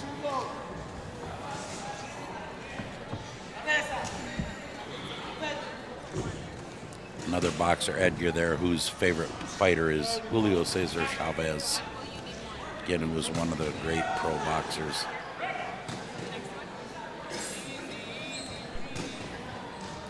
And as Caden was talking about, we did ask them a bunch of questions. We had an interesting response here of who their dream fight would be. And I see Brian responded from the blue corner. He responded a gorilla. He wanted to fight a gorilla. He wants to fight a gorilla. That is his dream fight, a gorilla. I think Mike identifies as a gorilla. Pretty sure the guy at the gym. Yes. He's pretty large. He identifies as a gorilla. So he That might have man is definitely a gorilla. We call him Gorilla Mike. It is not an insult. We are in a group chat with him, me and my friends, and Gorilla Mike is a monster. He is a refrigerator with arms for sure. I know who that one is. Yes. I've been down to that gym to watch them train. Speaking of training with gorillas, though, Brian's coach over there, Jamie Calloway, he's actually the former lightweight LFA champion in mixed martial arts, and that is why Brian is doing boxing. He wants to better his career with MMA, and you know we see a lot of fighters doing that now, is making sure their hands are ready to go for their next part of their career. Here in the 10-second signal. That's Stefan. Weren't you looking for him?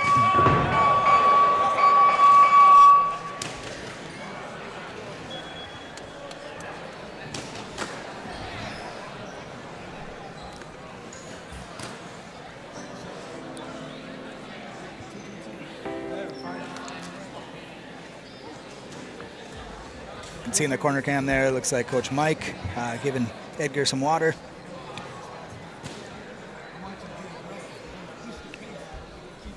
Now switching over, getting a small glimpse of who I was talking about, the former LFA lightweight champ, Jamie Calloway. Originally from Virginia, moved up to Minot, North Dakota. Now running a gym up there, and also some history up there with Richard Calavera, ran a gym for many, many years. I mean, how do you think, how long Calavera up there? God, that... Calavera, well, I'm 64, and I think I was in 5th or 6th grade, and I took judo from him. So he's had a martial arts gym of sorts. A blend of the combat sports again. Yeah, for 50-some years, 50-plus years.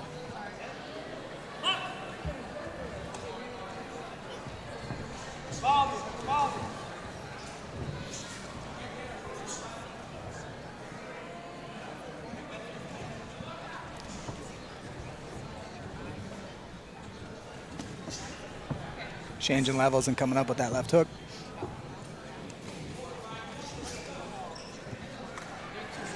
Getting a little tied up. Nice little slick move there on Edgar's part. Used his right arm to trap the left hand of Brian. I've done that before.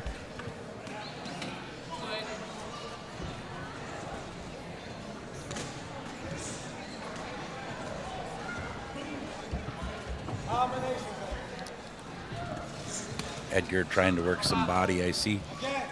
His coach is hauling out for combinations. Wants to see some combinations out of Edgar.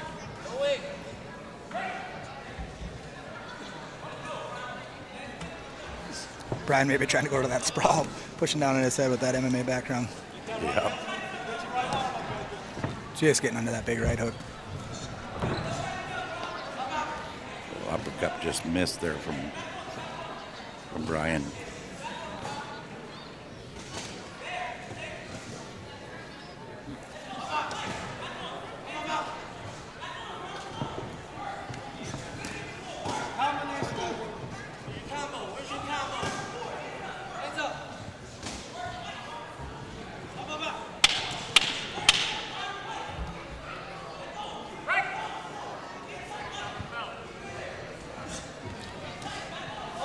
point coming into the final 10 seconds here. A little quicker than I thought. Yeah. Must have missed that 10-second clap.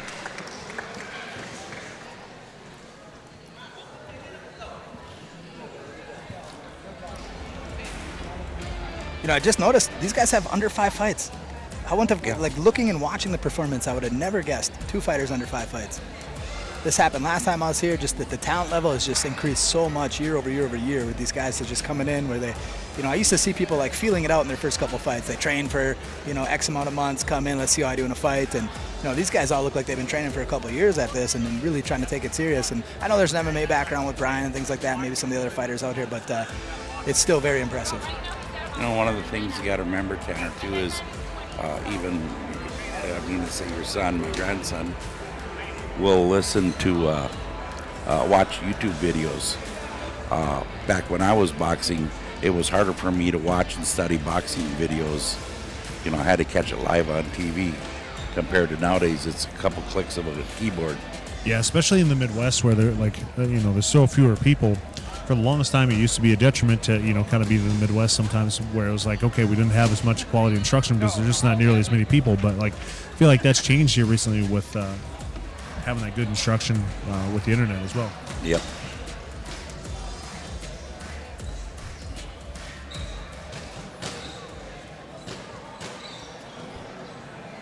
Your winner out of the blue corner, Edgar Olivio. I guess.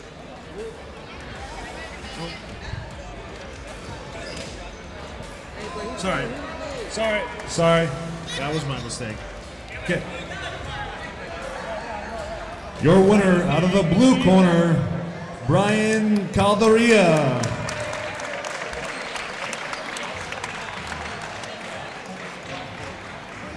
We got at least one per event.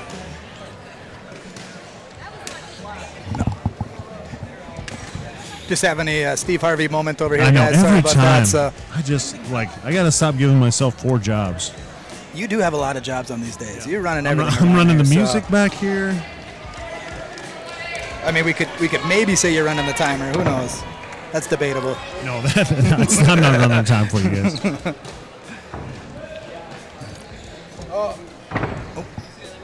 So we're trying to get Brian to sit down here. He'd asked how he gets over here to be able to talk to his people, and I said when.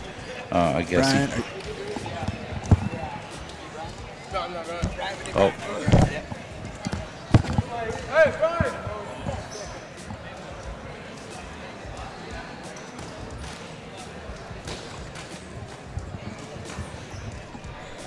So I pulled a Bruce. I'm sitting too close to him. And for your 17th bout of this evening, fighting out of the red corner from Next Edge Academy, Christian Barrientos Love. And in the blue corner from Peak Performance, Nick Ashmore.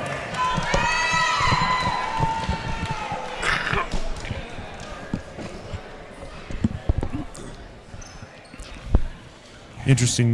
This will be Sioux Falls versus Sioux Falls. So both gyms out of Sioux Falls. Now, I have seen Christian train and fight before. You're going to see a very Mike Tyson style. He likes to just walk his opponent down using his head movement, kind of swinging in and out. Likes his hooks. So we're going to be joined here with the winner of our last bout. Ooh, big right hand on top of him. That was good. Yeah, you'll.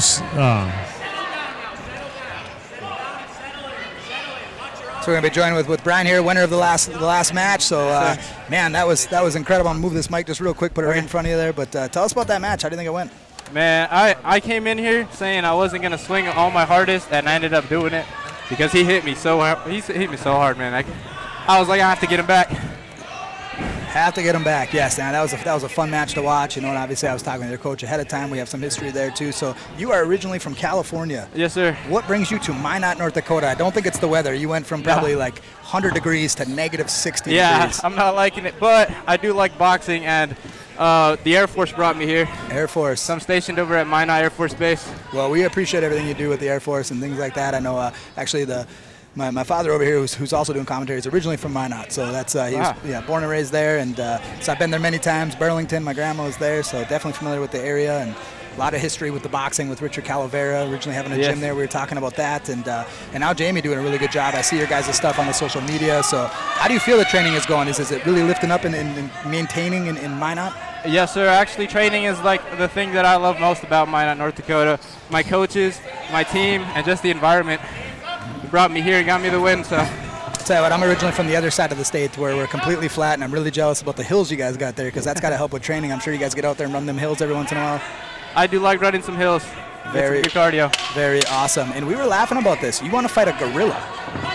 Oh yeah. So I just thought, what's the biggest thing if I had to have a dream fight that I could probably win? You know what I mean? I don't think I win against a gorilla today, but in my dreams, I'm beating a gorilla. A gorilla, yes. And your favorite fighter, Charles Oliveira. So yes, sir. MMA side of things, and very dominant champion in the UFC. And man, he's been looking really good. I just love his jiu-jitsu, and his striking is top notch. And you also train jiu-jitsu as well, right? Yes, sir. Jiu-jitsu is a brown belt for a coach. Yeah, my coach is a brown, but jiu-jitsu is my first love, and then that's what got me boxing because I'm like, boxing looks way cooler, to be honest. Very, very awesome. How long have you been doing jiu-jitsu for? About 3.5 years. 3.5 years. What's your rank right now currently? I'm a blue belt. Blue belt. Me as well. We're dead even. So, but I think I'm a little out of your weight class. So I don't think we'd match up in any. We could still roll together sometime. We could definitely do that. I'm sure I'll make it up there one of these times, and get to see everyone again. Jordan Calavera, Richard, Jamie, the whole crew up there. So should be a lot of fun. So when you're not doing MMA and boxing, what do you do for fun in Minot, North Dakota? I mean, I like to go out and eat a lot because I'm a 145er. I don't really get the chance to eat too much. So when I get that chance, I love doing it. Man, that is great. That's great. Is there anyone that you want to give a shout out to, or anyone that you got at home watching on the live stream? I want to give a shout out to everyone I work with over at Minot Air Force Base. 690D. All right, 690 or die. That's what it means. That's my squadron. And then obviously my coaches, I love them. So that's what I got. I love it. Well, man, we really appreciate everything you do with the service and the Air Force and all that. So, go celebrate with your team and tell Jamie I said hi. All right, thank you, sir. Thank you. You got it.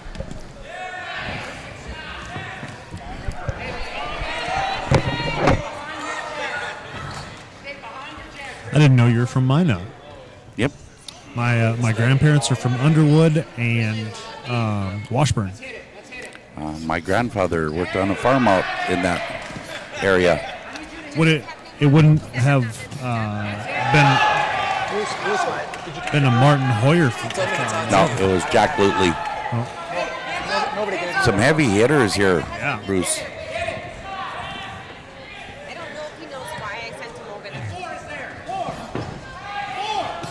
I've been fortunate to spar a bunch with the gentleman in the red. He definitely throws very hard.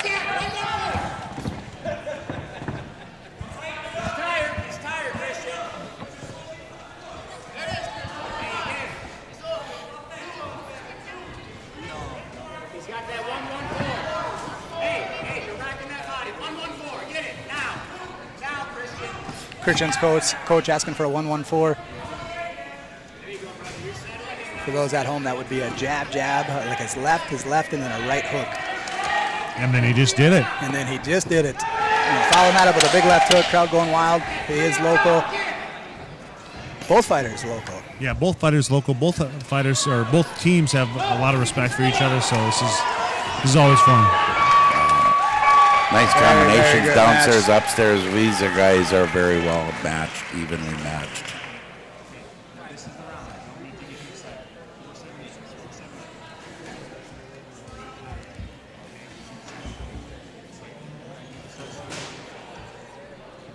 Nick had a peak performance there with Jason Parsons.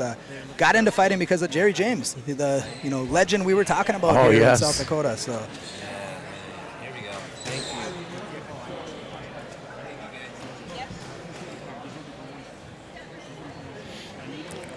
Christian, he got in it for the love of the sport. And I'm interested, like if he ends up winning his last one when we interviewed him, he said he felt like a god. So. Yes, he said he was willing to die. That's what he said out there in his last interview.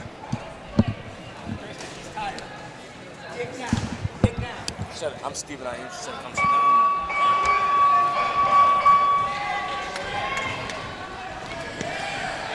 third and final round. These guys going to let it all out here, it looks like. Let's go, Christian! Nice head work from Christian.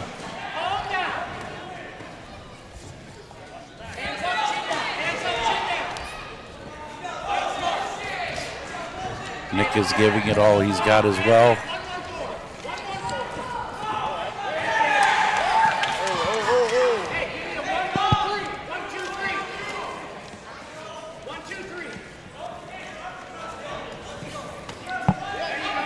Christian trying to work that body.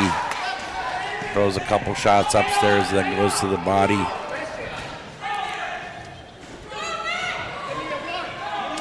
Nick is pushing him on.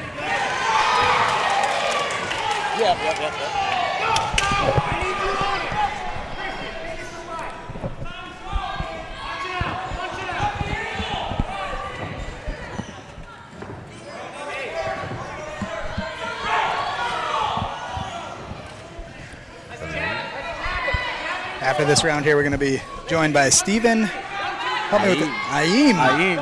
So chat was going crazy saying, where's Steven? We need to see his interview. So you got some friends out there that are watching. Yeah? So yes. That's what I heard. So we told them, send you a Nice text. spin We're going move to track in the you down. corner. Christian really working that body. Good technical boxing here. These folks are being...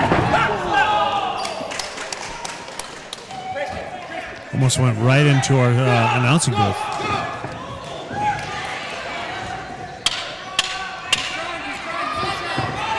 Ten seconds left.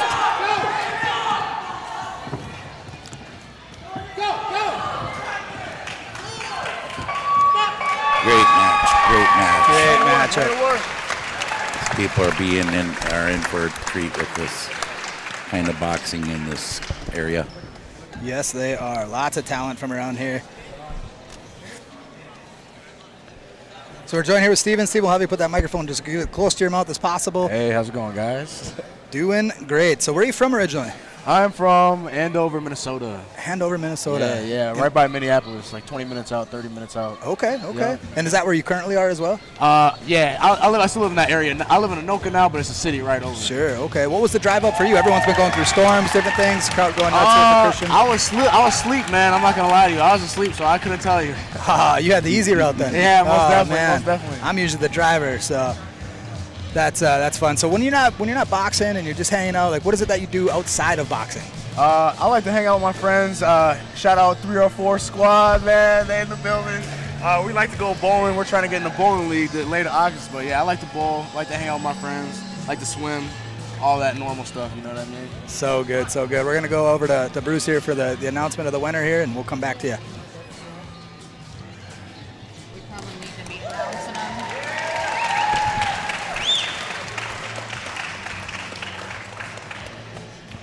And your winner, out of the red corner, Christian Barrientos Love. Good matchup there. So chilling with friends, that's what you like to do in your free time, things like that? Yeah, I work too, but other than that, yeah. Where do you work at? I actually own a business. I own a demolition business doing construction and whatnot. So I take out walls, I take out floors, bathrooms. Wow. Whatever you need, man, I got you. Mason Dykes out of Jackson Boxing Club. Please report to the head table, please.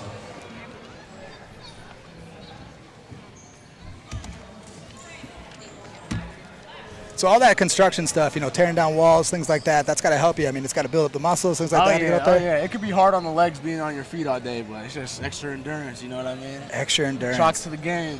Absolutely. Is there anything in your fight that you thought shocked you when you were out there? You're like, oh man, I wasn't expecting that. I didn't think I was going to get dropped. But then he caught me on the chin real nice, and I was a little bit off balance. And he got me good. He came out with the power, I'm not going to lie. And I got a little uncomposed out there, but second round I calmed down and came back and did what I had to do. Did what you had to do. So what's next for you? What do you want to do after this? Back to the gym. My coach is saying this. Hold on one second here. We're going to get the announcement. We'll come right back. And for your 18th bout of the evening, fighting out of the red corner in Rapid City Youth Boxing, River Sage Black. And in the blue corner, out of Element Boxing, Christian Erler.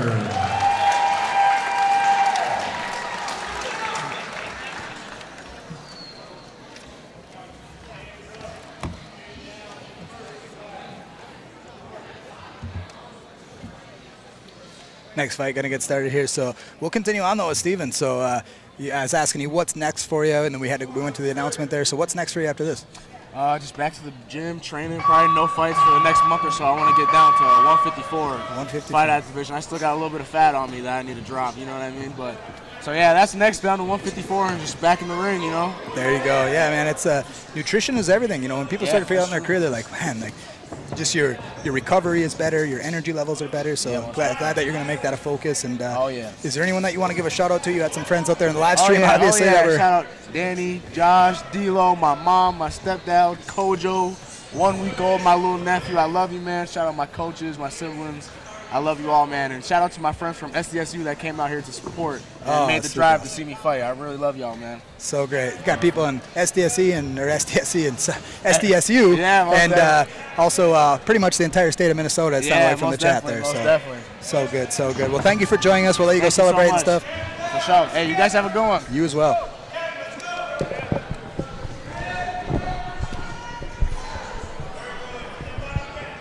Thank you, guys. Thank you. Fine young man there.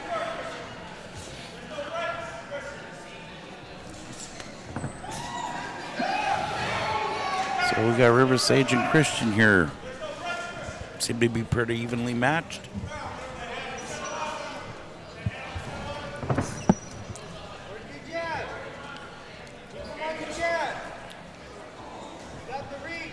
River Sage got a very nice, clean, tight style. So his punches are you're not seeing the elbows bow out, very straight path with his jab, and then covering up nicely.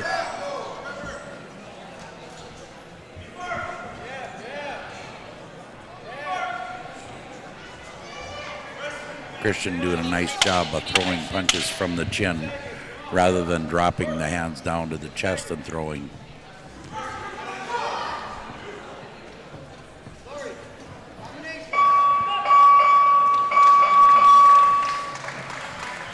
We'll get Christian over here momentarily from the last bout.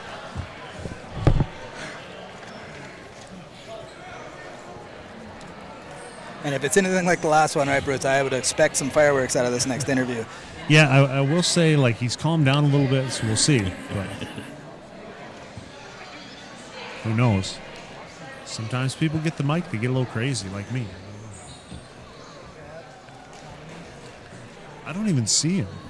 I think he was just upstairs and he took off running down here. So upstairs. He was upstairs, second floor. He was over in the west wing of the building. One of our sponsors, Imperial Auto Group.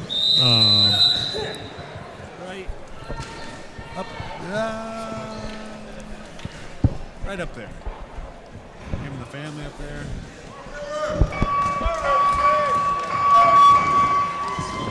Wow, these guys coming out of the gate right away swinging. Big exchanges. They're going crazy.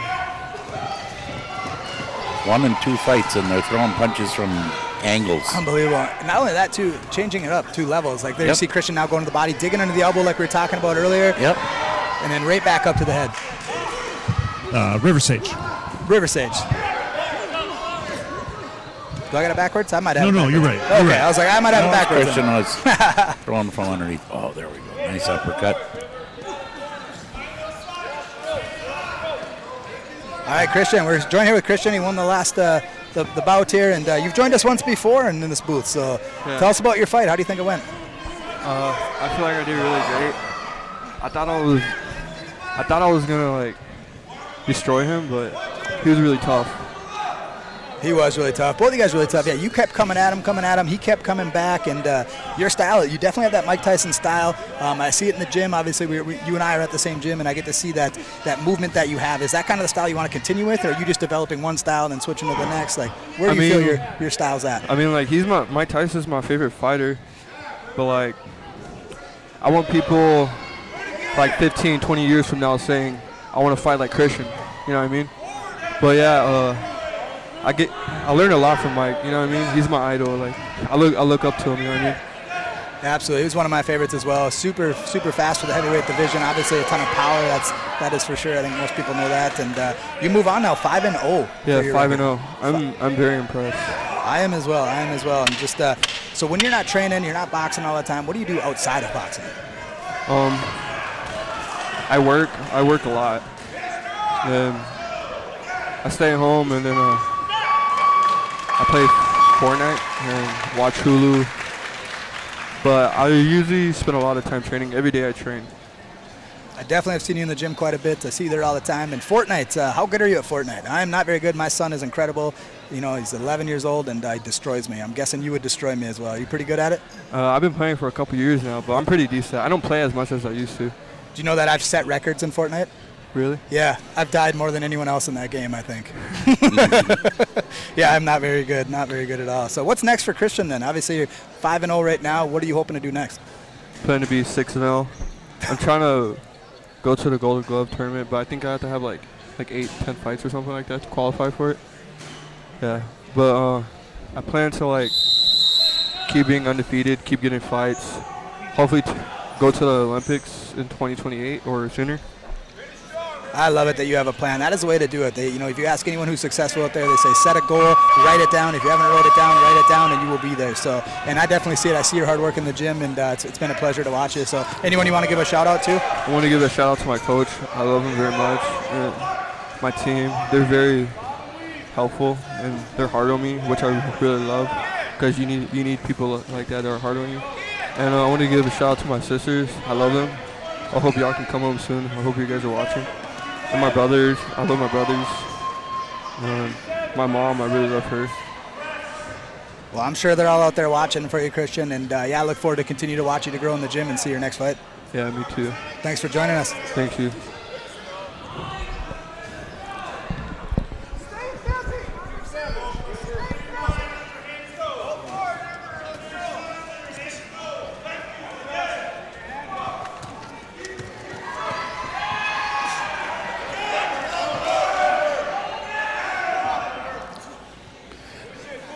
Well, obviously he's got an ambition to go to the Upper Midwest Golden Glove Tournament.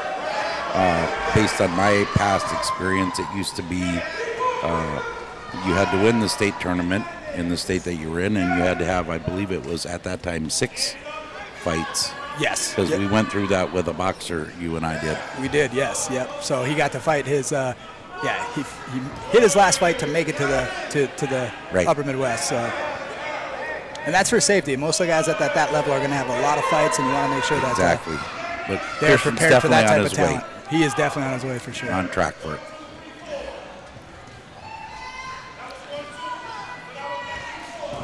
These guys really digging deep. You see him taking a deep breath here. Final 10 seconds. We're going to see this pace pick up here.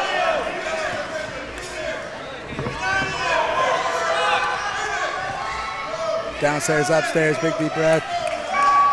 2 final shots there.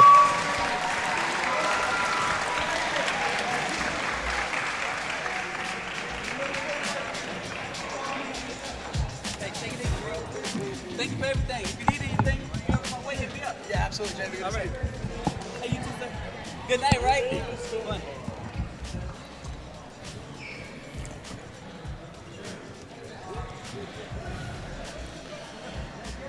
Those guys left it all in the ring.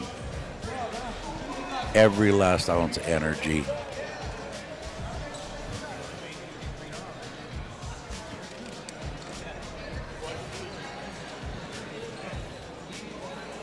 Yeah, sometimes you see guys parading around afterwards and, acting like they're not tired. I feel like sometimes you just need to get, if you're still not tired after that, maybe you need to give a little bit more in that fight. I don't know.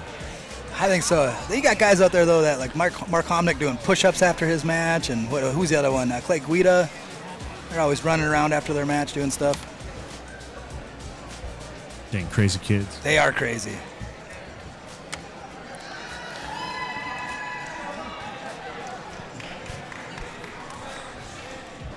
Christian getting some love from the crowd, walking around pointing, getting some cheers. Judge's decision coming in here shortly.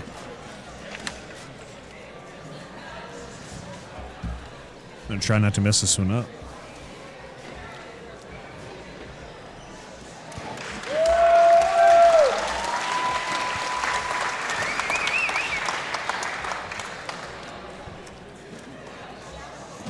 Your winner out of the blue corner, Christian Erler. Nailed it. Very awesome. See River Sage putting the medal on to Christian there with that show of respect. So. And now holding the ropes for him too. Man, I just love this sport. So great. Shout out to Cheyenne Bowers for our sweet royalty-free soundtrack here.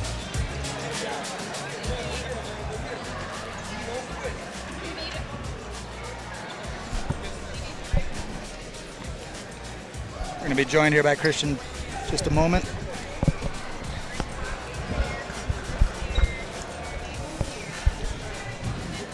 Great comments in the chat of the live feed.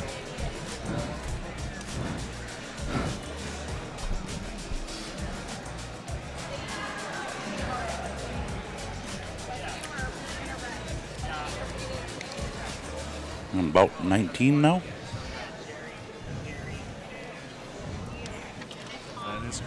That is correct. Got 2 mics. Keep forgetting which one to talk to. Christian, we're going to get these we'll get these fighters announced here for this next fight, and then once they get kicked off, we're going to do some interview questions with them. We're just going to keep that mic super close to you there. So, yes, sir. As he's checking out the fighters here, we'll just go quickly, briefly here. How do you give us a quick overview of how you think your match went just now? I think it went pretty decent. I definitely have stuff to work on. Got to go back to the lab, work on that. But I think I definitely pushed myself to be great, you know. And for your 19th bout of the evening, fighting out of the red corner and the Fallout Shelter, Darian Poppin. And in the blue corner, fighting for Meraki's Boxing, Eric Davis. Eric Davis getting some cheers from the crowd. I don't know about you guys, I smell like cake or something. I just got a whiff of cake, and it is making me so hungry. And so, man, that smells good. But so out of Element Gym there in St. Paul, Christian coming with the win. So and now moving to 2-0. Yes, sir. Oh, so good, so good. So Christian, what do you do when you're not boxing? When I'm not boxing, I play football, and I try to play as many contact sports as possible. I love the contact. Love the contact. Yes, what sir. position do you play in football? Running back and linebacker. Yes, you definitely like the contact. Yes, sir. Holy cow. And favorite fighter? Tell us about your favorite fighter. Mike Tyson or Canelo. Because, like, Mike Tyson, he's just a monster, you know? Everybody likes Mike Tyson. Who doesn't, you know? Absolutely. But I did notice when I said, hey, who would your dream fight be? You went away from Tyson. You're like, I'd rather fight Canelo. Well, Canelo, I'm part Mexican, and my family loves Canelo, but I would love to be the new Canelo for everybody when I get older, you know? So good, so good, so good. So anything in your fight surprise you when you're out there? Like, oh my God, I wasn't expecting that. I was honestly surprised that I was a lot more calm compared to my first fight. Like my first fight, I had shaky legs, everything like that. But I came out here and I was more focused than I've ever been. Very awesome. For the crowd out there, we've seen the knockdown. Newer fighters, the coach was helping them there, saying, "Hey, make sure you're facing the ref. We got to make sure, for safety, that you're okay." So ref checking him out, said he's good to go, and back to live action. So when you leave here, what do you guys do? Is it like, I need to go get food? Is it like we're going to go over to play Top Golf? Or what is it? What's on your guys' agenda? We got to get that food first, you know? What's your go-to after fight meal? Everyone's got their after fight meal. What is your after fight meal? Oh, a chicken sandwich. A chicken sandwich. Yeah, chicken sandwich. Where at? I feel like you got options. Well, up in Minnesota, they got Chick-fil-A real close, so you got to go with Chick-fil-A, you know? There you go. Chick-fil-A. We got one of those here, so you'll have that option. But you know what? I definitely recommend one of those tacos that are out front right there. Oh, okay. Okay. Absolutely. Very good taco truck out there. We also got Breaking Burrito. Yep. Good things around here. So Nice. Well, any friends, family that you want to give a shout out to, you are live on the stream right over here. Absolutely. Shout out to my mom, man. She's been through this whole thing. Of course, she doesn't like me getting into fights and everything, but she supports me no matter what. She pushed me to be great, and I shout out to all the elements. Shout out to Coach Shane. He's pushed me to be this hard. Get these 2 wins without 0 losses. Hopefully we can keep that going. But shout out to God, man. Without God, none of this would be possible. So, yeah. So good, so good. Well, thank you for joining us. We really appreciate it. Go enjoy your time and go enjoy that chicken sandwich. Yes, sir. Yes, sir. Thank you. Great meeting you. You as well. You guys have a great one.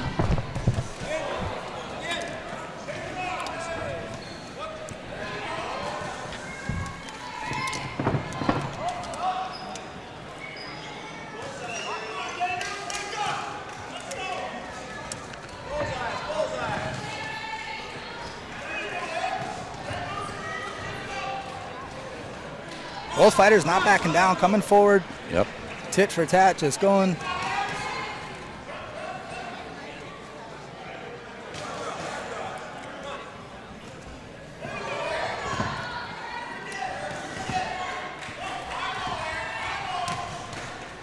Eric jabbing to that body, then going upstairs.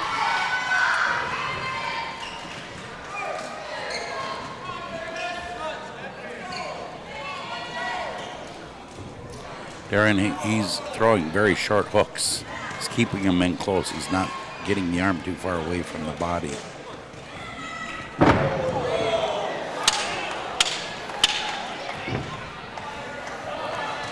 Eric going down, jumping up and down, taking deep breaths.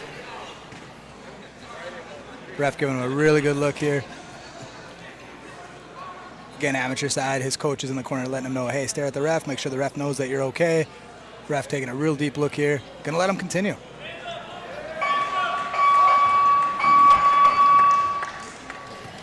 It's a good decision by the ref, just knowing the time that was left in the round. He knew the bell was about to ring. They're gonna get another minute here in the corner for them to check out the fighter, take a good look at him, make sure that he's safe to continue and move forward.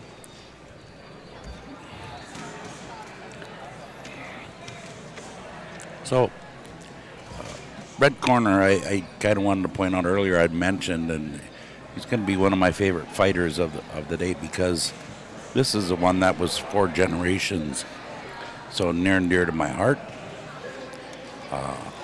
Even my wife coached boxing team at one time for our Grand Forks boxing team. So my whole family seems to be involved heavily over the years with boxing and down to my son and even now the combat sports with my grandkids. But the other reason I like this guy is his favorite fighter is Muhammad Ali, who I feel did wonders for the sport of for pro boxing as far as bringing money to it. Yeah, for sure. Actually, I've taken you sometimes to Sanaz. Yes. Her husband used to be really good friends with Muhammad Ali. That is so crazy. Yeah. So he was the first Arab American that was ever in the Senate, right? So he was in the Senate for a long time. He was a senator for a long time for South Dakota, and so that's how they become friends. And so you go to his house and he's got tons of pictures. Just some guy from Sioux Falls that just hangs out with Muhammad Ali all the time, or used to. Oh my gosh, that's great. That would be incredible. My dad, he's still got a poster of Muhammad Ali in his basement, and I try to steal it every time I go up to North Dakota. So eventually, one of these days, that thing might be mine. But I think I might have to fight my sister over it as well. So I got lucky enough to go. My boxing coach took a team down to Miami Beach, and we trained in Angelo Dundee's gym, and we missed Sugar Ray Leonard by 2 days. Oh. And he said if Diddy would have told him we were going to be there on that day, he's sure Sugar Ray Leonard would have stuck around. So Sugar Ray instead sent a bunch of gloves and jump ropes and stuff to our gym, and so good, so good. autographed Such a good guy. bunch of it.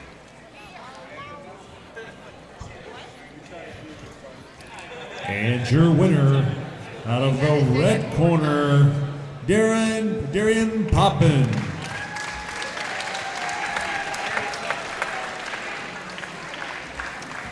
Yeah, I didn't even know that I'm sitting here working, and then next thing you know, they hand me a sheet. So I thought we were going to the third round.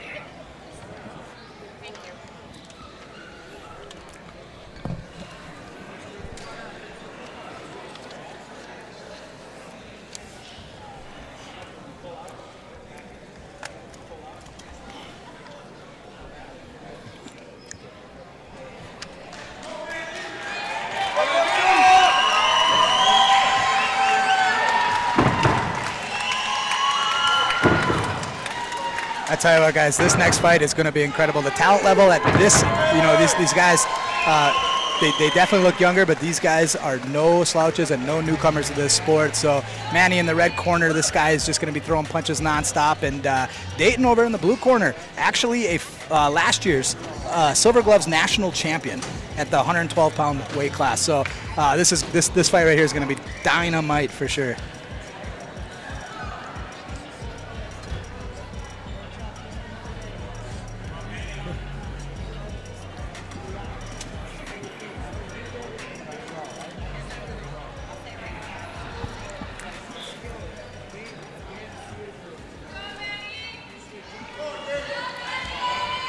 And for your 20th bout of the evening, in the red corner, fighting with Next Edge Academy, Emmanuel Vargas. And in the blue corner, Rapid City Youth Boxing, Dayton Eagle Boy.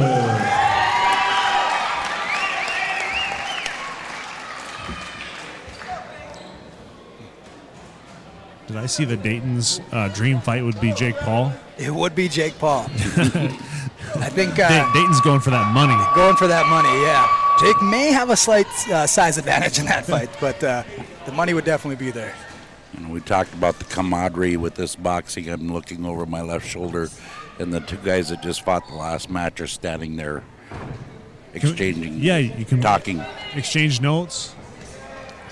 Complimenting each other on how the fight went.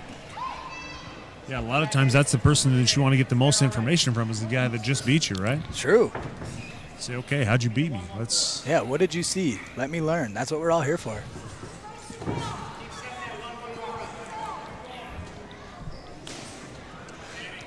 Last time Manny fought on this card, his opponent ended up puking, and I had this ring for about 4 days before that happened. I was so sad. I was like, come on.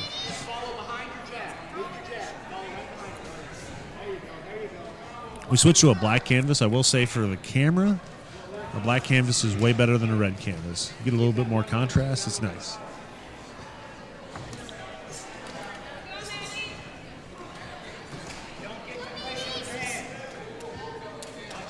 That does show up well on the cameras.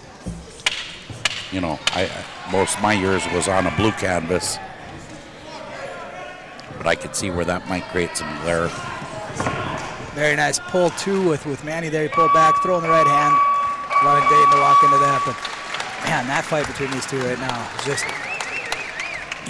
We talked about it earlier when younger kids usually see them just 1-2, 1-2, 1-2 the entire match coming at each other. These two very composed, sitting back, feeling each other out, trying to really pick their shots. They're not just out there throwing punches at each other. They know what they're doing. They're setting them up. Liz Wheeler, thank you very much for saying thank you. Yeah, we put this together. Like, the whole reason we want to do it is just to showcase the talent that we have here in this area, and they're doing a great job. Big shout out. So, like, I'm hosting the event, but really I'm like 1% of this deal. Olga Vargas helps out a ton. Cheyenne Bowers helps out a ton. Tanner and his dad, Kevin, here over very much a huge part of it. And everybody at the gym that's helped out.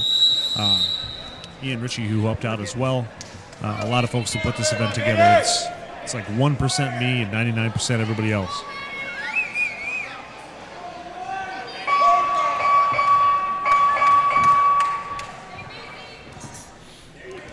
Also, big shout out to all the moms too. Our boxing mom group is huge. It is huge. Like, they're running the concessions right now. Oh. Dayton kind of came in there a little bit with his head a little too low. Ate a couple shots there, but super competitive match right now. A lot of people think that the headgear is to help control the damage from the punches. It's actually to control for the headbutts. The head's colliding. It just stops from the cuts. It's for the safety for the fighters. Man, coming from an MMA world too, I was unaware how much more restrictive that is when your peripheral vision when you're trying to box. It's so crazy. Absolutely. No, I haven't read the rules lately. When I first started boxing, it was optional if you wanted to wear headgear, and I did not wear for my first couple fights. But then I saw a guy that boxed internationally for USA Boxing, 100 and some fights, and he's wearing a headgear. I thought he knows something I don't. Sure. And then it got to be where you had to wear headgear. There was no option. Has that changed again? Again, I haven't looked at the rules for a while. Yeah, right now you have to. Okay. Good counter uppercut from Manny. Good level change coming in from Dayton as well. I thought I'd seen there was a master division where it is optional, but yep, I think you are right. Third round.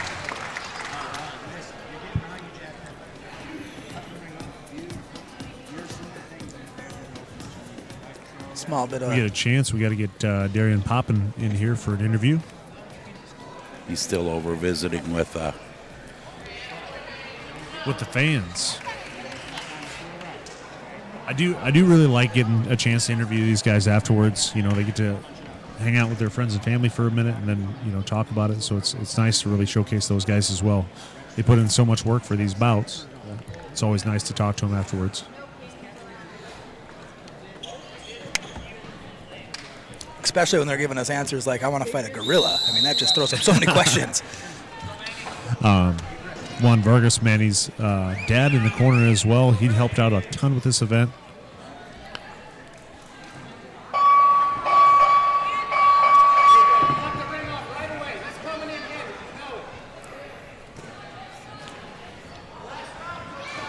For those of you wondering, we have 5 bouts left. Going to be done probably about 7:42, I'm going to say. Hopefully in time for me to go outside and get one of them tacos.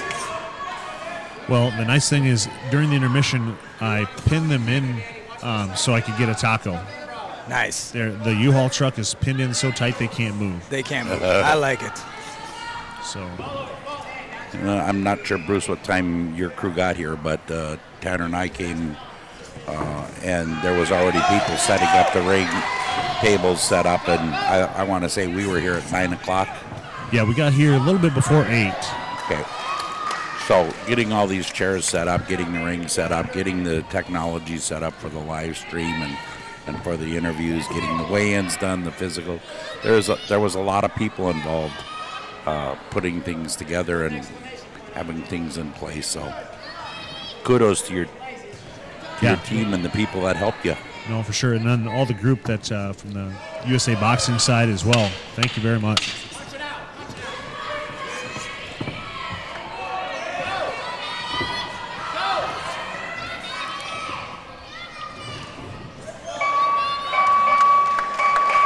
Good finish at the end there. Right. A lot of talent in both these fighters. Obviously, job. Dayton being a Silver Gloves champion from last year. Manny just continuing to grow his skills and looking good there.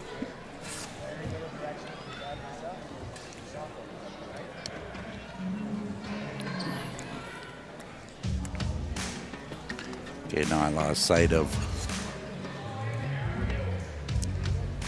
the boxer that we needed to interview. Yeah, I believe Darian Poppin.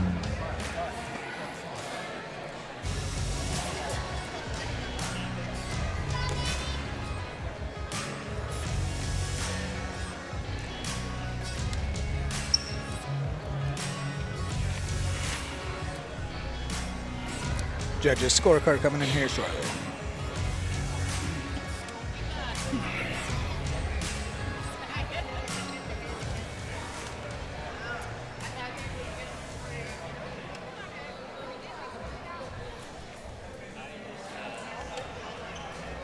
And your winner, out of the red corner, Emmanuel Vargas.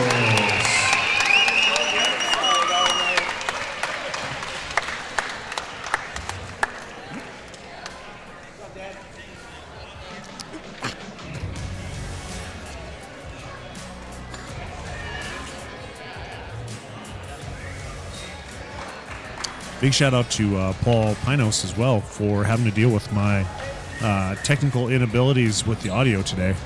He helped me out through that. There was a lot of crying involved. A lot of crying. Shout out to his band, Work of Wolves. Yeah, they had a concert last night, and then he had a concert last night. He brought the audio equipment today. Crazy. Holy cow. you know, because every concert I've been to, like, shuts down about 5 p.m., so I'm sure he had lots of time. I'm sure he was out till all hours of the night and then back here early in the morning.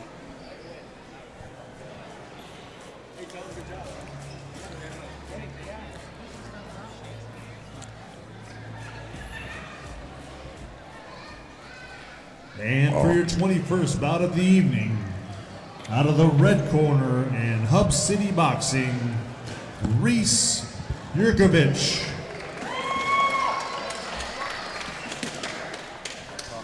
And the blue corner, fighting out of Nordic Boxing, James Schwartz.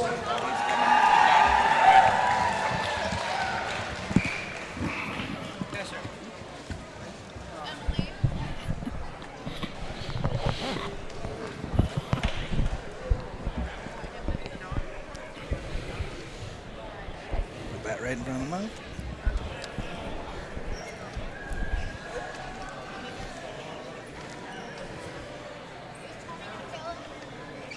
Our next bout is going to start out, but we got Darren Poppin from our 2 fights ago here joining us, winner of his match. Where are you from originally? A little bit everywhere, actually. I mean, I've lived kind of all over South Dakota, but I'm currently living over in Esteline, just north of Brookings. Just north of Brookings, yep. Okay. Grew up Nice. in Groton for most of my life so far. Fallout Shelter is the gym there. Yes, sir. Very, very awesome. So what got you into boxing? Actually, I'm a 4th generation boxer. So my great-grandpa was a Golden Gloves winner back in college, and then he was actually the commissioner for boxing for South Dakota for many years. And then my grandpa still boxes, 73 years old, and still dances with his young kids. Oh my! And then my dad gosh. used to box. So 73. Then, yeah, I mean, and you can't lay him out, man. He's got a head he's got a brick like a head. Wow. So and That's thank so God crazy. for genetics. We got a matchup for you. You can still do it, Dad. Look at this. Done deal. Holy cow! Let's make it happen. Yeah, my Oh grandpa says age just never. He refuses to grow old. That is so great. That is so great. Oh Good my gosh. for him. So, what's your favorite part about training? Actually, like I said, what really just gets me all fired up is the adaptation. You know, it's no different than what Muhammad Ali's doing. Every fighter is different. You can't fight the same because eventually it's going to lose. So you got to adapt. You know, and I'm primarily a counterpuncher by default because that's the way my whole family's been. And then I had to go on the offensive, which was really outside my comfort zone. But you know, you got to do that sometimes, and that's what I love about this. And honestly, that's what gives me just the rush from it is just the adaptation to it. Man, and playing guitar when you're not. Just started training playing it? guitar. I've been wanting to do it for years, and I finally got 2 of them. And yeah, I started playing, and I love doing that. I mean, I don't like stop. I love to teach myself new things. Do you feel that, you know, I feel like it takes a lot of hand-eye coordination to play guitar. I've tried it a couple times. I'm definitely not good at it. Do you think it helps you with your boxing? I think there's a correlation between it. I mean, it's like everything different. I mean, everything takes practice. I mean, I know I got short little stubby fingers, so it's a challenge for me. I got big palms. I got to really reach all the way around. It's kind of awkward, actually, but, you know, I do it. Oh, so good, so good. When you get a chance and you watch the live stream back so you can watch yourself fight, I was impressed with the short little hooks you were throwing as a counterpunch, which is kind of what helped your success in there. And so watch that; you'll learn a lot from it. And that's one of my default things is, you know, either a counter jab or a counter hook has always been my like default thing that kind of came out naturally. After watching how my grandpa fought, he was the old-fashioned swatter. That's how he used to do it. So that's where I got it from. And then my dad was a natural hooker. So, wow, that's awesome. So gaming as well outside of the boxing gym. You do some gaming, some hunting. I love the game. I mean, I got PlayStation 1 games I still play from when I was a kid. Wow, PlayStation 1. What's your favorite go-to game? Oh, I'd have to say. I mean, I'm a PlayStation guy at heart, but I played a lot of Xbox games too. I mean, I played. Rain of Fire, Gears of War, and I played a lot of games with my best friend. That's kind of how we bonded over time. So good. You know what my favorite game is? Huh. NHL 94 on Sega. That's an old one. I got the original NFL Blitz on PlayStation 1. There you go. That one. There you go. We'll have to get together one of these times and play some games. So absolutely. Maybe man. some old Mike Tyson Punch-Out. I got an old-fashioned boxing game too. There we go. So nice. Anyone you want to give a shout-out to? Probably my grandpa. You know, he's been my biggest inspiration. He couldn't make it here today, but you know, he came to my first fight out in Spearfish, and like I say, you know, he's really helped me develop what I am, and you know, he's a busy guy himself. He's a farmer. He's a pastor of all things, and you know, he's an outstanding boxer. He's where I got all all this from. He's actually the one that got me into it. That's so awesome. 7.5 years ago. Wow. Man, well, I'm excited. We got to get him here next time. We'll get him on the microphone and say, like, we need you to get up there and do an exhibition. Maybe I'll talk my old man into getting in there. So he loves to throw down. Bloodline helps, but you still have to have the heart. You got to have the heart and the desire, you know. dedication to put in the work to do well in here. So my hats off to you. Like I told my opponent, like, you know, just because you lost, just remember, not everyone can get in there and do this. You know, no coward gets in the ring. They absolutely do not. No, it definitely takes heart, and there's a fear when you get in there. You're getting in there. You're not tickling each other. You are getting punched. You are getting punched. You know, and you know, even though you're wearing that helmet, you know, it's still there. That's the reality, and that's another thing I love about it is, like, you know, also because of my job, like, I'm in this until the very end, until that bell rings. Well, we noticed that. We loved watching you, and we're excited to have you Job back well next done. time. Bring Grandpa with you. I want to meet him, Absolutely. so it was nice meeting you. Thank you, gentlemen. Appreciate it. sir. Thanks for letting me here. Thank you.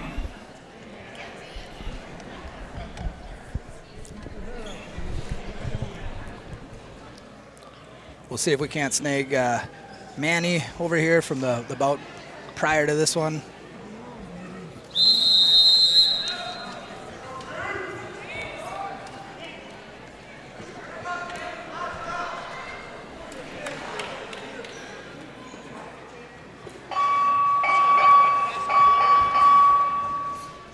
Family affair today too, because we got Juan Vargas was cornering Manny.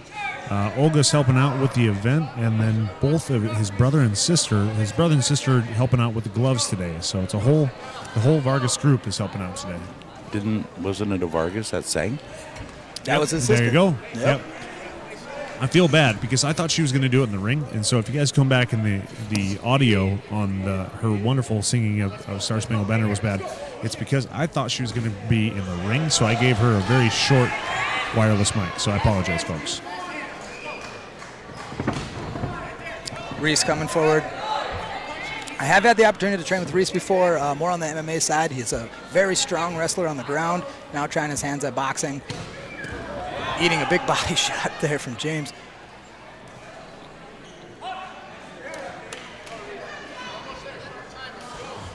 Manny was busy eating some candy.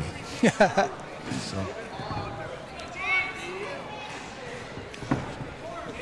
Again, it's been interesting watching what some of these boxers are putting for who their favorite fighter is and their dream fight. You know, I'm seeing another one with a Sugar Ray Leonard here and a Jack Dempsey of all people.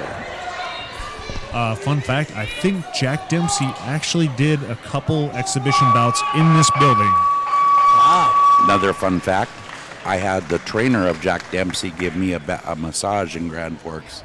Oh, nice. He was 103 years old when he gave me this massage. He refereed some 8-year-old boxers and passed away at 105. Wow. That's so crazy.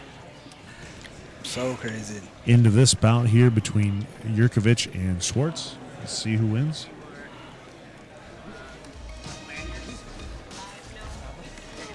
We will get a judge's decision here shortly, and then we're going to be joined by Manny Vargas. That's crazy. I'm gonna Manny, have to put that up. Anything offensive ends with what? Defensive. He knows it. He knows it. He's been to a couple of my classes. I preach it all the time. Man, your movement in there. You were moving side to side. You're using, those switches, things like that. You've been working on that? Yeah, we've been training. I've been trying to use my angles more. I definitely noticed it today. Looks like we're going to get a judge's decision here. We're going to go over to Bruce Hoyer here in just a minute.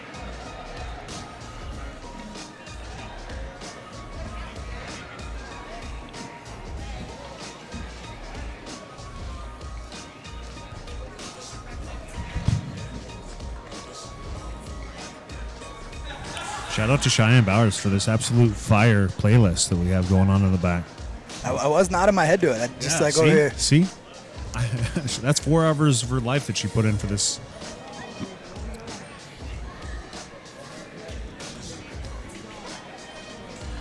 And your winner, out of the blue corner, James Schwartz.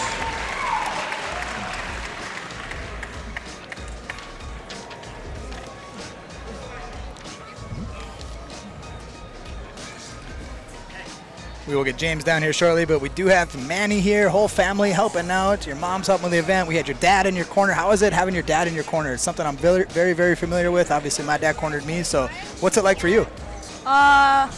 Feels great having him in the corner. More comfortable. Like feels more natural, I guess. How are those conversations at home like? Because he's constantly yelling at you all the time already. Yeah, most of the time. So I don't know if you realize this, but the person you fought won the national silver gloves last year at 112 pounds. How does that feel for you to get in there and know that you got that win against a very, very tough opponent? I actually watched this fight when he won that. It feels great. Now I know that I've improved more, and yeah, we can just keep working. Keep working, yes, and you definitely work hard as well. So your day job is as a lawn mowing man. Yep. What's your you got a few seconds here. You need more customers? Yeah, it'd be good. I mean, all right. Could always use more. For your 22nd bout of the evening, out of Minneapolis, in the red corner, Ricky Hanlon. And in the blue corner, fighting out of Meraki, Keenan Wilson. Yeah, you got to get those customers, man. Come on, let's. Yeah. So, what got you into boxing? My siblings did actually. Saw my brother; he got a couple fights, and then my sister joined not too long after him. And then I saw that they're doing kind of good in it, so I wanted to join. Yeah. Originally, you just did the wrestling, and you always watched. He never came in and trained the boxing. Yeah, I would always watch them, just sit on the side, watch them. And I'd always give him crap. Yeah. So now, obviously you got a family full of fighters, and how do you guys settle things? Like, you think that you're the toughest one out of all of them between you, Angie, and Carlos? We don't really talk about that. I was waiting for you to just, this is your moment right now. You're on the mic. You could be like, oh yeah, I beat Angie. I beat Carlos, even though he's about 3 feet taller than me. So Pretty short. So good. And what do you do? So I know you do wrestling. You were on a team with my son. Obviously at the gym, I see you doing jiu-jitsu. You're doing boxing. Is there anything else that you do outside of that? I like to play basketball a lot. I think it's just really fun, calming. I like to do that just to relax a little bit. Nice. Man, just a jack of all trades. You're in all kinds of sports. Yeah. So awesome. So who's your dream fight? Who's your absolute favorite fighter, the person you would want to maybe have a match with someday? Canelo Alvarez. Canelo Alvarez. We've been hearing a lot about Canelo. Recently. He's on everyone's hit list today. Man. So good. All right. Well, anyone you want to give a shout out to? I know you've been through this before. Shout out to my mom and dad for putting this show on, helping get all the bouts together, and yeah. So good.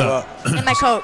So when you grow up, do you want to have like the same kind of horses that Canelo has, like with the long? What? With the long blonde hair. The same what? The same horses. Yeah, those are nice. Yeah. I must be out of the loop. I don't know anything about long blonde He's like hair a really horses. nice horse. Here, let me pull this up. Okay. He has a huge ranch too. We're gonna see it. I'm not sure if you guys at home be able to see it. I will. Sounds like Bruce is gonna get it on there. He's the expert. Wow, look at that.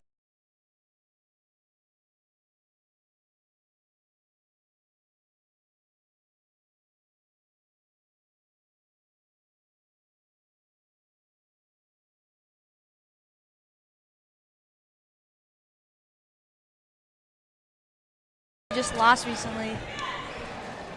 Yeah, he's trying to do big things, up a weight class, Yeah. prior to that, and just, it's so dominant there for quite a while. If you want to mix it up, you want to have fun, you got to start changing up, maybe going up weight classes, do different things that way. So, live, really fast action right away, 1-2s. Well, Manny, thank you for joining us. We'll let you get back to your candy. We saw you snacking when you came over. Good job. Thank you for joining us. Yep, thank you.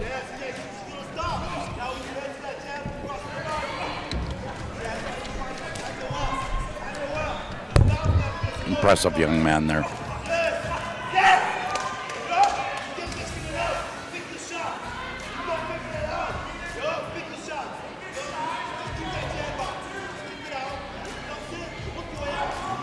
Again, 3 bouts left for this evening. Hopefully we can talk to James Schwartz as well.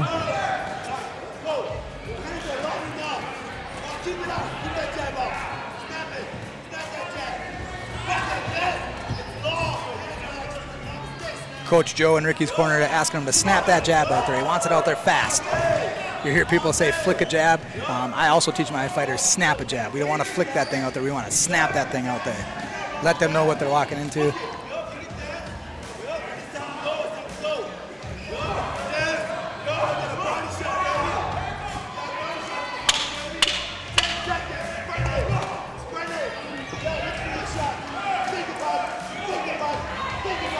Working through, working out of the clinch, working that body over.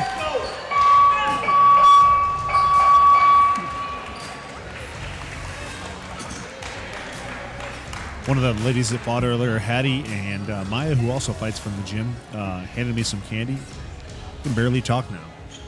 It's all stuck right here in the throat. Wait, how do you get the tacos, the candy? I didn't get tacos. Oh, you just trapped the taco truck. I just That's trapped what it the was. taco Okay. truck so I could have some tacos later. That makes sense. Okay. Here, I thought you were getting all the goodies. Nope.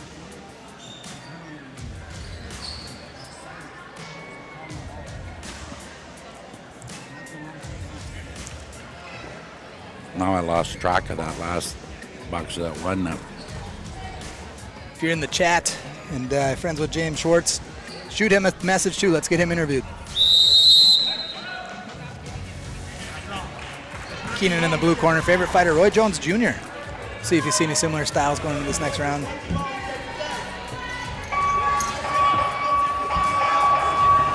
Excuse me, favorite fighter is actually Emmanuel Augustus, the drunken master, if you've seen him fight. So.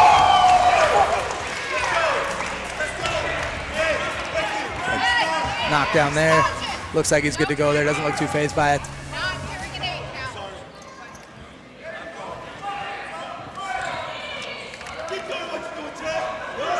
Ricky's corner telling him to be smart. Again, you don't want to get over anxious. One mistake can change the outcome.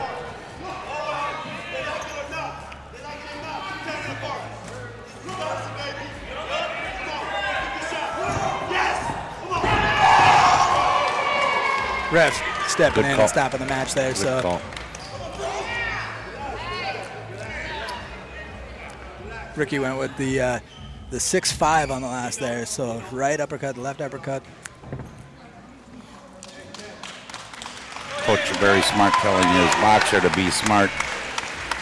One of Tanner's favorite stories of my boxing days was a match that I lost where I knocked my opponent down twice in the first round, knowing that a third knockdown in that round would end it.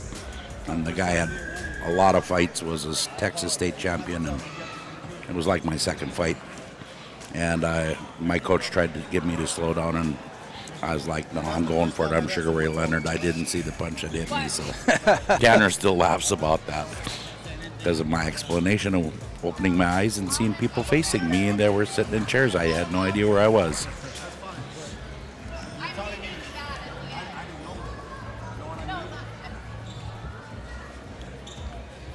We'll wait for the official judges scorecard to come in here.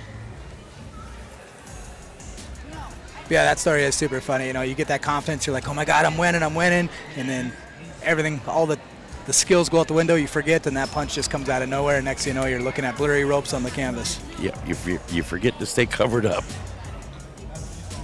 Official scorecard coming in here.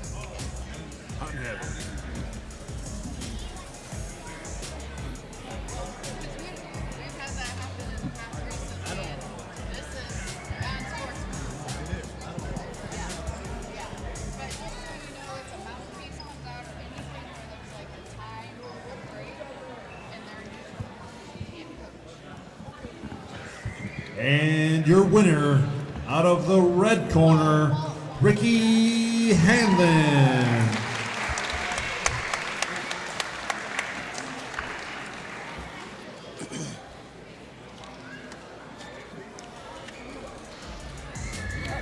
You're welcome.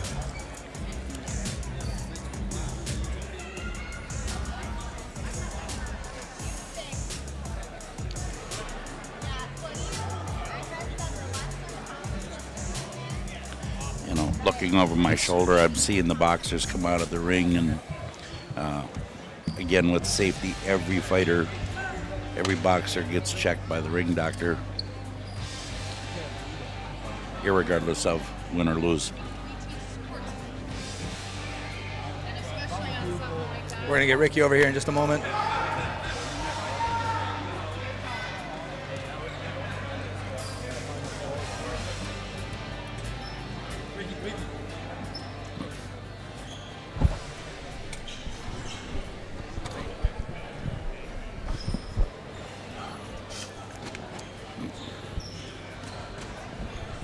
All right, once we get this next one announced, we'll go to Ricky. And for our 23rd bout of the evening, out of the red corner, and Rapid City Youth Boxing, Sean Whiteface. And in the blue corner, out of Nordic Boxing, John Jensen.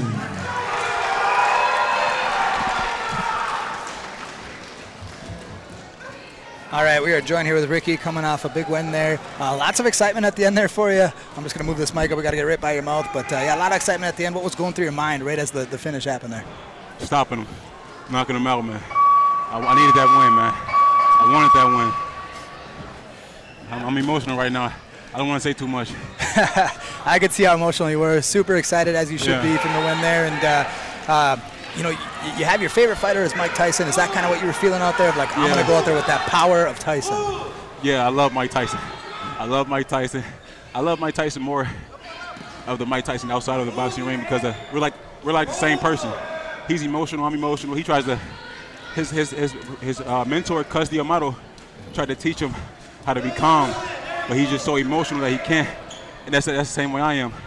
I'm Mike Tyson. So are you 168 pounds. Are you the early 20s Mike Tyson, or are you the in the 60s, 50s, 60s Mike Tyson? Because if you're in the early 20s, I feel like I'm sitting too close to you at this point. 1980s Mike Tyson. Oh boy, I'm a little nervous. 1980. Well, I'll be sure to mind my tongue over here. Then I don't want to definitely make you angry at all, especially after watching what just happened there. What do you do when you're not training then? When I'm not training, I'm watching boxing. I love boxing, man. Do you only go to a Mike Tyson fight, or is there certain people that you try to watch and learn from? I watch everyone, man. Errol Spence, Sugar Ray Leonard, everyone. I love boxing, man. I watch everyone. And out of Minneapolis, then? Minneapolis, Minnesota, hometown Minnesota. I'm proud. I'm from Minnesota, man. I'm Minnesotan, 100%.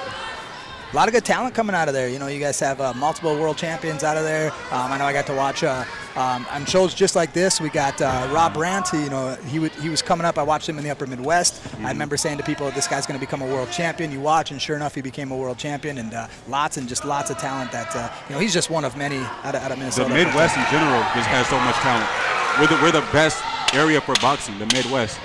We have the best talent here in the Midwest. It's so good. So what's on your guys' agenda now? You got the win. I know a lot of people are talking food. What's your go-to food after this? A salad, a chicken salad. Back in the gym Monday. Back in the gym Monday. And then after that, how soon are you looking to get your next fight? Next month in July. Next month in July. Ready to go is Ricky. Ricky, I'm sure you got some friends in the chat that are watching on the live stream. Is there anyone that you want to give a shout out to? Hey, shout out to Adam, man. Hey, thank you for the sparring, bro. Shout out to you, man. Nice. I always got to give a shout out to the sparring partners. I see you have quite a sweat there. Do you like to get a good sweat on before your bout starts? I sweat a lot. I don't know. I can't control it. I sweat a lot. Even when I'm walking down the street, I sweat, bro. I'm a very sweaty person. Now, I read a lot on Mike Tyson over the years because I was boxing in the 80s. My coach actually coached Mike Tyson down at the Olympic Training Center before he was 17 years old and said he'll be the next world champion. Do you know that Mike Tyson watched so much video that Chuck Cus D'Amato had that he's got a memory that he can tell you when a fighter won a title, and you name a fighter and he'll say where the fight was, the date, and that's how I am. I started boxing a couple of years ago, so I'm kind of new. But I know a lot of fights. I love boxing so much, man. I watch so much fights every day. I watch at least 15, 20 fights a day, man. I love boxing. Keep it up. You'll learn a lot. I love your energy. Improve your game, yes. Love your energy. Love what I saw out there. Just, I think there's going to be big things coming for you, and we appreciate you having you on here, and thank you for coming. Thank you, man. Congratulations. Thanks.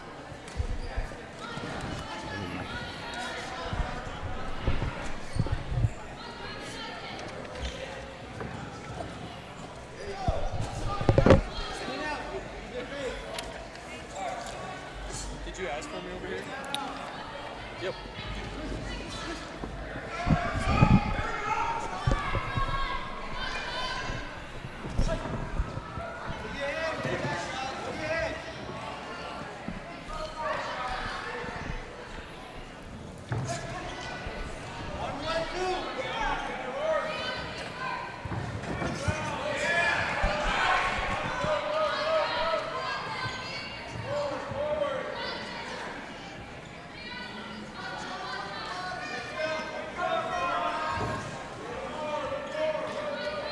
Sean seeking that body with that right lead.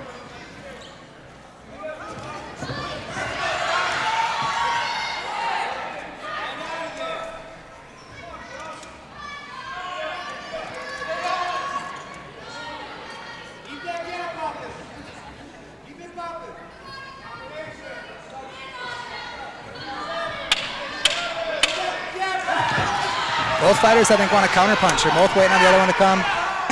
Here comes John with a big hook flurry, though.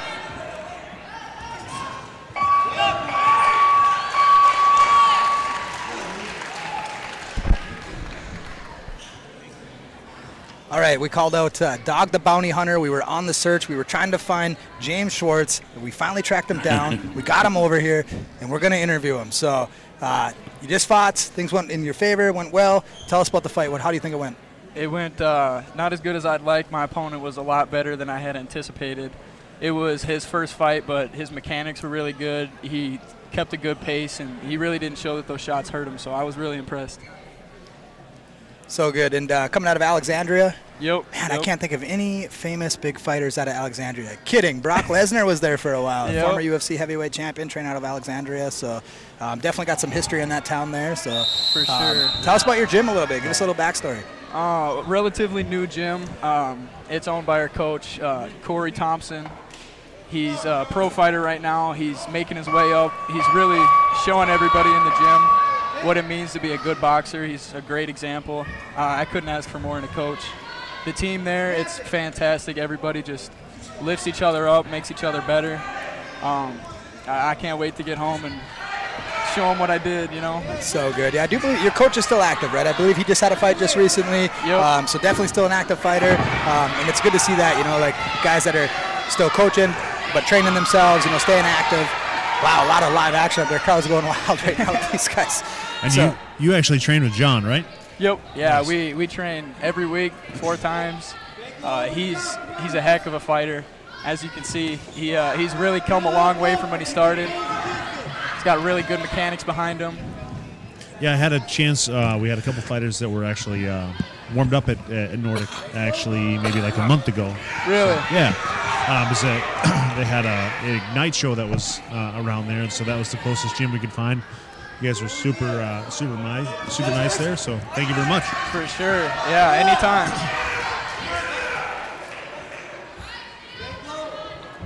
So when you're not training, what do you do for fun? Look like you like to fish? Yep. Yeah, I like favorite kind of fishing is definitely on the ice. So on the ice. What do you fish for? Is it walleye? Walleye, bass. You get a lot of northern with the ponds that are close to home, so can't complain about that too much. They put up a fight, so. Nice. What's your go-to lake? Where do you like to fish at? So my buddy's a fish farmer. I got a stock pond out in Brandon, Minnesota, so pretty lucky to have that. Almost. Ooh. Delayed flash knockout there. Yep. You can see the legs going away. They're going away now. Yeah. They're doing a good job of stepping in and noticing that. And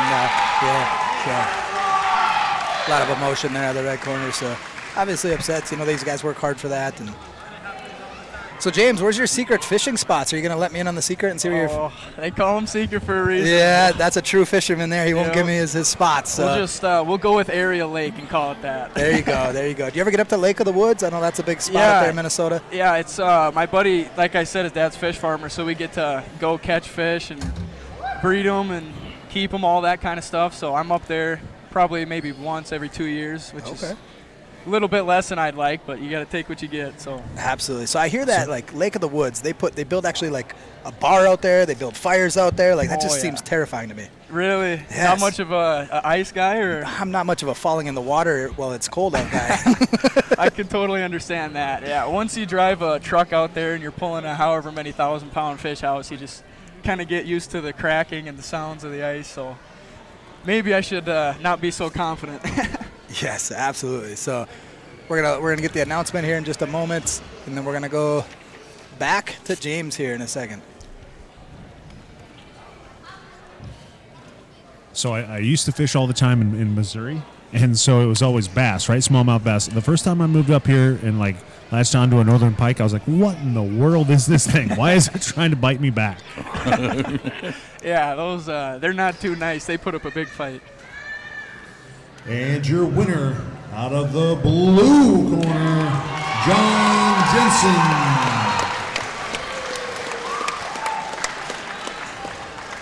That doesn't excite you, does it? Hearing John's name being announced, a teammate of yours? I'm trying not to yell in the mic. That's the thing.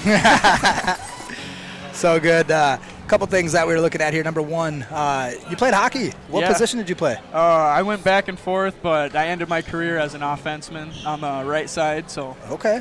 Nice, nice. I also played hockey all the way through high school, so we have similar paths. I was a boxer / hockey. I grew up in North Dakota. You guys were our, biggest competition over there in Minnesota. I was on the east side of the Dakotas, though, so we definitely got to play a lot of Minnesota teams and had a lot of fun with that. And for sure, hockey's definitely a fun sport. Here's a cool fun fact for you. It looked like your favorite fighter was Jack Dempsey. Yep. Man. Yeah, not a lot of people would say that, but. Are you familiar with the name Jack Mayfield? No, unfortunately not. So I'm showing you a picture right now. This is Jack Mayfield. This was actually one of the trainers of Jack Dempsey, who also then trained with the other gentleman here, my father, Kevin. He gave him a back massage. And go ahead, Kevin. This was me. Jack Mayfield was 103 in this picture. He refereed 2 8-year-old boxers at 103. He passed away at 105. You gotta be kidding. Wow. There you're looking at Kevin, who's doing the commentary with my father on the left. That was Jack Mayfield on the right, former trainer. Jack was an amazing man. He would look at me and he would tell me what my weight was and be spot on. Really? Yep. Very impressive. So what got you into Jack Dempsey? What made you? Kind of a funny story. Right when I started, maybe the first couple months, I had a couple people from the gym tell me that my boxing style was a little bit like Jack Dempsey, so started watching him more, and I just kind of good for you. Kind of liked it a lot for awesome. sure. Yeah, I was saying earlier that he did a couple exhibition bouts right here in this building. Really, Dempsey? Yes. Yep. Wow. So crazy.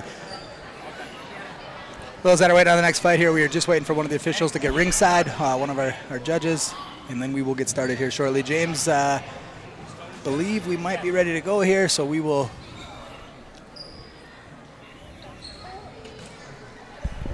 I think we are still waiting. So, James, any further people that you want to give a shout out to? I think you had some fans in the chat box there, but anyone you want to give a shout out to? My team. I can't thank my team enough, especially my coaches. I don't know if I'd have the confidence that I have. I don't know if I'd be where I'm at if I didn't have the Warriors behind me. So it really means the world to me, and I'm glad seeing all of them here.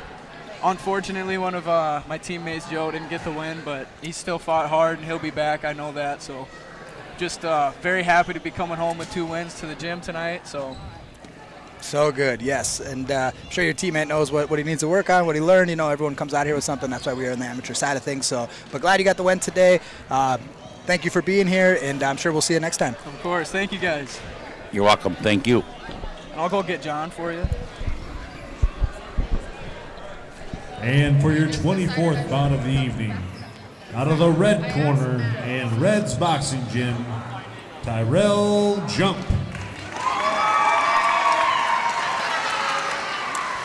And out of the blue corner, fighting out of Victory, Jerome Clark. I miss you.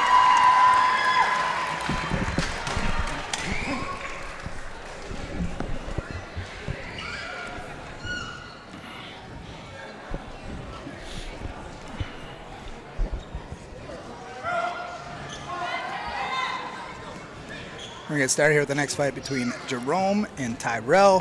And now joining us is John here, who just fought, we were just talking with his teammate, and he was cheering you on. He was trying not to scream in the headsets for us. But tell us about your fight. How do you think it went? I think it went really good compared to my last 4. My last one especially, I was not good on my feet. I couldn't get my cross to go. That's what I've been working on and being the aggressor too at the gym, and it felt good, and it really, really paid off. First win, first knockout. I felt great. So good. I know earlier I was asking you about your record. You almost felt like timid to tell me. You were like, oh. Yeah. I don't think you're going to be timid after this last fight and this last win. So. It felt really good. I dropped a weight class for this one, for my last one too. I've been fighting at 175, and so I know going into 165 I'm not going to feel their shots as hard. And it felt good. So good. We were talking about your coach too, still being an active fighter. I'm sure he gets in there and mixes it up with you guys. It's nice to get. I know our coach does that same thing, and it's cool to get feedback from somebody who's still in there with you. He spars with us too, and even if it's maybe just one round and he's going hard, it feels good. And I use that. Sparring my coach to get in and not be so worried and worked up about coming into a fight here, because I've been working with pros and a bunch of really good members at my gym. So good. And obviously with your training, what's your favorite part of training? Definitely the mitt work, feeling how clean those shots are coming together. Yes, and I'm usually on the other side, so I coach as well, and that's my jam right there is mitt work. So you and I would mesh really well together. So yes, sir. You like that side, I like this side, so we are good. Who's your favorite fighter? Definitely Mikkel Kessler. I know he doesn't fight anymore, but I've watched a lot of his videos. My coach, Corey, actually introduced me to him, showed me the videos. He said, this is a guy you're going to like, and I watched him, and I'm a big Nordic guy, and so to watch him fight and see my coach fight, it's just, I love it. So awesome. So where's your hometown? Miltona. I'm not Miltona, Minnesota. It's just north of Alexandria. Okay, sure. Very, very awesome. So that's how you got hooked up with these guys with the Alexandria team, all that stuff. So. It's a small town. I've actually, right before my last football season, I cut from 250, and now I'm fighting at 168. Holy, so I peaked at a high weight, and it feels good to be down here, and I feel clean and sharp. Yeah, we were talking about Alexandria and fighters, and you're talking about being 250 pounds. There was a guy who was also in the 250-pound range out of Alexandria that was really well known. Do you know who I'm talking about? I might not. His name is Brock Lesnar. So oh, yep. I ran into him a couple times. My dad's plumbed at his house. He's awesome. a cool guy. And Bruce down here actually did some training with him. Was a training partner when he was in the UFC. So that's awesome. Yeah, very, very cool. Yeah, he's the reason my bottom teeth don't line up anymore. Yeah, after my last football season didn't go so well, I've always wanted to box. I used to watch Rocky movies all the time, and I've always wanted to box, and I found this gym.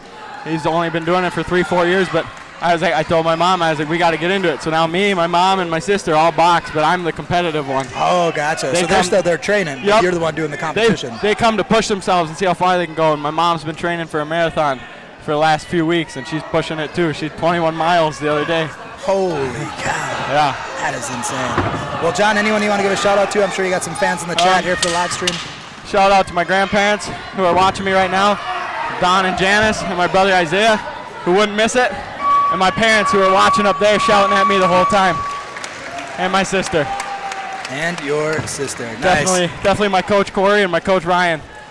Coach Corey. If it weren't for them, I wouldn't have made it here. And now you're on the video there too. So anyone else or anything else? What are you guys doing after this? Let's talk about that. Actually, we've been hearing some unique places where people want to eat. What is your go-to?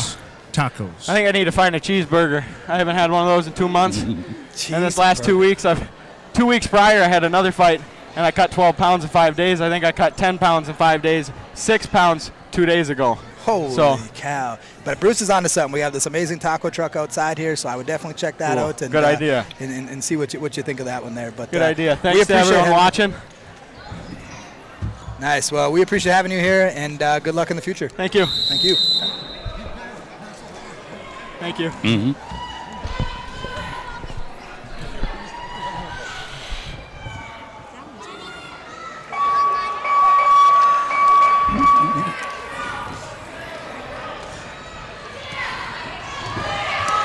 Oof. Heavy hands coming right away. Yeah, the whole fight has just been this way. Some of these with me interviewing, I'm going to have to go back and watch some of these first and second rounds that I've been missing. It's tough to do, right? It is hard to do both. Yes, absolutely. That's why I tried to get out of this job. That job. But he does such a good job with interviewing those guys. No, he does. It's almost like I'm in sales or something. Weird.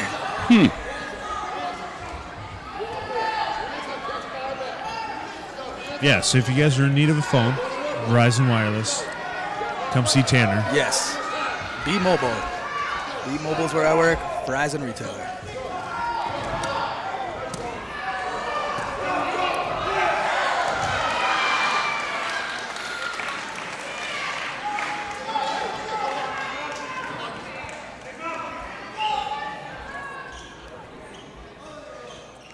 Going to give another rinse to the mouthpiece here.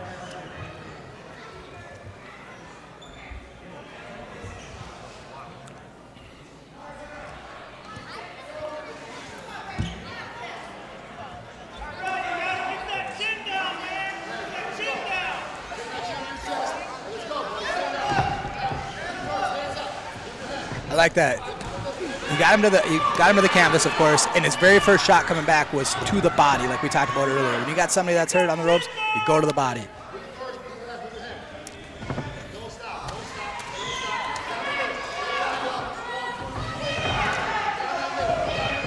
There's no quit though. Neither one of these guys. Oh.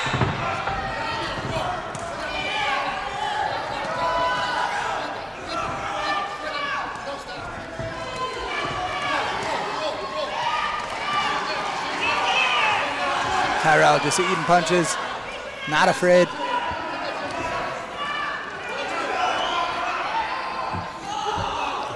The key thing here is the coaches knowing their fighter, knowing when their fighter has had enough.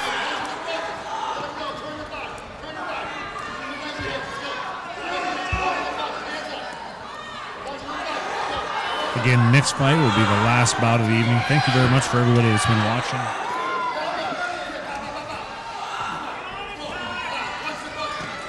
Thanks for everybody that's been commenting.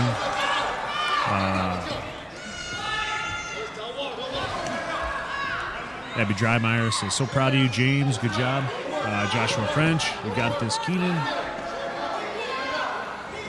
Yuri's sad about Zaro Snyder not getting the fight today. Yeah, I know he's got a lot of fights, so I think that was probably pretty tough to match him up. These guys, man, just the rock'em sock'em, like that's all I think of. The rock'em sock'em robots, like either one of these two want to back down. Exactly what I was thinking. Now release out again. You can tell they are tired, but they're not quitting. They both have a ton of heart.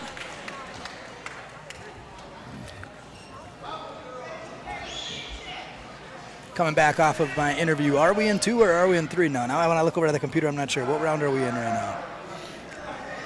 You know you can't ask me this. I don't know for sure. Okay. Tyrell looking to dig deep here. Took a big deep breath here. Round to end. We'll be able to take a look. See, it was 2. It was 2. We were right on that one. So.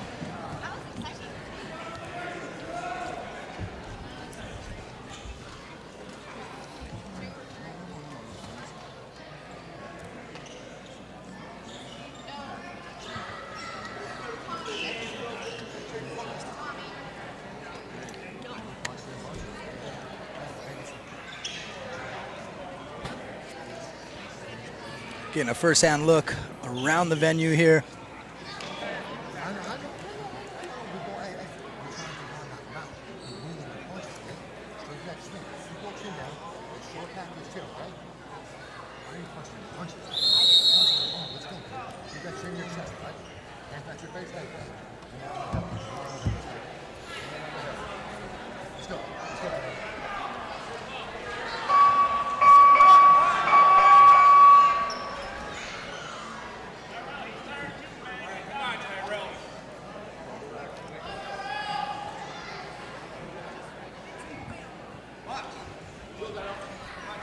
Ref indicating that with the mouthpiece continuously being dropped, that he was gonna. I believe he was given a point there. I don't know. I couldn't tell if it was a warning. I didn't catch it then, but it looked like he was taking away a point. So it is the referee's call there, and it did happen a couple times. So typically get a couple warnings, then they are going to take a point.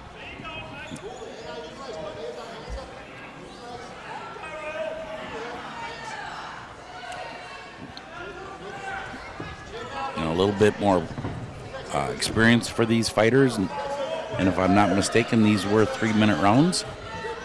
Correct, sir. Yep. Yeah, these last 2 bouts are 3-minute rounds. Oof. You hear that body shot? Heard that body shot way over here. Almost felt it too, I think. You know, and when those punches miss too, it takes more energy to miss a punch than it does to land a punch. So that definitely is going to take a little bit of energy from him as well. Yeah, the deceleration you got to do yourself. You can't have somebody helping you.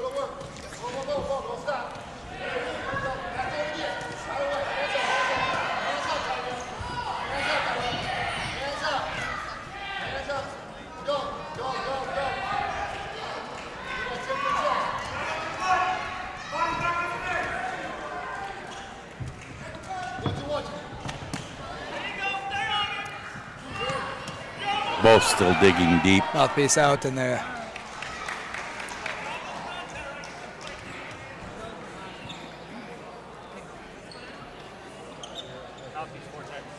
I believe they're indicating that was the 4th time, and so I think that'll be the end of the bout. End of the bout, yeah. 4th time out, they are going to end that. So it is an indication that the fighter's just not in shape, obviously not biting down enough. And so it is a safety factor for that. I can tell that this fighter, though, I mean, all heart, he probably has a ton of experience. Maybe the training coming into this, maybe something, you know, we've all have things that go on in our lives, and you can tell that, you know, he might have taken this one short notice, I'm not sure, but be interesting to talk to him afterwards. But you can tell that the talent is there, the heart is there, and once he gets the lungs there, it'll be super competitive.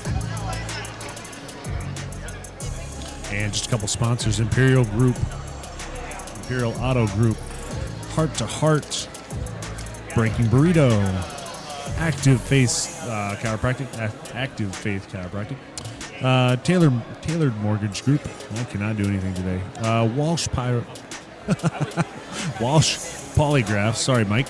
And Dynamic Detailing.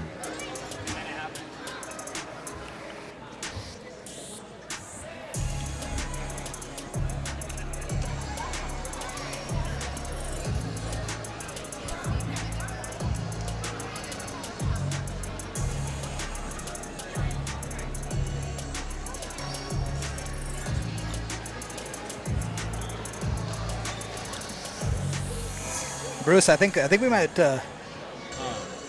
test you up going into this next fight. We got Carlos Campos Medina and Moses Diaz. I think we might have you do the interview in Spanish after this one with these guys. Puedo intentar. I can try. Okay. I was gonna say I'm gonna need a translation in the chat there for that what you just said, but we'll give it a shot after this.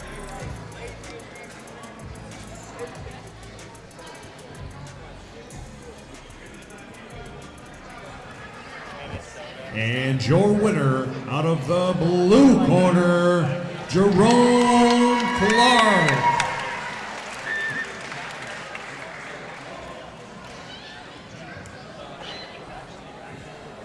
Olga Vargas to the head table, please. Olga Vargas.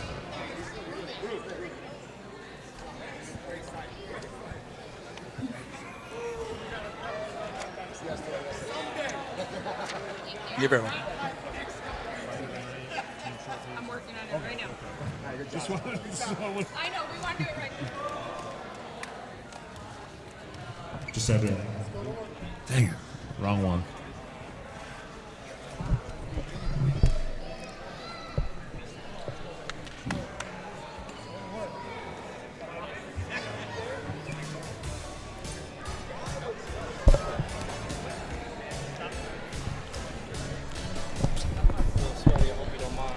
It's okay.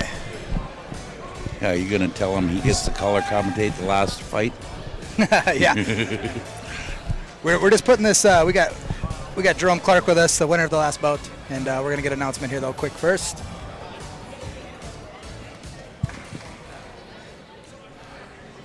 And for your final bout of this evening, out of the red corner, fighting for victory boxing, Moses Diaz.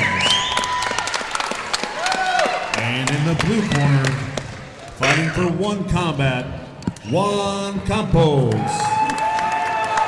Joined here now with Jerome Clark, winner of the last match, and we figured we'd bring you in here to do commentary because we're all hungry, so we're going to just leave you here by yourself. We're going to go grab a taco up front. All by myself? All by yourself. No, we wouldn't do that to you. We wouldn't do that. I'm just going to move that real quick right there. Thank you.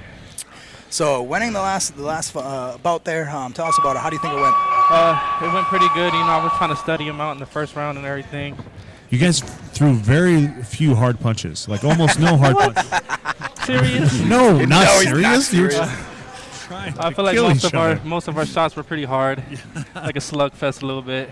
Oh yeah. And then getting into the second and third round, coach was telling me, he was like, "You're winning, and just keep boxing him because he just wants to slug for that one punch." And I started to jab him a little bit, move more head. It looked out pretty sharp.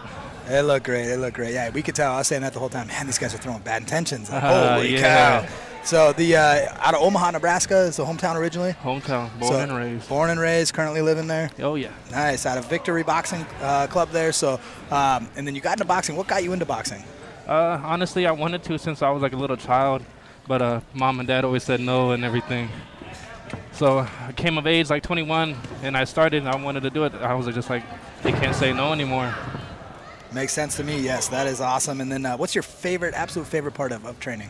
Training, just always trying to make myself better and achieve different things, you know, try to set my expectations up to a new level each time. So good. And favorite fighter? Floyd Mayweather. Floyd Mayweather. He's cold. Yes, you know what's nice is like you think of these guys who are world famous like that, top, looked at, arguably one of the best of our era is Floyd Mayweather, and it gives me hope coming from the Midwest and these what I would maybe think of as smaller gyms. If you've ever been to Vegas and been to Floyd's gym, it's tiny. I've been to Vegas, yeah, but I saw his gym and it was just closed when I went up in there, but it looked nice. It was in like little Chinatown, so it was a little different. Yes, a little different. I have had the opportunity to stop there, and but yeah, you would think it would be this immaculate gym, and it's very small, and it just gives you hope of like, man, anyone from anywhere can become the next Floyd Mayweather. Exactly. And so, and then obviously your dream fight though would not be with Floyd Mayweather. Who would it be with? He's not my weight class, but it would be Canelo. Canelo. We've heard that multiple times today, so you got a long list ahead of you right now. There's a lot of people from today's fights that want to fight Canelo. Trying to hunt him down. Yes. Oh man. So besides boxing, when you're not boxing, what is it that you're doing? I try to stay active the best I can, so I'm not really sluggish when I come back, but I like to play basketball, a little bit of sports and everything. Nice. I'm not very good at basketball, so I could screw up a layup, I feel like. So keep practicing, you'll get it down. Is that how it works? Yeah, just yeah. keep showing up, keep showing up. Yeah, trust the process, as you'll they get say. that little sauce going. So good, so good. Well, is there anyone that you want to give a shout out to, or any fans out there that you think are in the chat? Just want to give a big shout out to my family. You know, they're the biggest ones supporting me and everything. That's number one. Hang on with that like 10 more seconds. Okay, we're gonna get you on video here for a minute, so we'll switch between rounds. I'm jumping the gun. I figure, Tanner, this is the last one we'll probably have you at, right? And then it's just going to be like big shows after that for you? Yeah, big shows for me after this. Oh, man. All right, let me switch over. And boom. There we are. So give a shout out to anyone that's out there for you. Just want to give a big shout out to my family. You know, they're the number one supporters. They push me to always do better and always achieve greatness. And all my fans out there, just want to say thank you for all the love and everything. I'm going to make it. Definitely going to make it, and I think you gained some new fans today, too. Obviously, you had a bunch of fans out there, but, yeah, I look forward to seeing you next time. What do you think of a venue like this and this opportunity, like with us doing live streams, videos? Like, what does that feel like to you? Something brand new. You know, I've never did this, but it's just like it's a new feeling, and this is an amazing venue. I like how the setup is and everything. Absolutely. Well, hopefully we'll see you back here sometime soon, and I appreciate you stopping by. No doubt. Thank you so much. What's your name? Tanner. Tanner. Jerome. Nice to meet you, Jerome. Nice to meet you, too. For those of you watching the last round, there was a good portion of it. Both of these guys were fighting as southpaws, just like they've started now, which doesn't happen a whole lot. Yeah, I mean that's 10% meeting 10%, right? They say like it's lefties are 10% of the population. Crazy fun fact, actually. Both my parents are left-handed, yet both me and my sister are right-handed. Oof. Moses with a big right hook there.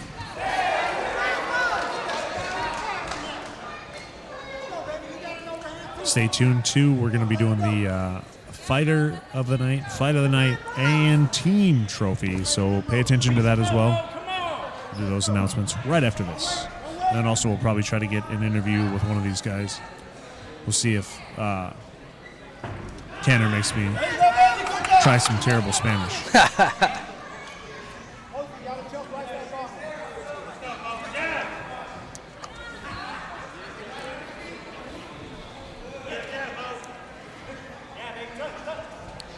Both fighters waiting on each other. It's usually about this time where they've gotten that read on each other. They're like, man, he sees something that he's waiting for right now.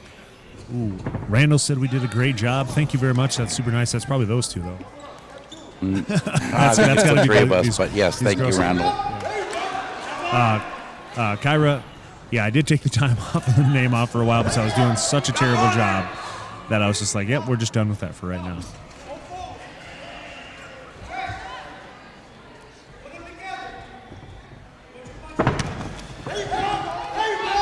Moses again with that hook to the body. Carlos.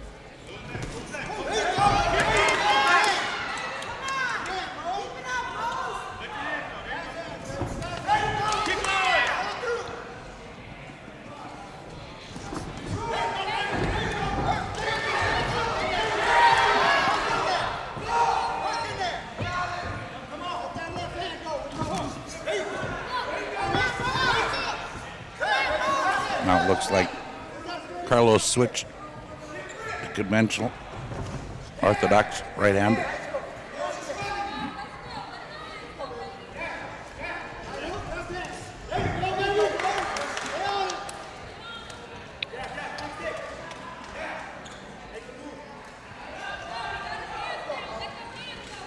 Moses maybe getting a read on an uppercut. Looked like he might be setting up his lead uppercut.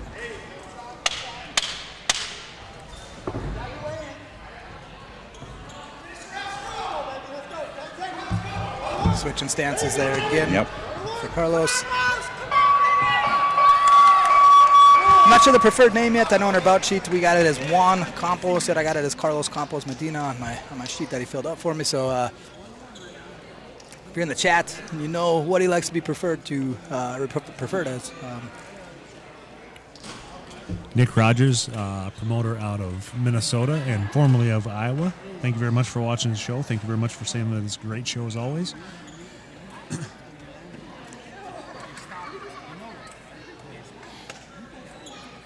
Show them the countries. Show them how we do it. So what? Reading the Spanish off the chat. Okay. Yeah, terrible.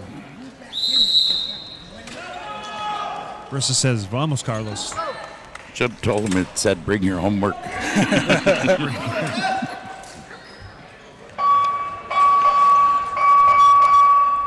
Last round of the last bout. Thank you very much to you guys for doing all this. You guys got here early, talked to the fighters beforehand, get a little information. Sat here with me for, 6.5 hours almost. No, 6 hours. Hey, it was it was my honor and a pleasure, so thank you for asking me. Yeah, you bet. I definitely have fun with this. You know, we should have had a contest for which fighter was born the furthest away, because now I'm looking at this one here, and Bruce, I feel like you would pronounce this one better than me, but this is the fighter from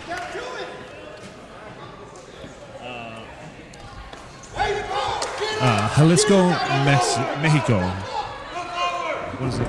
Lagos de Moreno.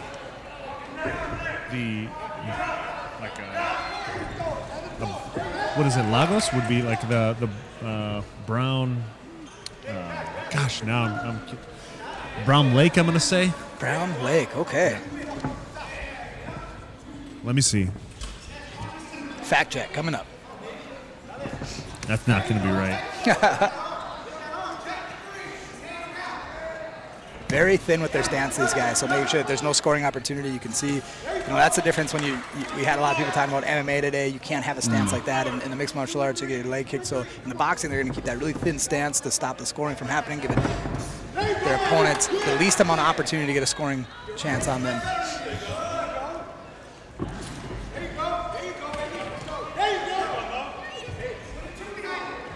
Yeah, Lagos de Moreno in Jalisco, Mexico. I was incorrect.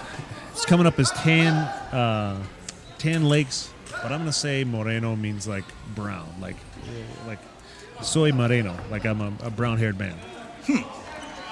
Learning every day. You know, what's interesting watching these two southpaws is, for me as a southpaw, when I boxed somebody that was an orthodox right-hander, that was natural to me. It was unnatural to the right-hander to fight a southpaw. Two right-handers fighting is natural to them.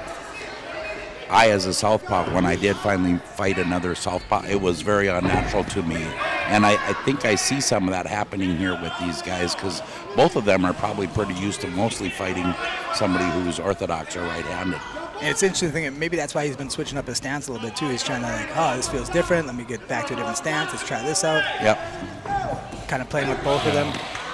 I love playing that southpaw stance and just playing with that lead hand a little bit, and then getting that angle. Yep, swatting a little, and then throwing Swatting that it down, throwing over the top. But Bruce usually follows that up with a head kick. So.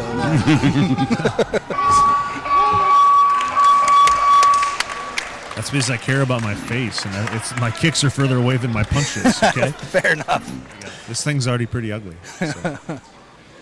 All right, that is it. We're gonna get the final announcement for this bout, and then do the winners of the fight of the night, team winners, and the fighter of the night.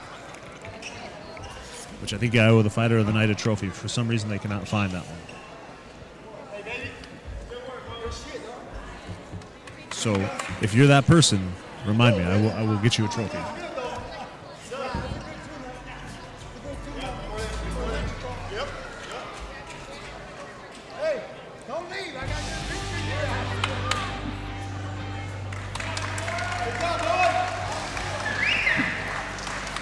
Thank you very much to everybody watching the stream.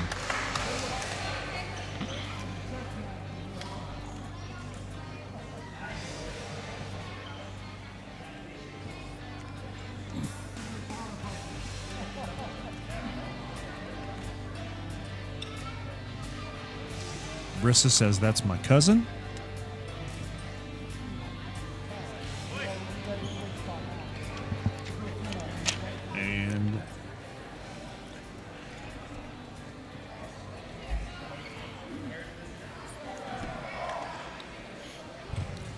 And for your final fight of the evening, winner out of the red corner, Moses Diaz.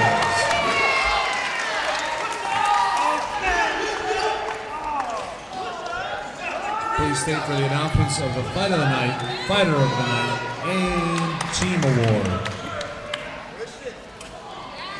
Good shit. Good shit, man. Thank you. We'll see if we can't snag Moses here. He's got a big crowd over there with him celebrating.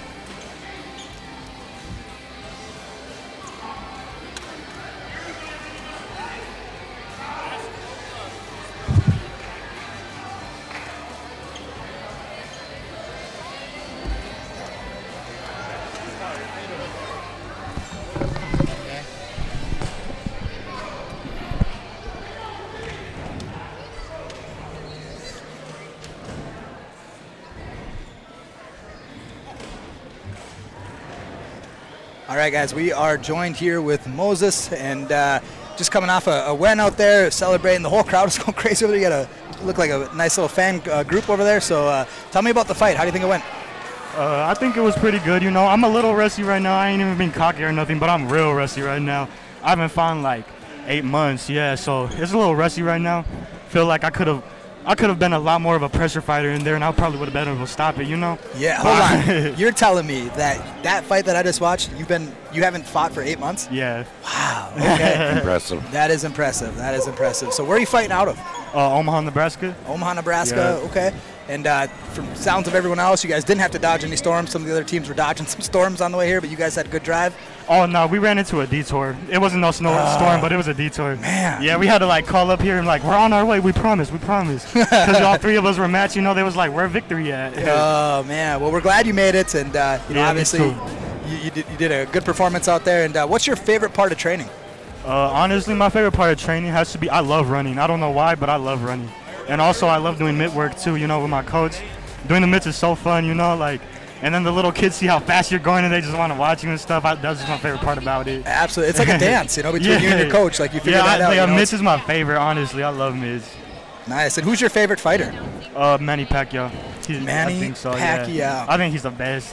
He is so good. Yeah, He's I mean, it's there's argument out there for him to be the greatest of all time. Yeah, Not many people have done is. that decade over decade over. You know what I mean? He's just so talented, so talented. Even with his losses, he's still like one of the best. Absolutely. So if you had your dream fight, who would it be? Probably David Benavidez. I heard that like I fight like him, you know, the tall style and the little combinations and stuff. So it'd be a cool fight. It'd be like a war. Oh man, that is so great. So we noticed that both of you were fighting as southpaws. Yeah. I boxed as a southpaw as well. Yeah, I'm naturally a southpaw, you know, and like I don't like to change it up in there. I don't like to go orthodox. I strictly stay with And I southpaw. noticed he did. Now, He did too. Yeah. Now, do you normally fight a southpaws? Is it awkward for you to fight a southpaw? I know how to fight a southpaw. Yeah, there's okay. sparring partners in my gym. About 4 of them are southpaws. Yeah. That makes a difference. Because otherwise it would be awkward. Weird, Everybody that I've ever Because people I be come fighting, across. they be confused. Yeah, that I'm a southpaw. Yeah, they're like, what? Do you also find that it confuses a lot of right-handers to fight a southpaw? Oh yeah, definitely. Yeah, it does. The stepping on the toes. I was about to say they be tripping over me. Yeah. Oh man. So when you're not fighting and training all the time, what is it that you do for fun? It's gonna be more exercise. You know, I really like running. I like basketball, and then I like reading books too. I like to draw, as well. Yeah, those are some of my things I like to do. Reading books, you said? Yeah, I like to read. Staying educated. Yeah. A lot of people are like, oh, I'm gonna ditch education, I'm gonna be a fighter, but you want to do both. Oh yeah, I like to. Yeah, I kind of want to get into like the economy. You know, I want to like own part of Omaha. So yeah, I'm trying to get into that. I like it. I like it. What's your favorite book so far? Let me think about this one. It would probably be Three Mice and a Men. Really? Okay. It's a book that I read for AP. Nice. Yeah. I'm gonna have to check that one out. I haven't seen that. Yeah, it's like a little play. Like they have parts and stuff. I like books like that. Yeah. And then I also like motivational books too. You know. You got George. You got Lenny. You got a small rabbit. Rabbit doesn't make it. Just so you know, the rabbit doesn't make it. The rabbit doesn't make it. Oh, spoiler. Jeez, Bruce over here with the spoilers. So anyone out there you want to give a shout out to? You are live on the camera over here, so I'm sure you got some fans out there. Just my coach, you know, I want to give a shout out to him. Thank you for everything you've done. You know, he's the reason I am the way I am today. He takes us everywhere. We're going to the USA's next month, the Junior Olympics. Yeah. Last year I placed number 2 in my ranking. Ooh. Yeah, but I got beat by the winner. He didn't even whoop me, nothing major, you know. So I'm gonna go back for number 1. Shout out to my coach though. My dad too. He does a lot for me as well. So good. Well, good luck at the USA JOs. Hopefully you guys are going to miss out on some road construction. Definitely don't take an 8-month break off, because if I see you fight like this today and you didn't have a break, I'm sure it's going to be fantastic. Thank you so much. No problem. Well, thank you for joining us. Thank you. Go celebrate and have fun. Congratulations. Thank you. Thank you so much. That was cool. All right, y'all have a good one. So again, we're just waiting for a little bit here to get to announce the team winners and the fight of the night.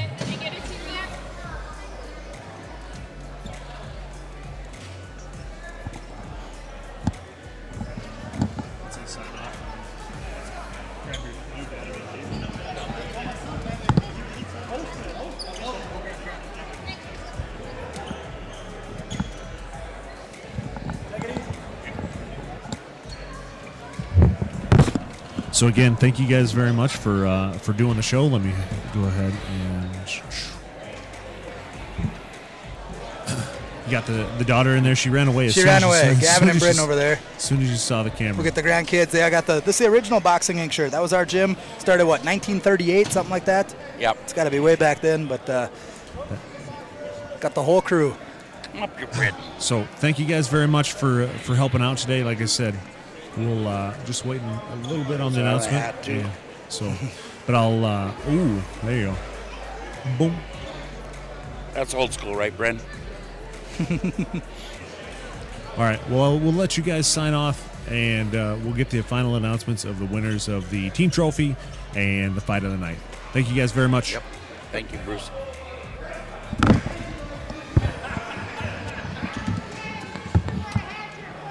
There you go.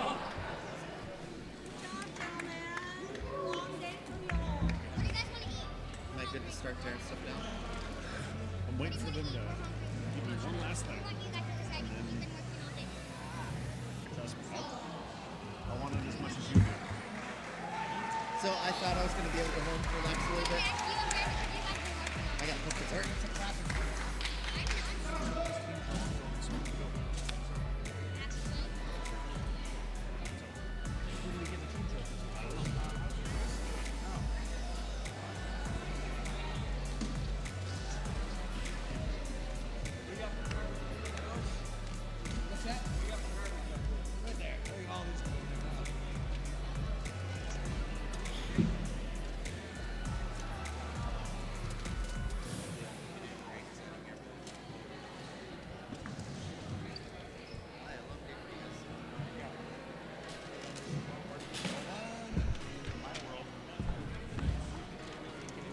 Alrighty.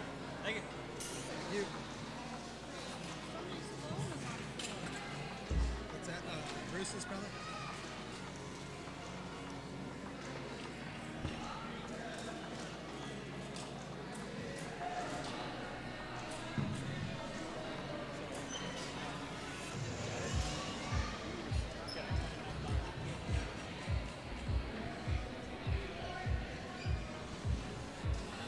Gavin.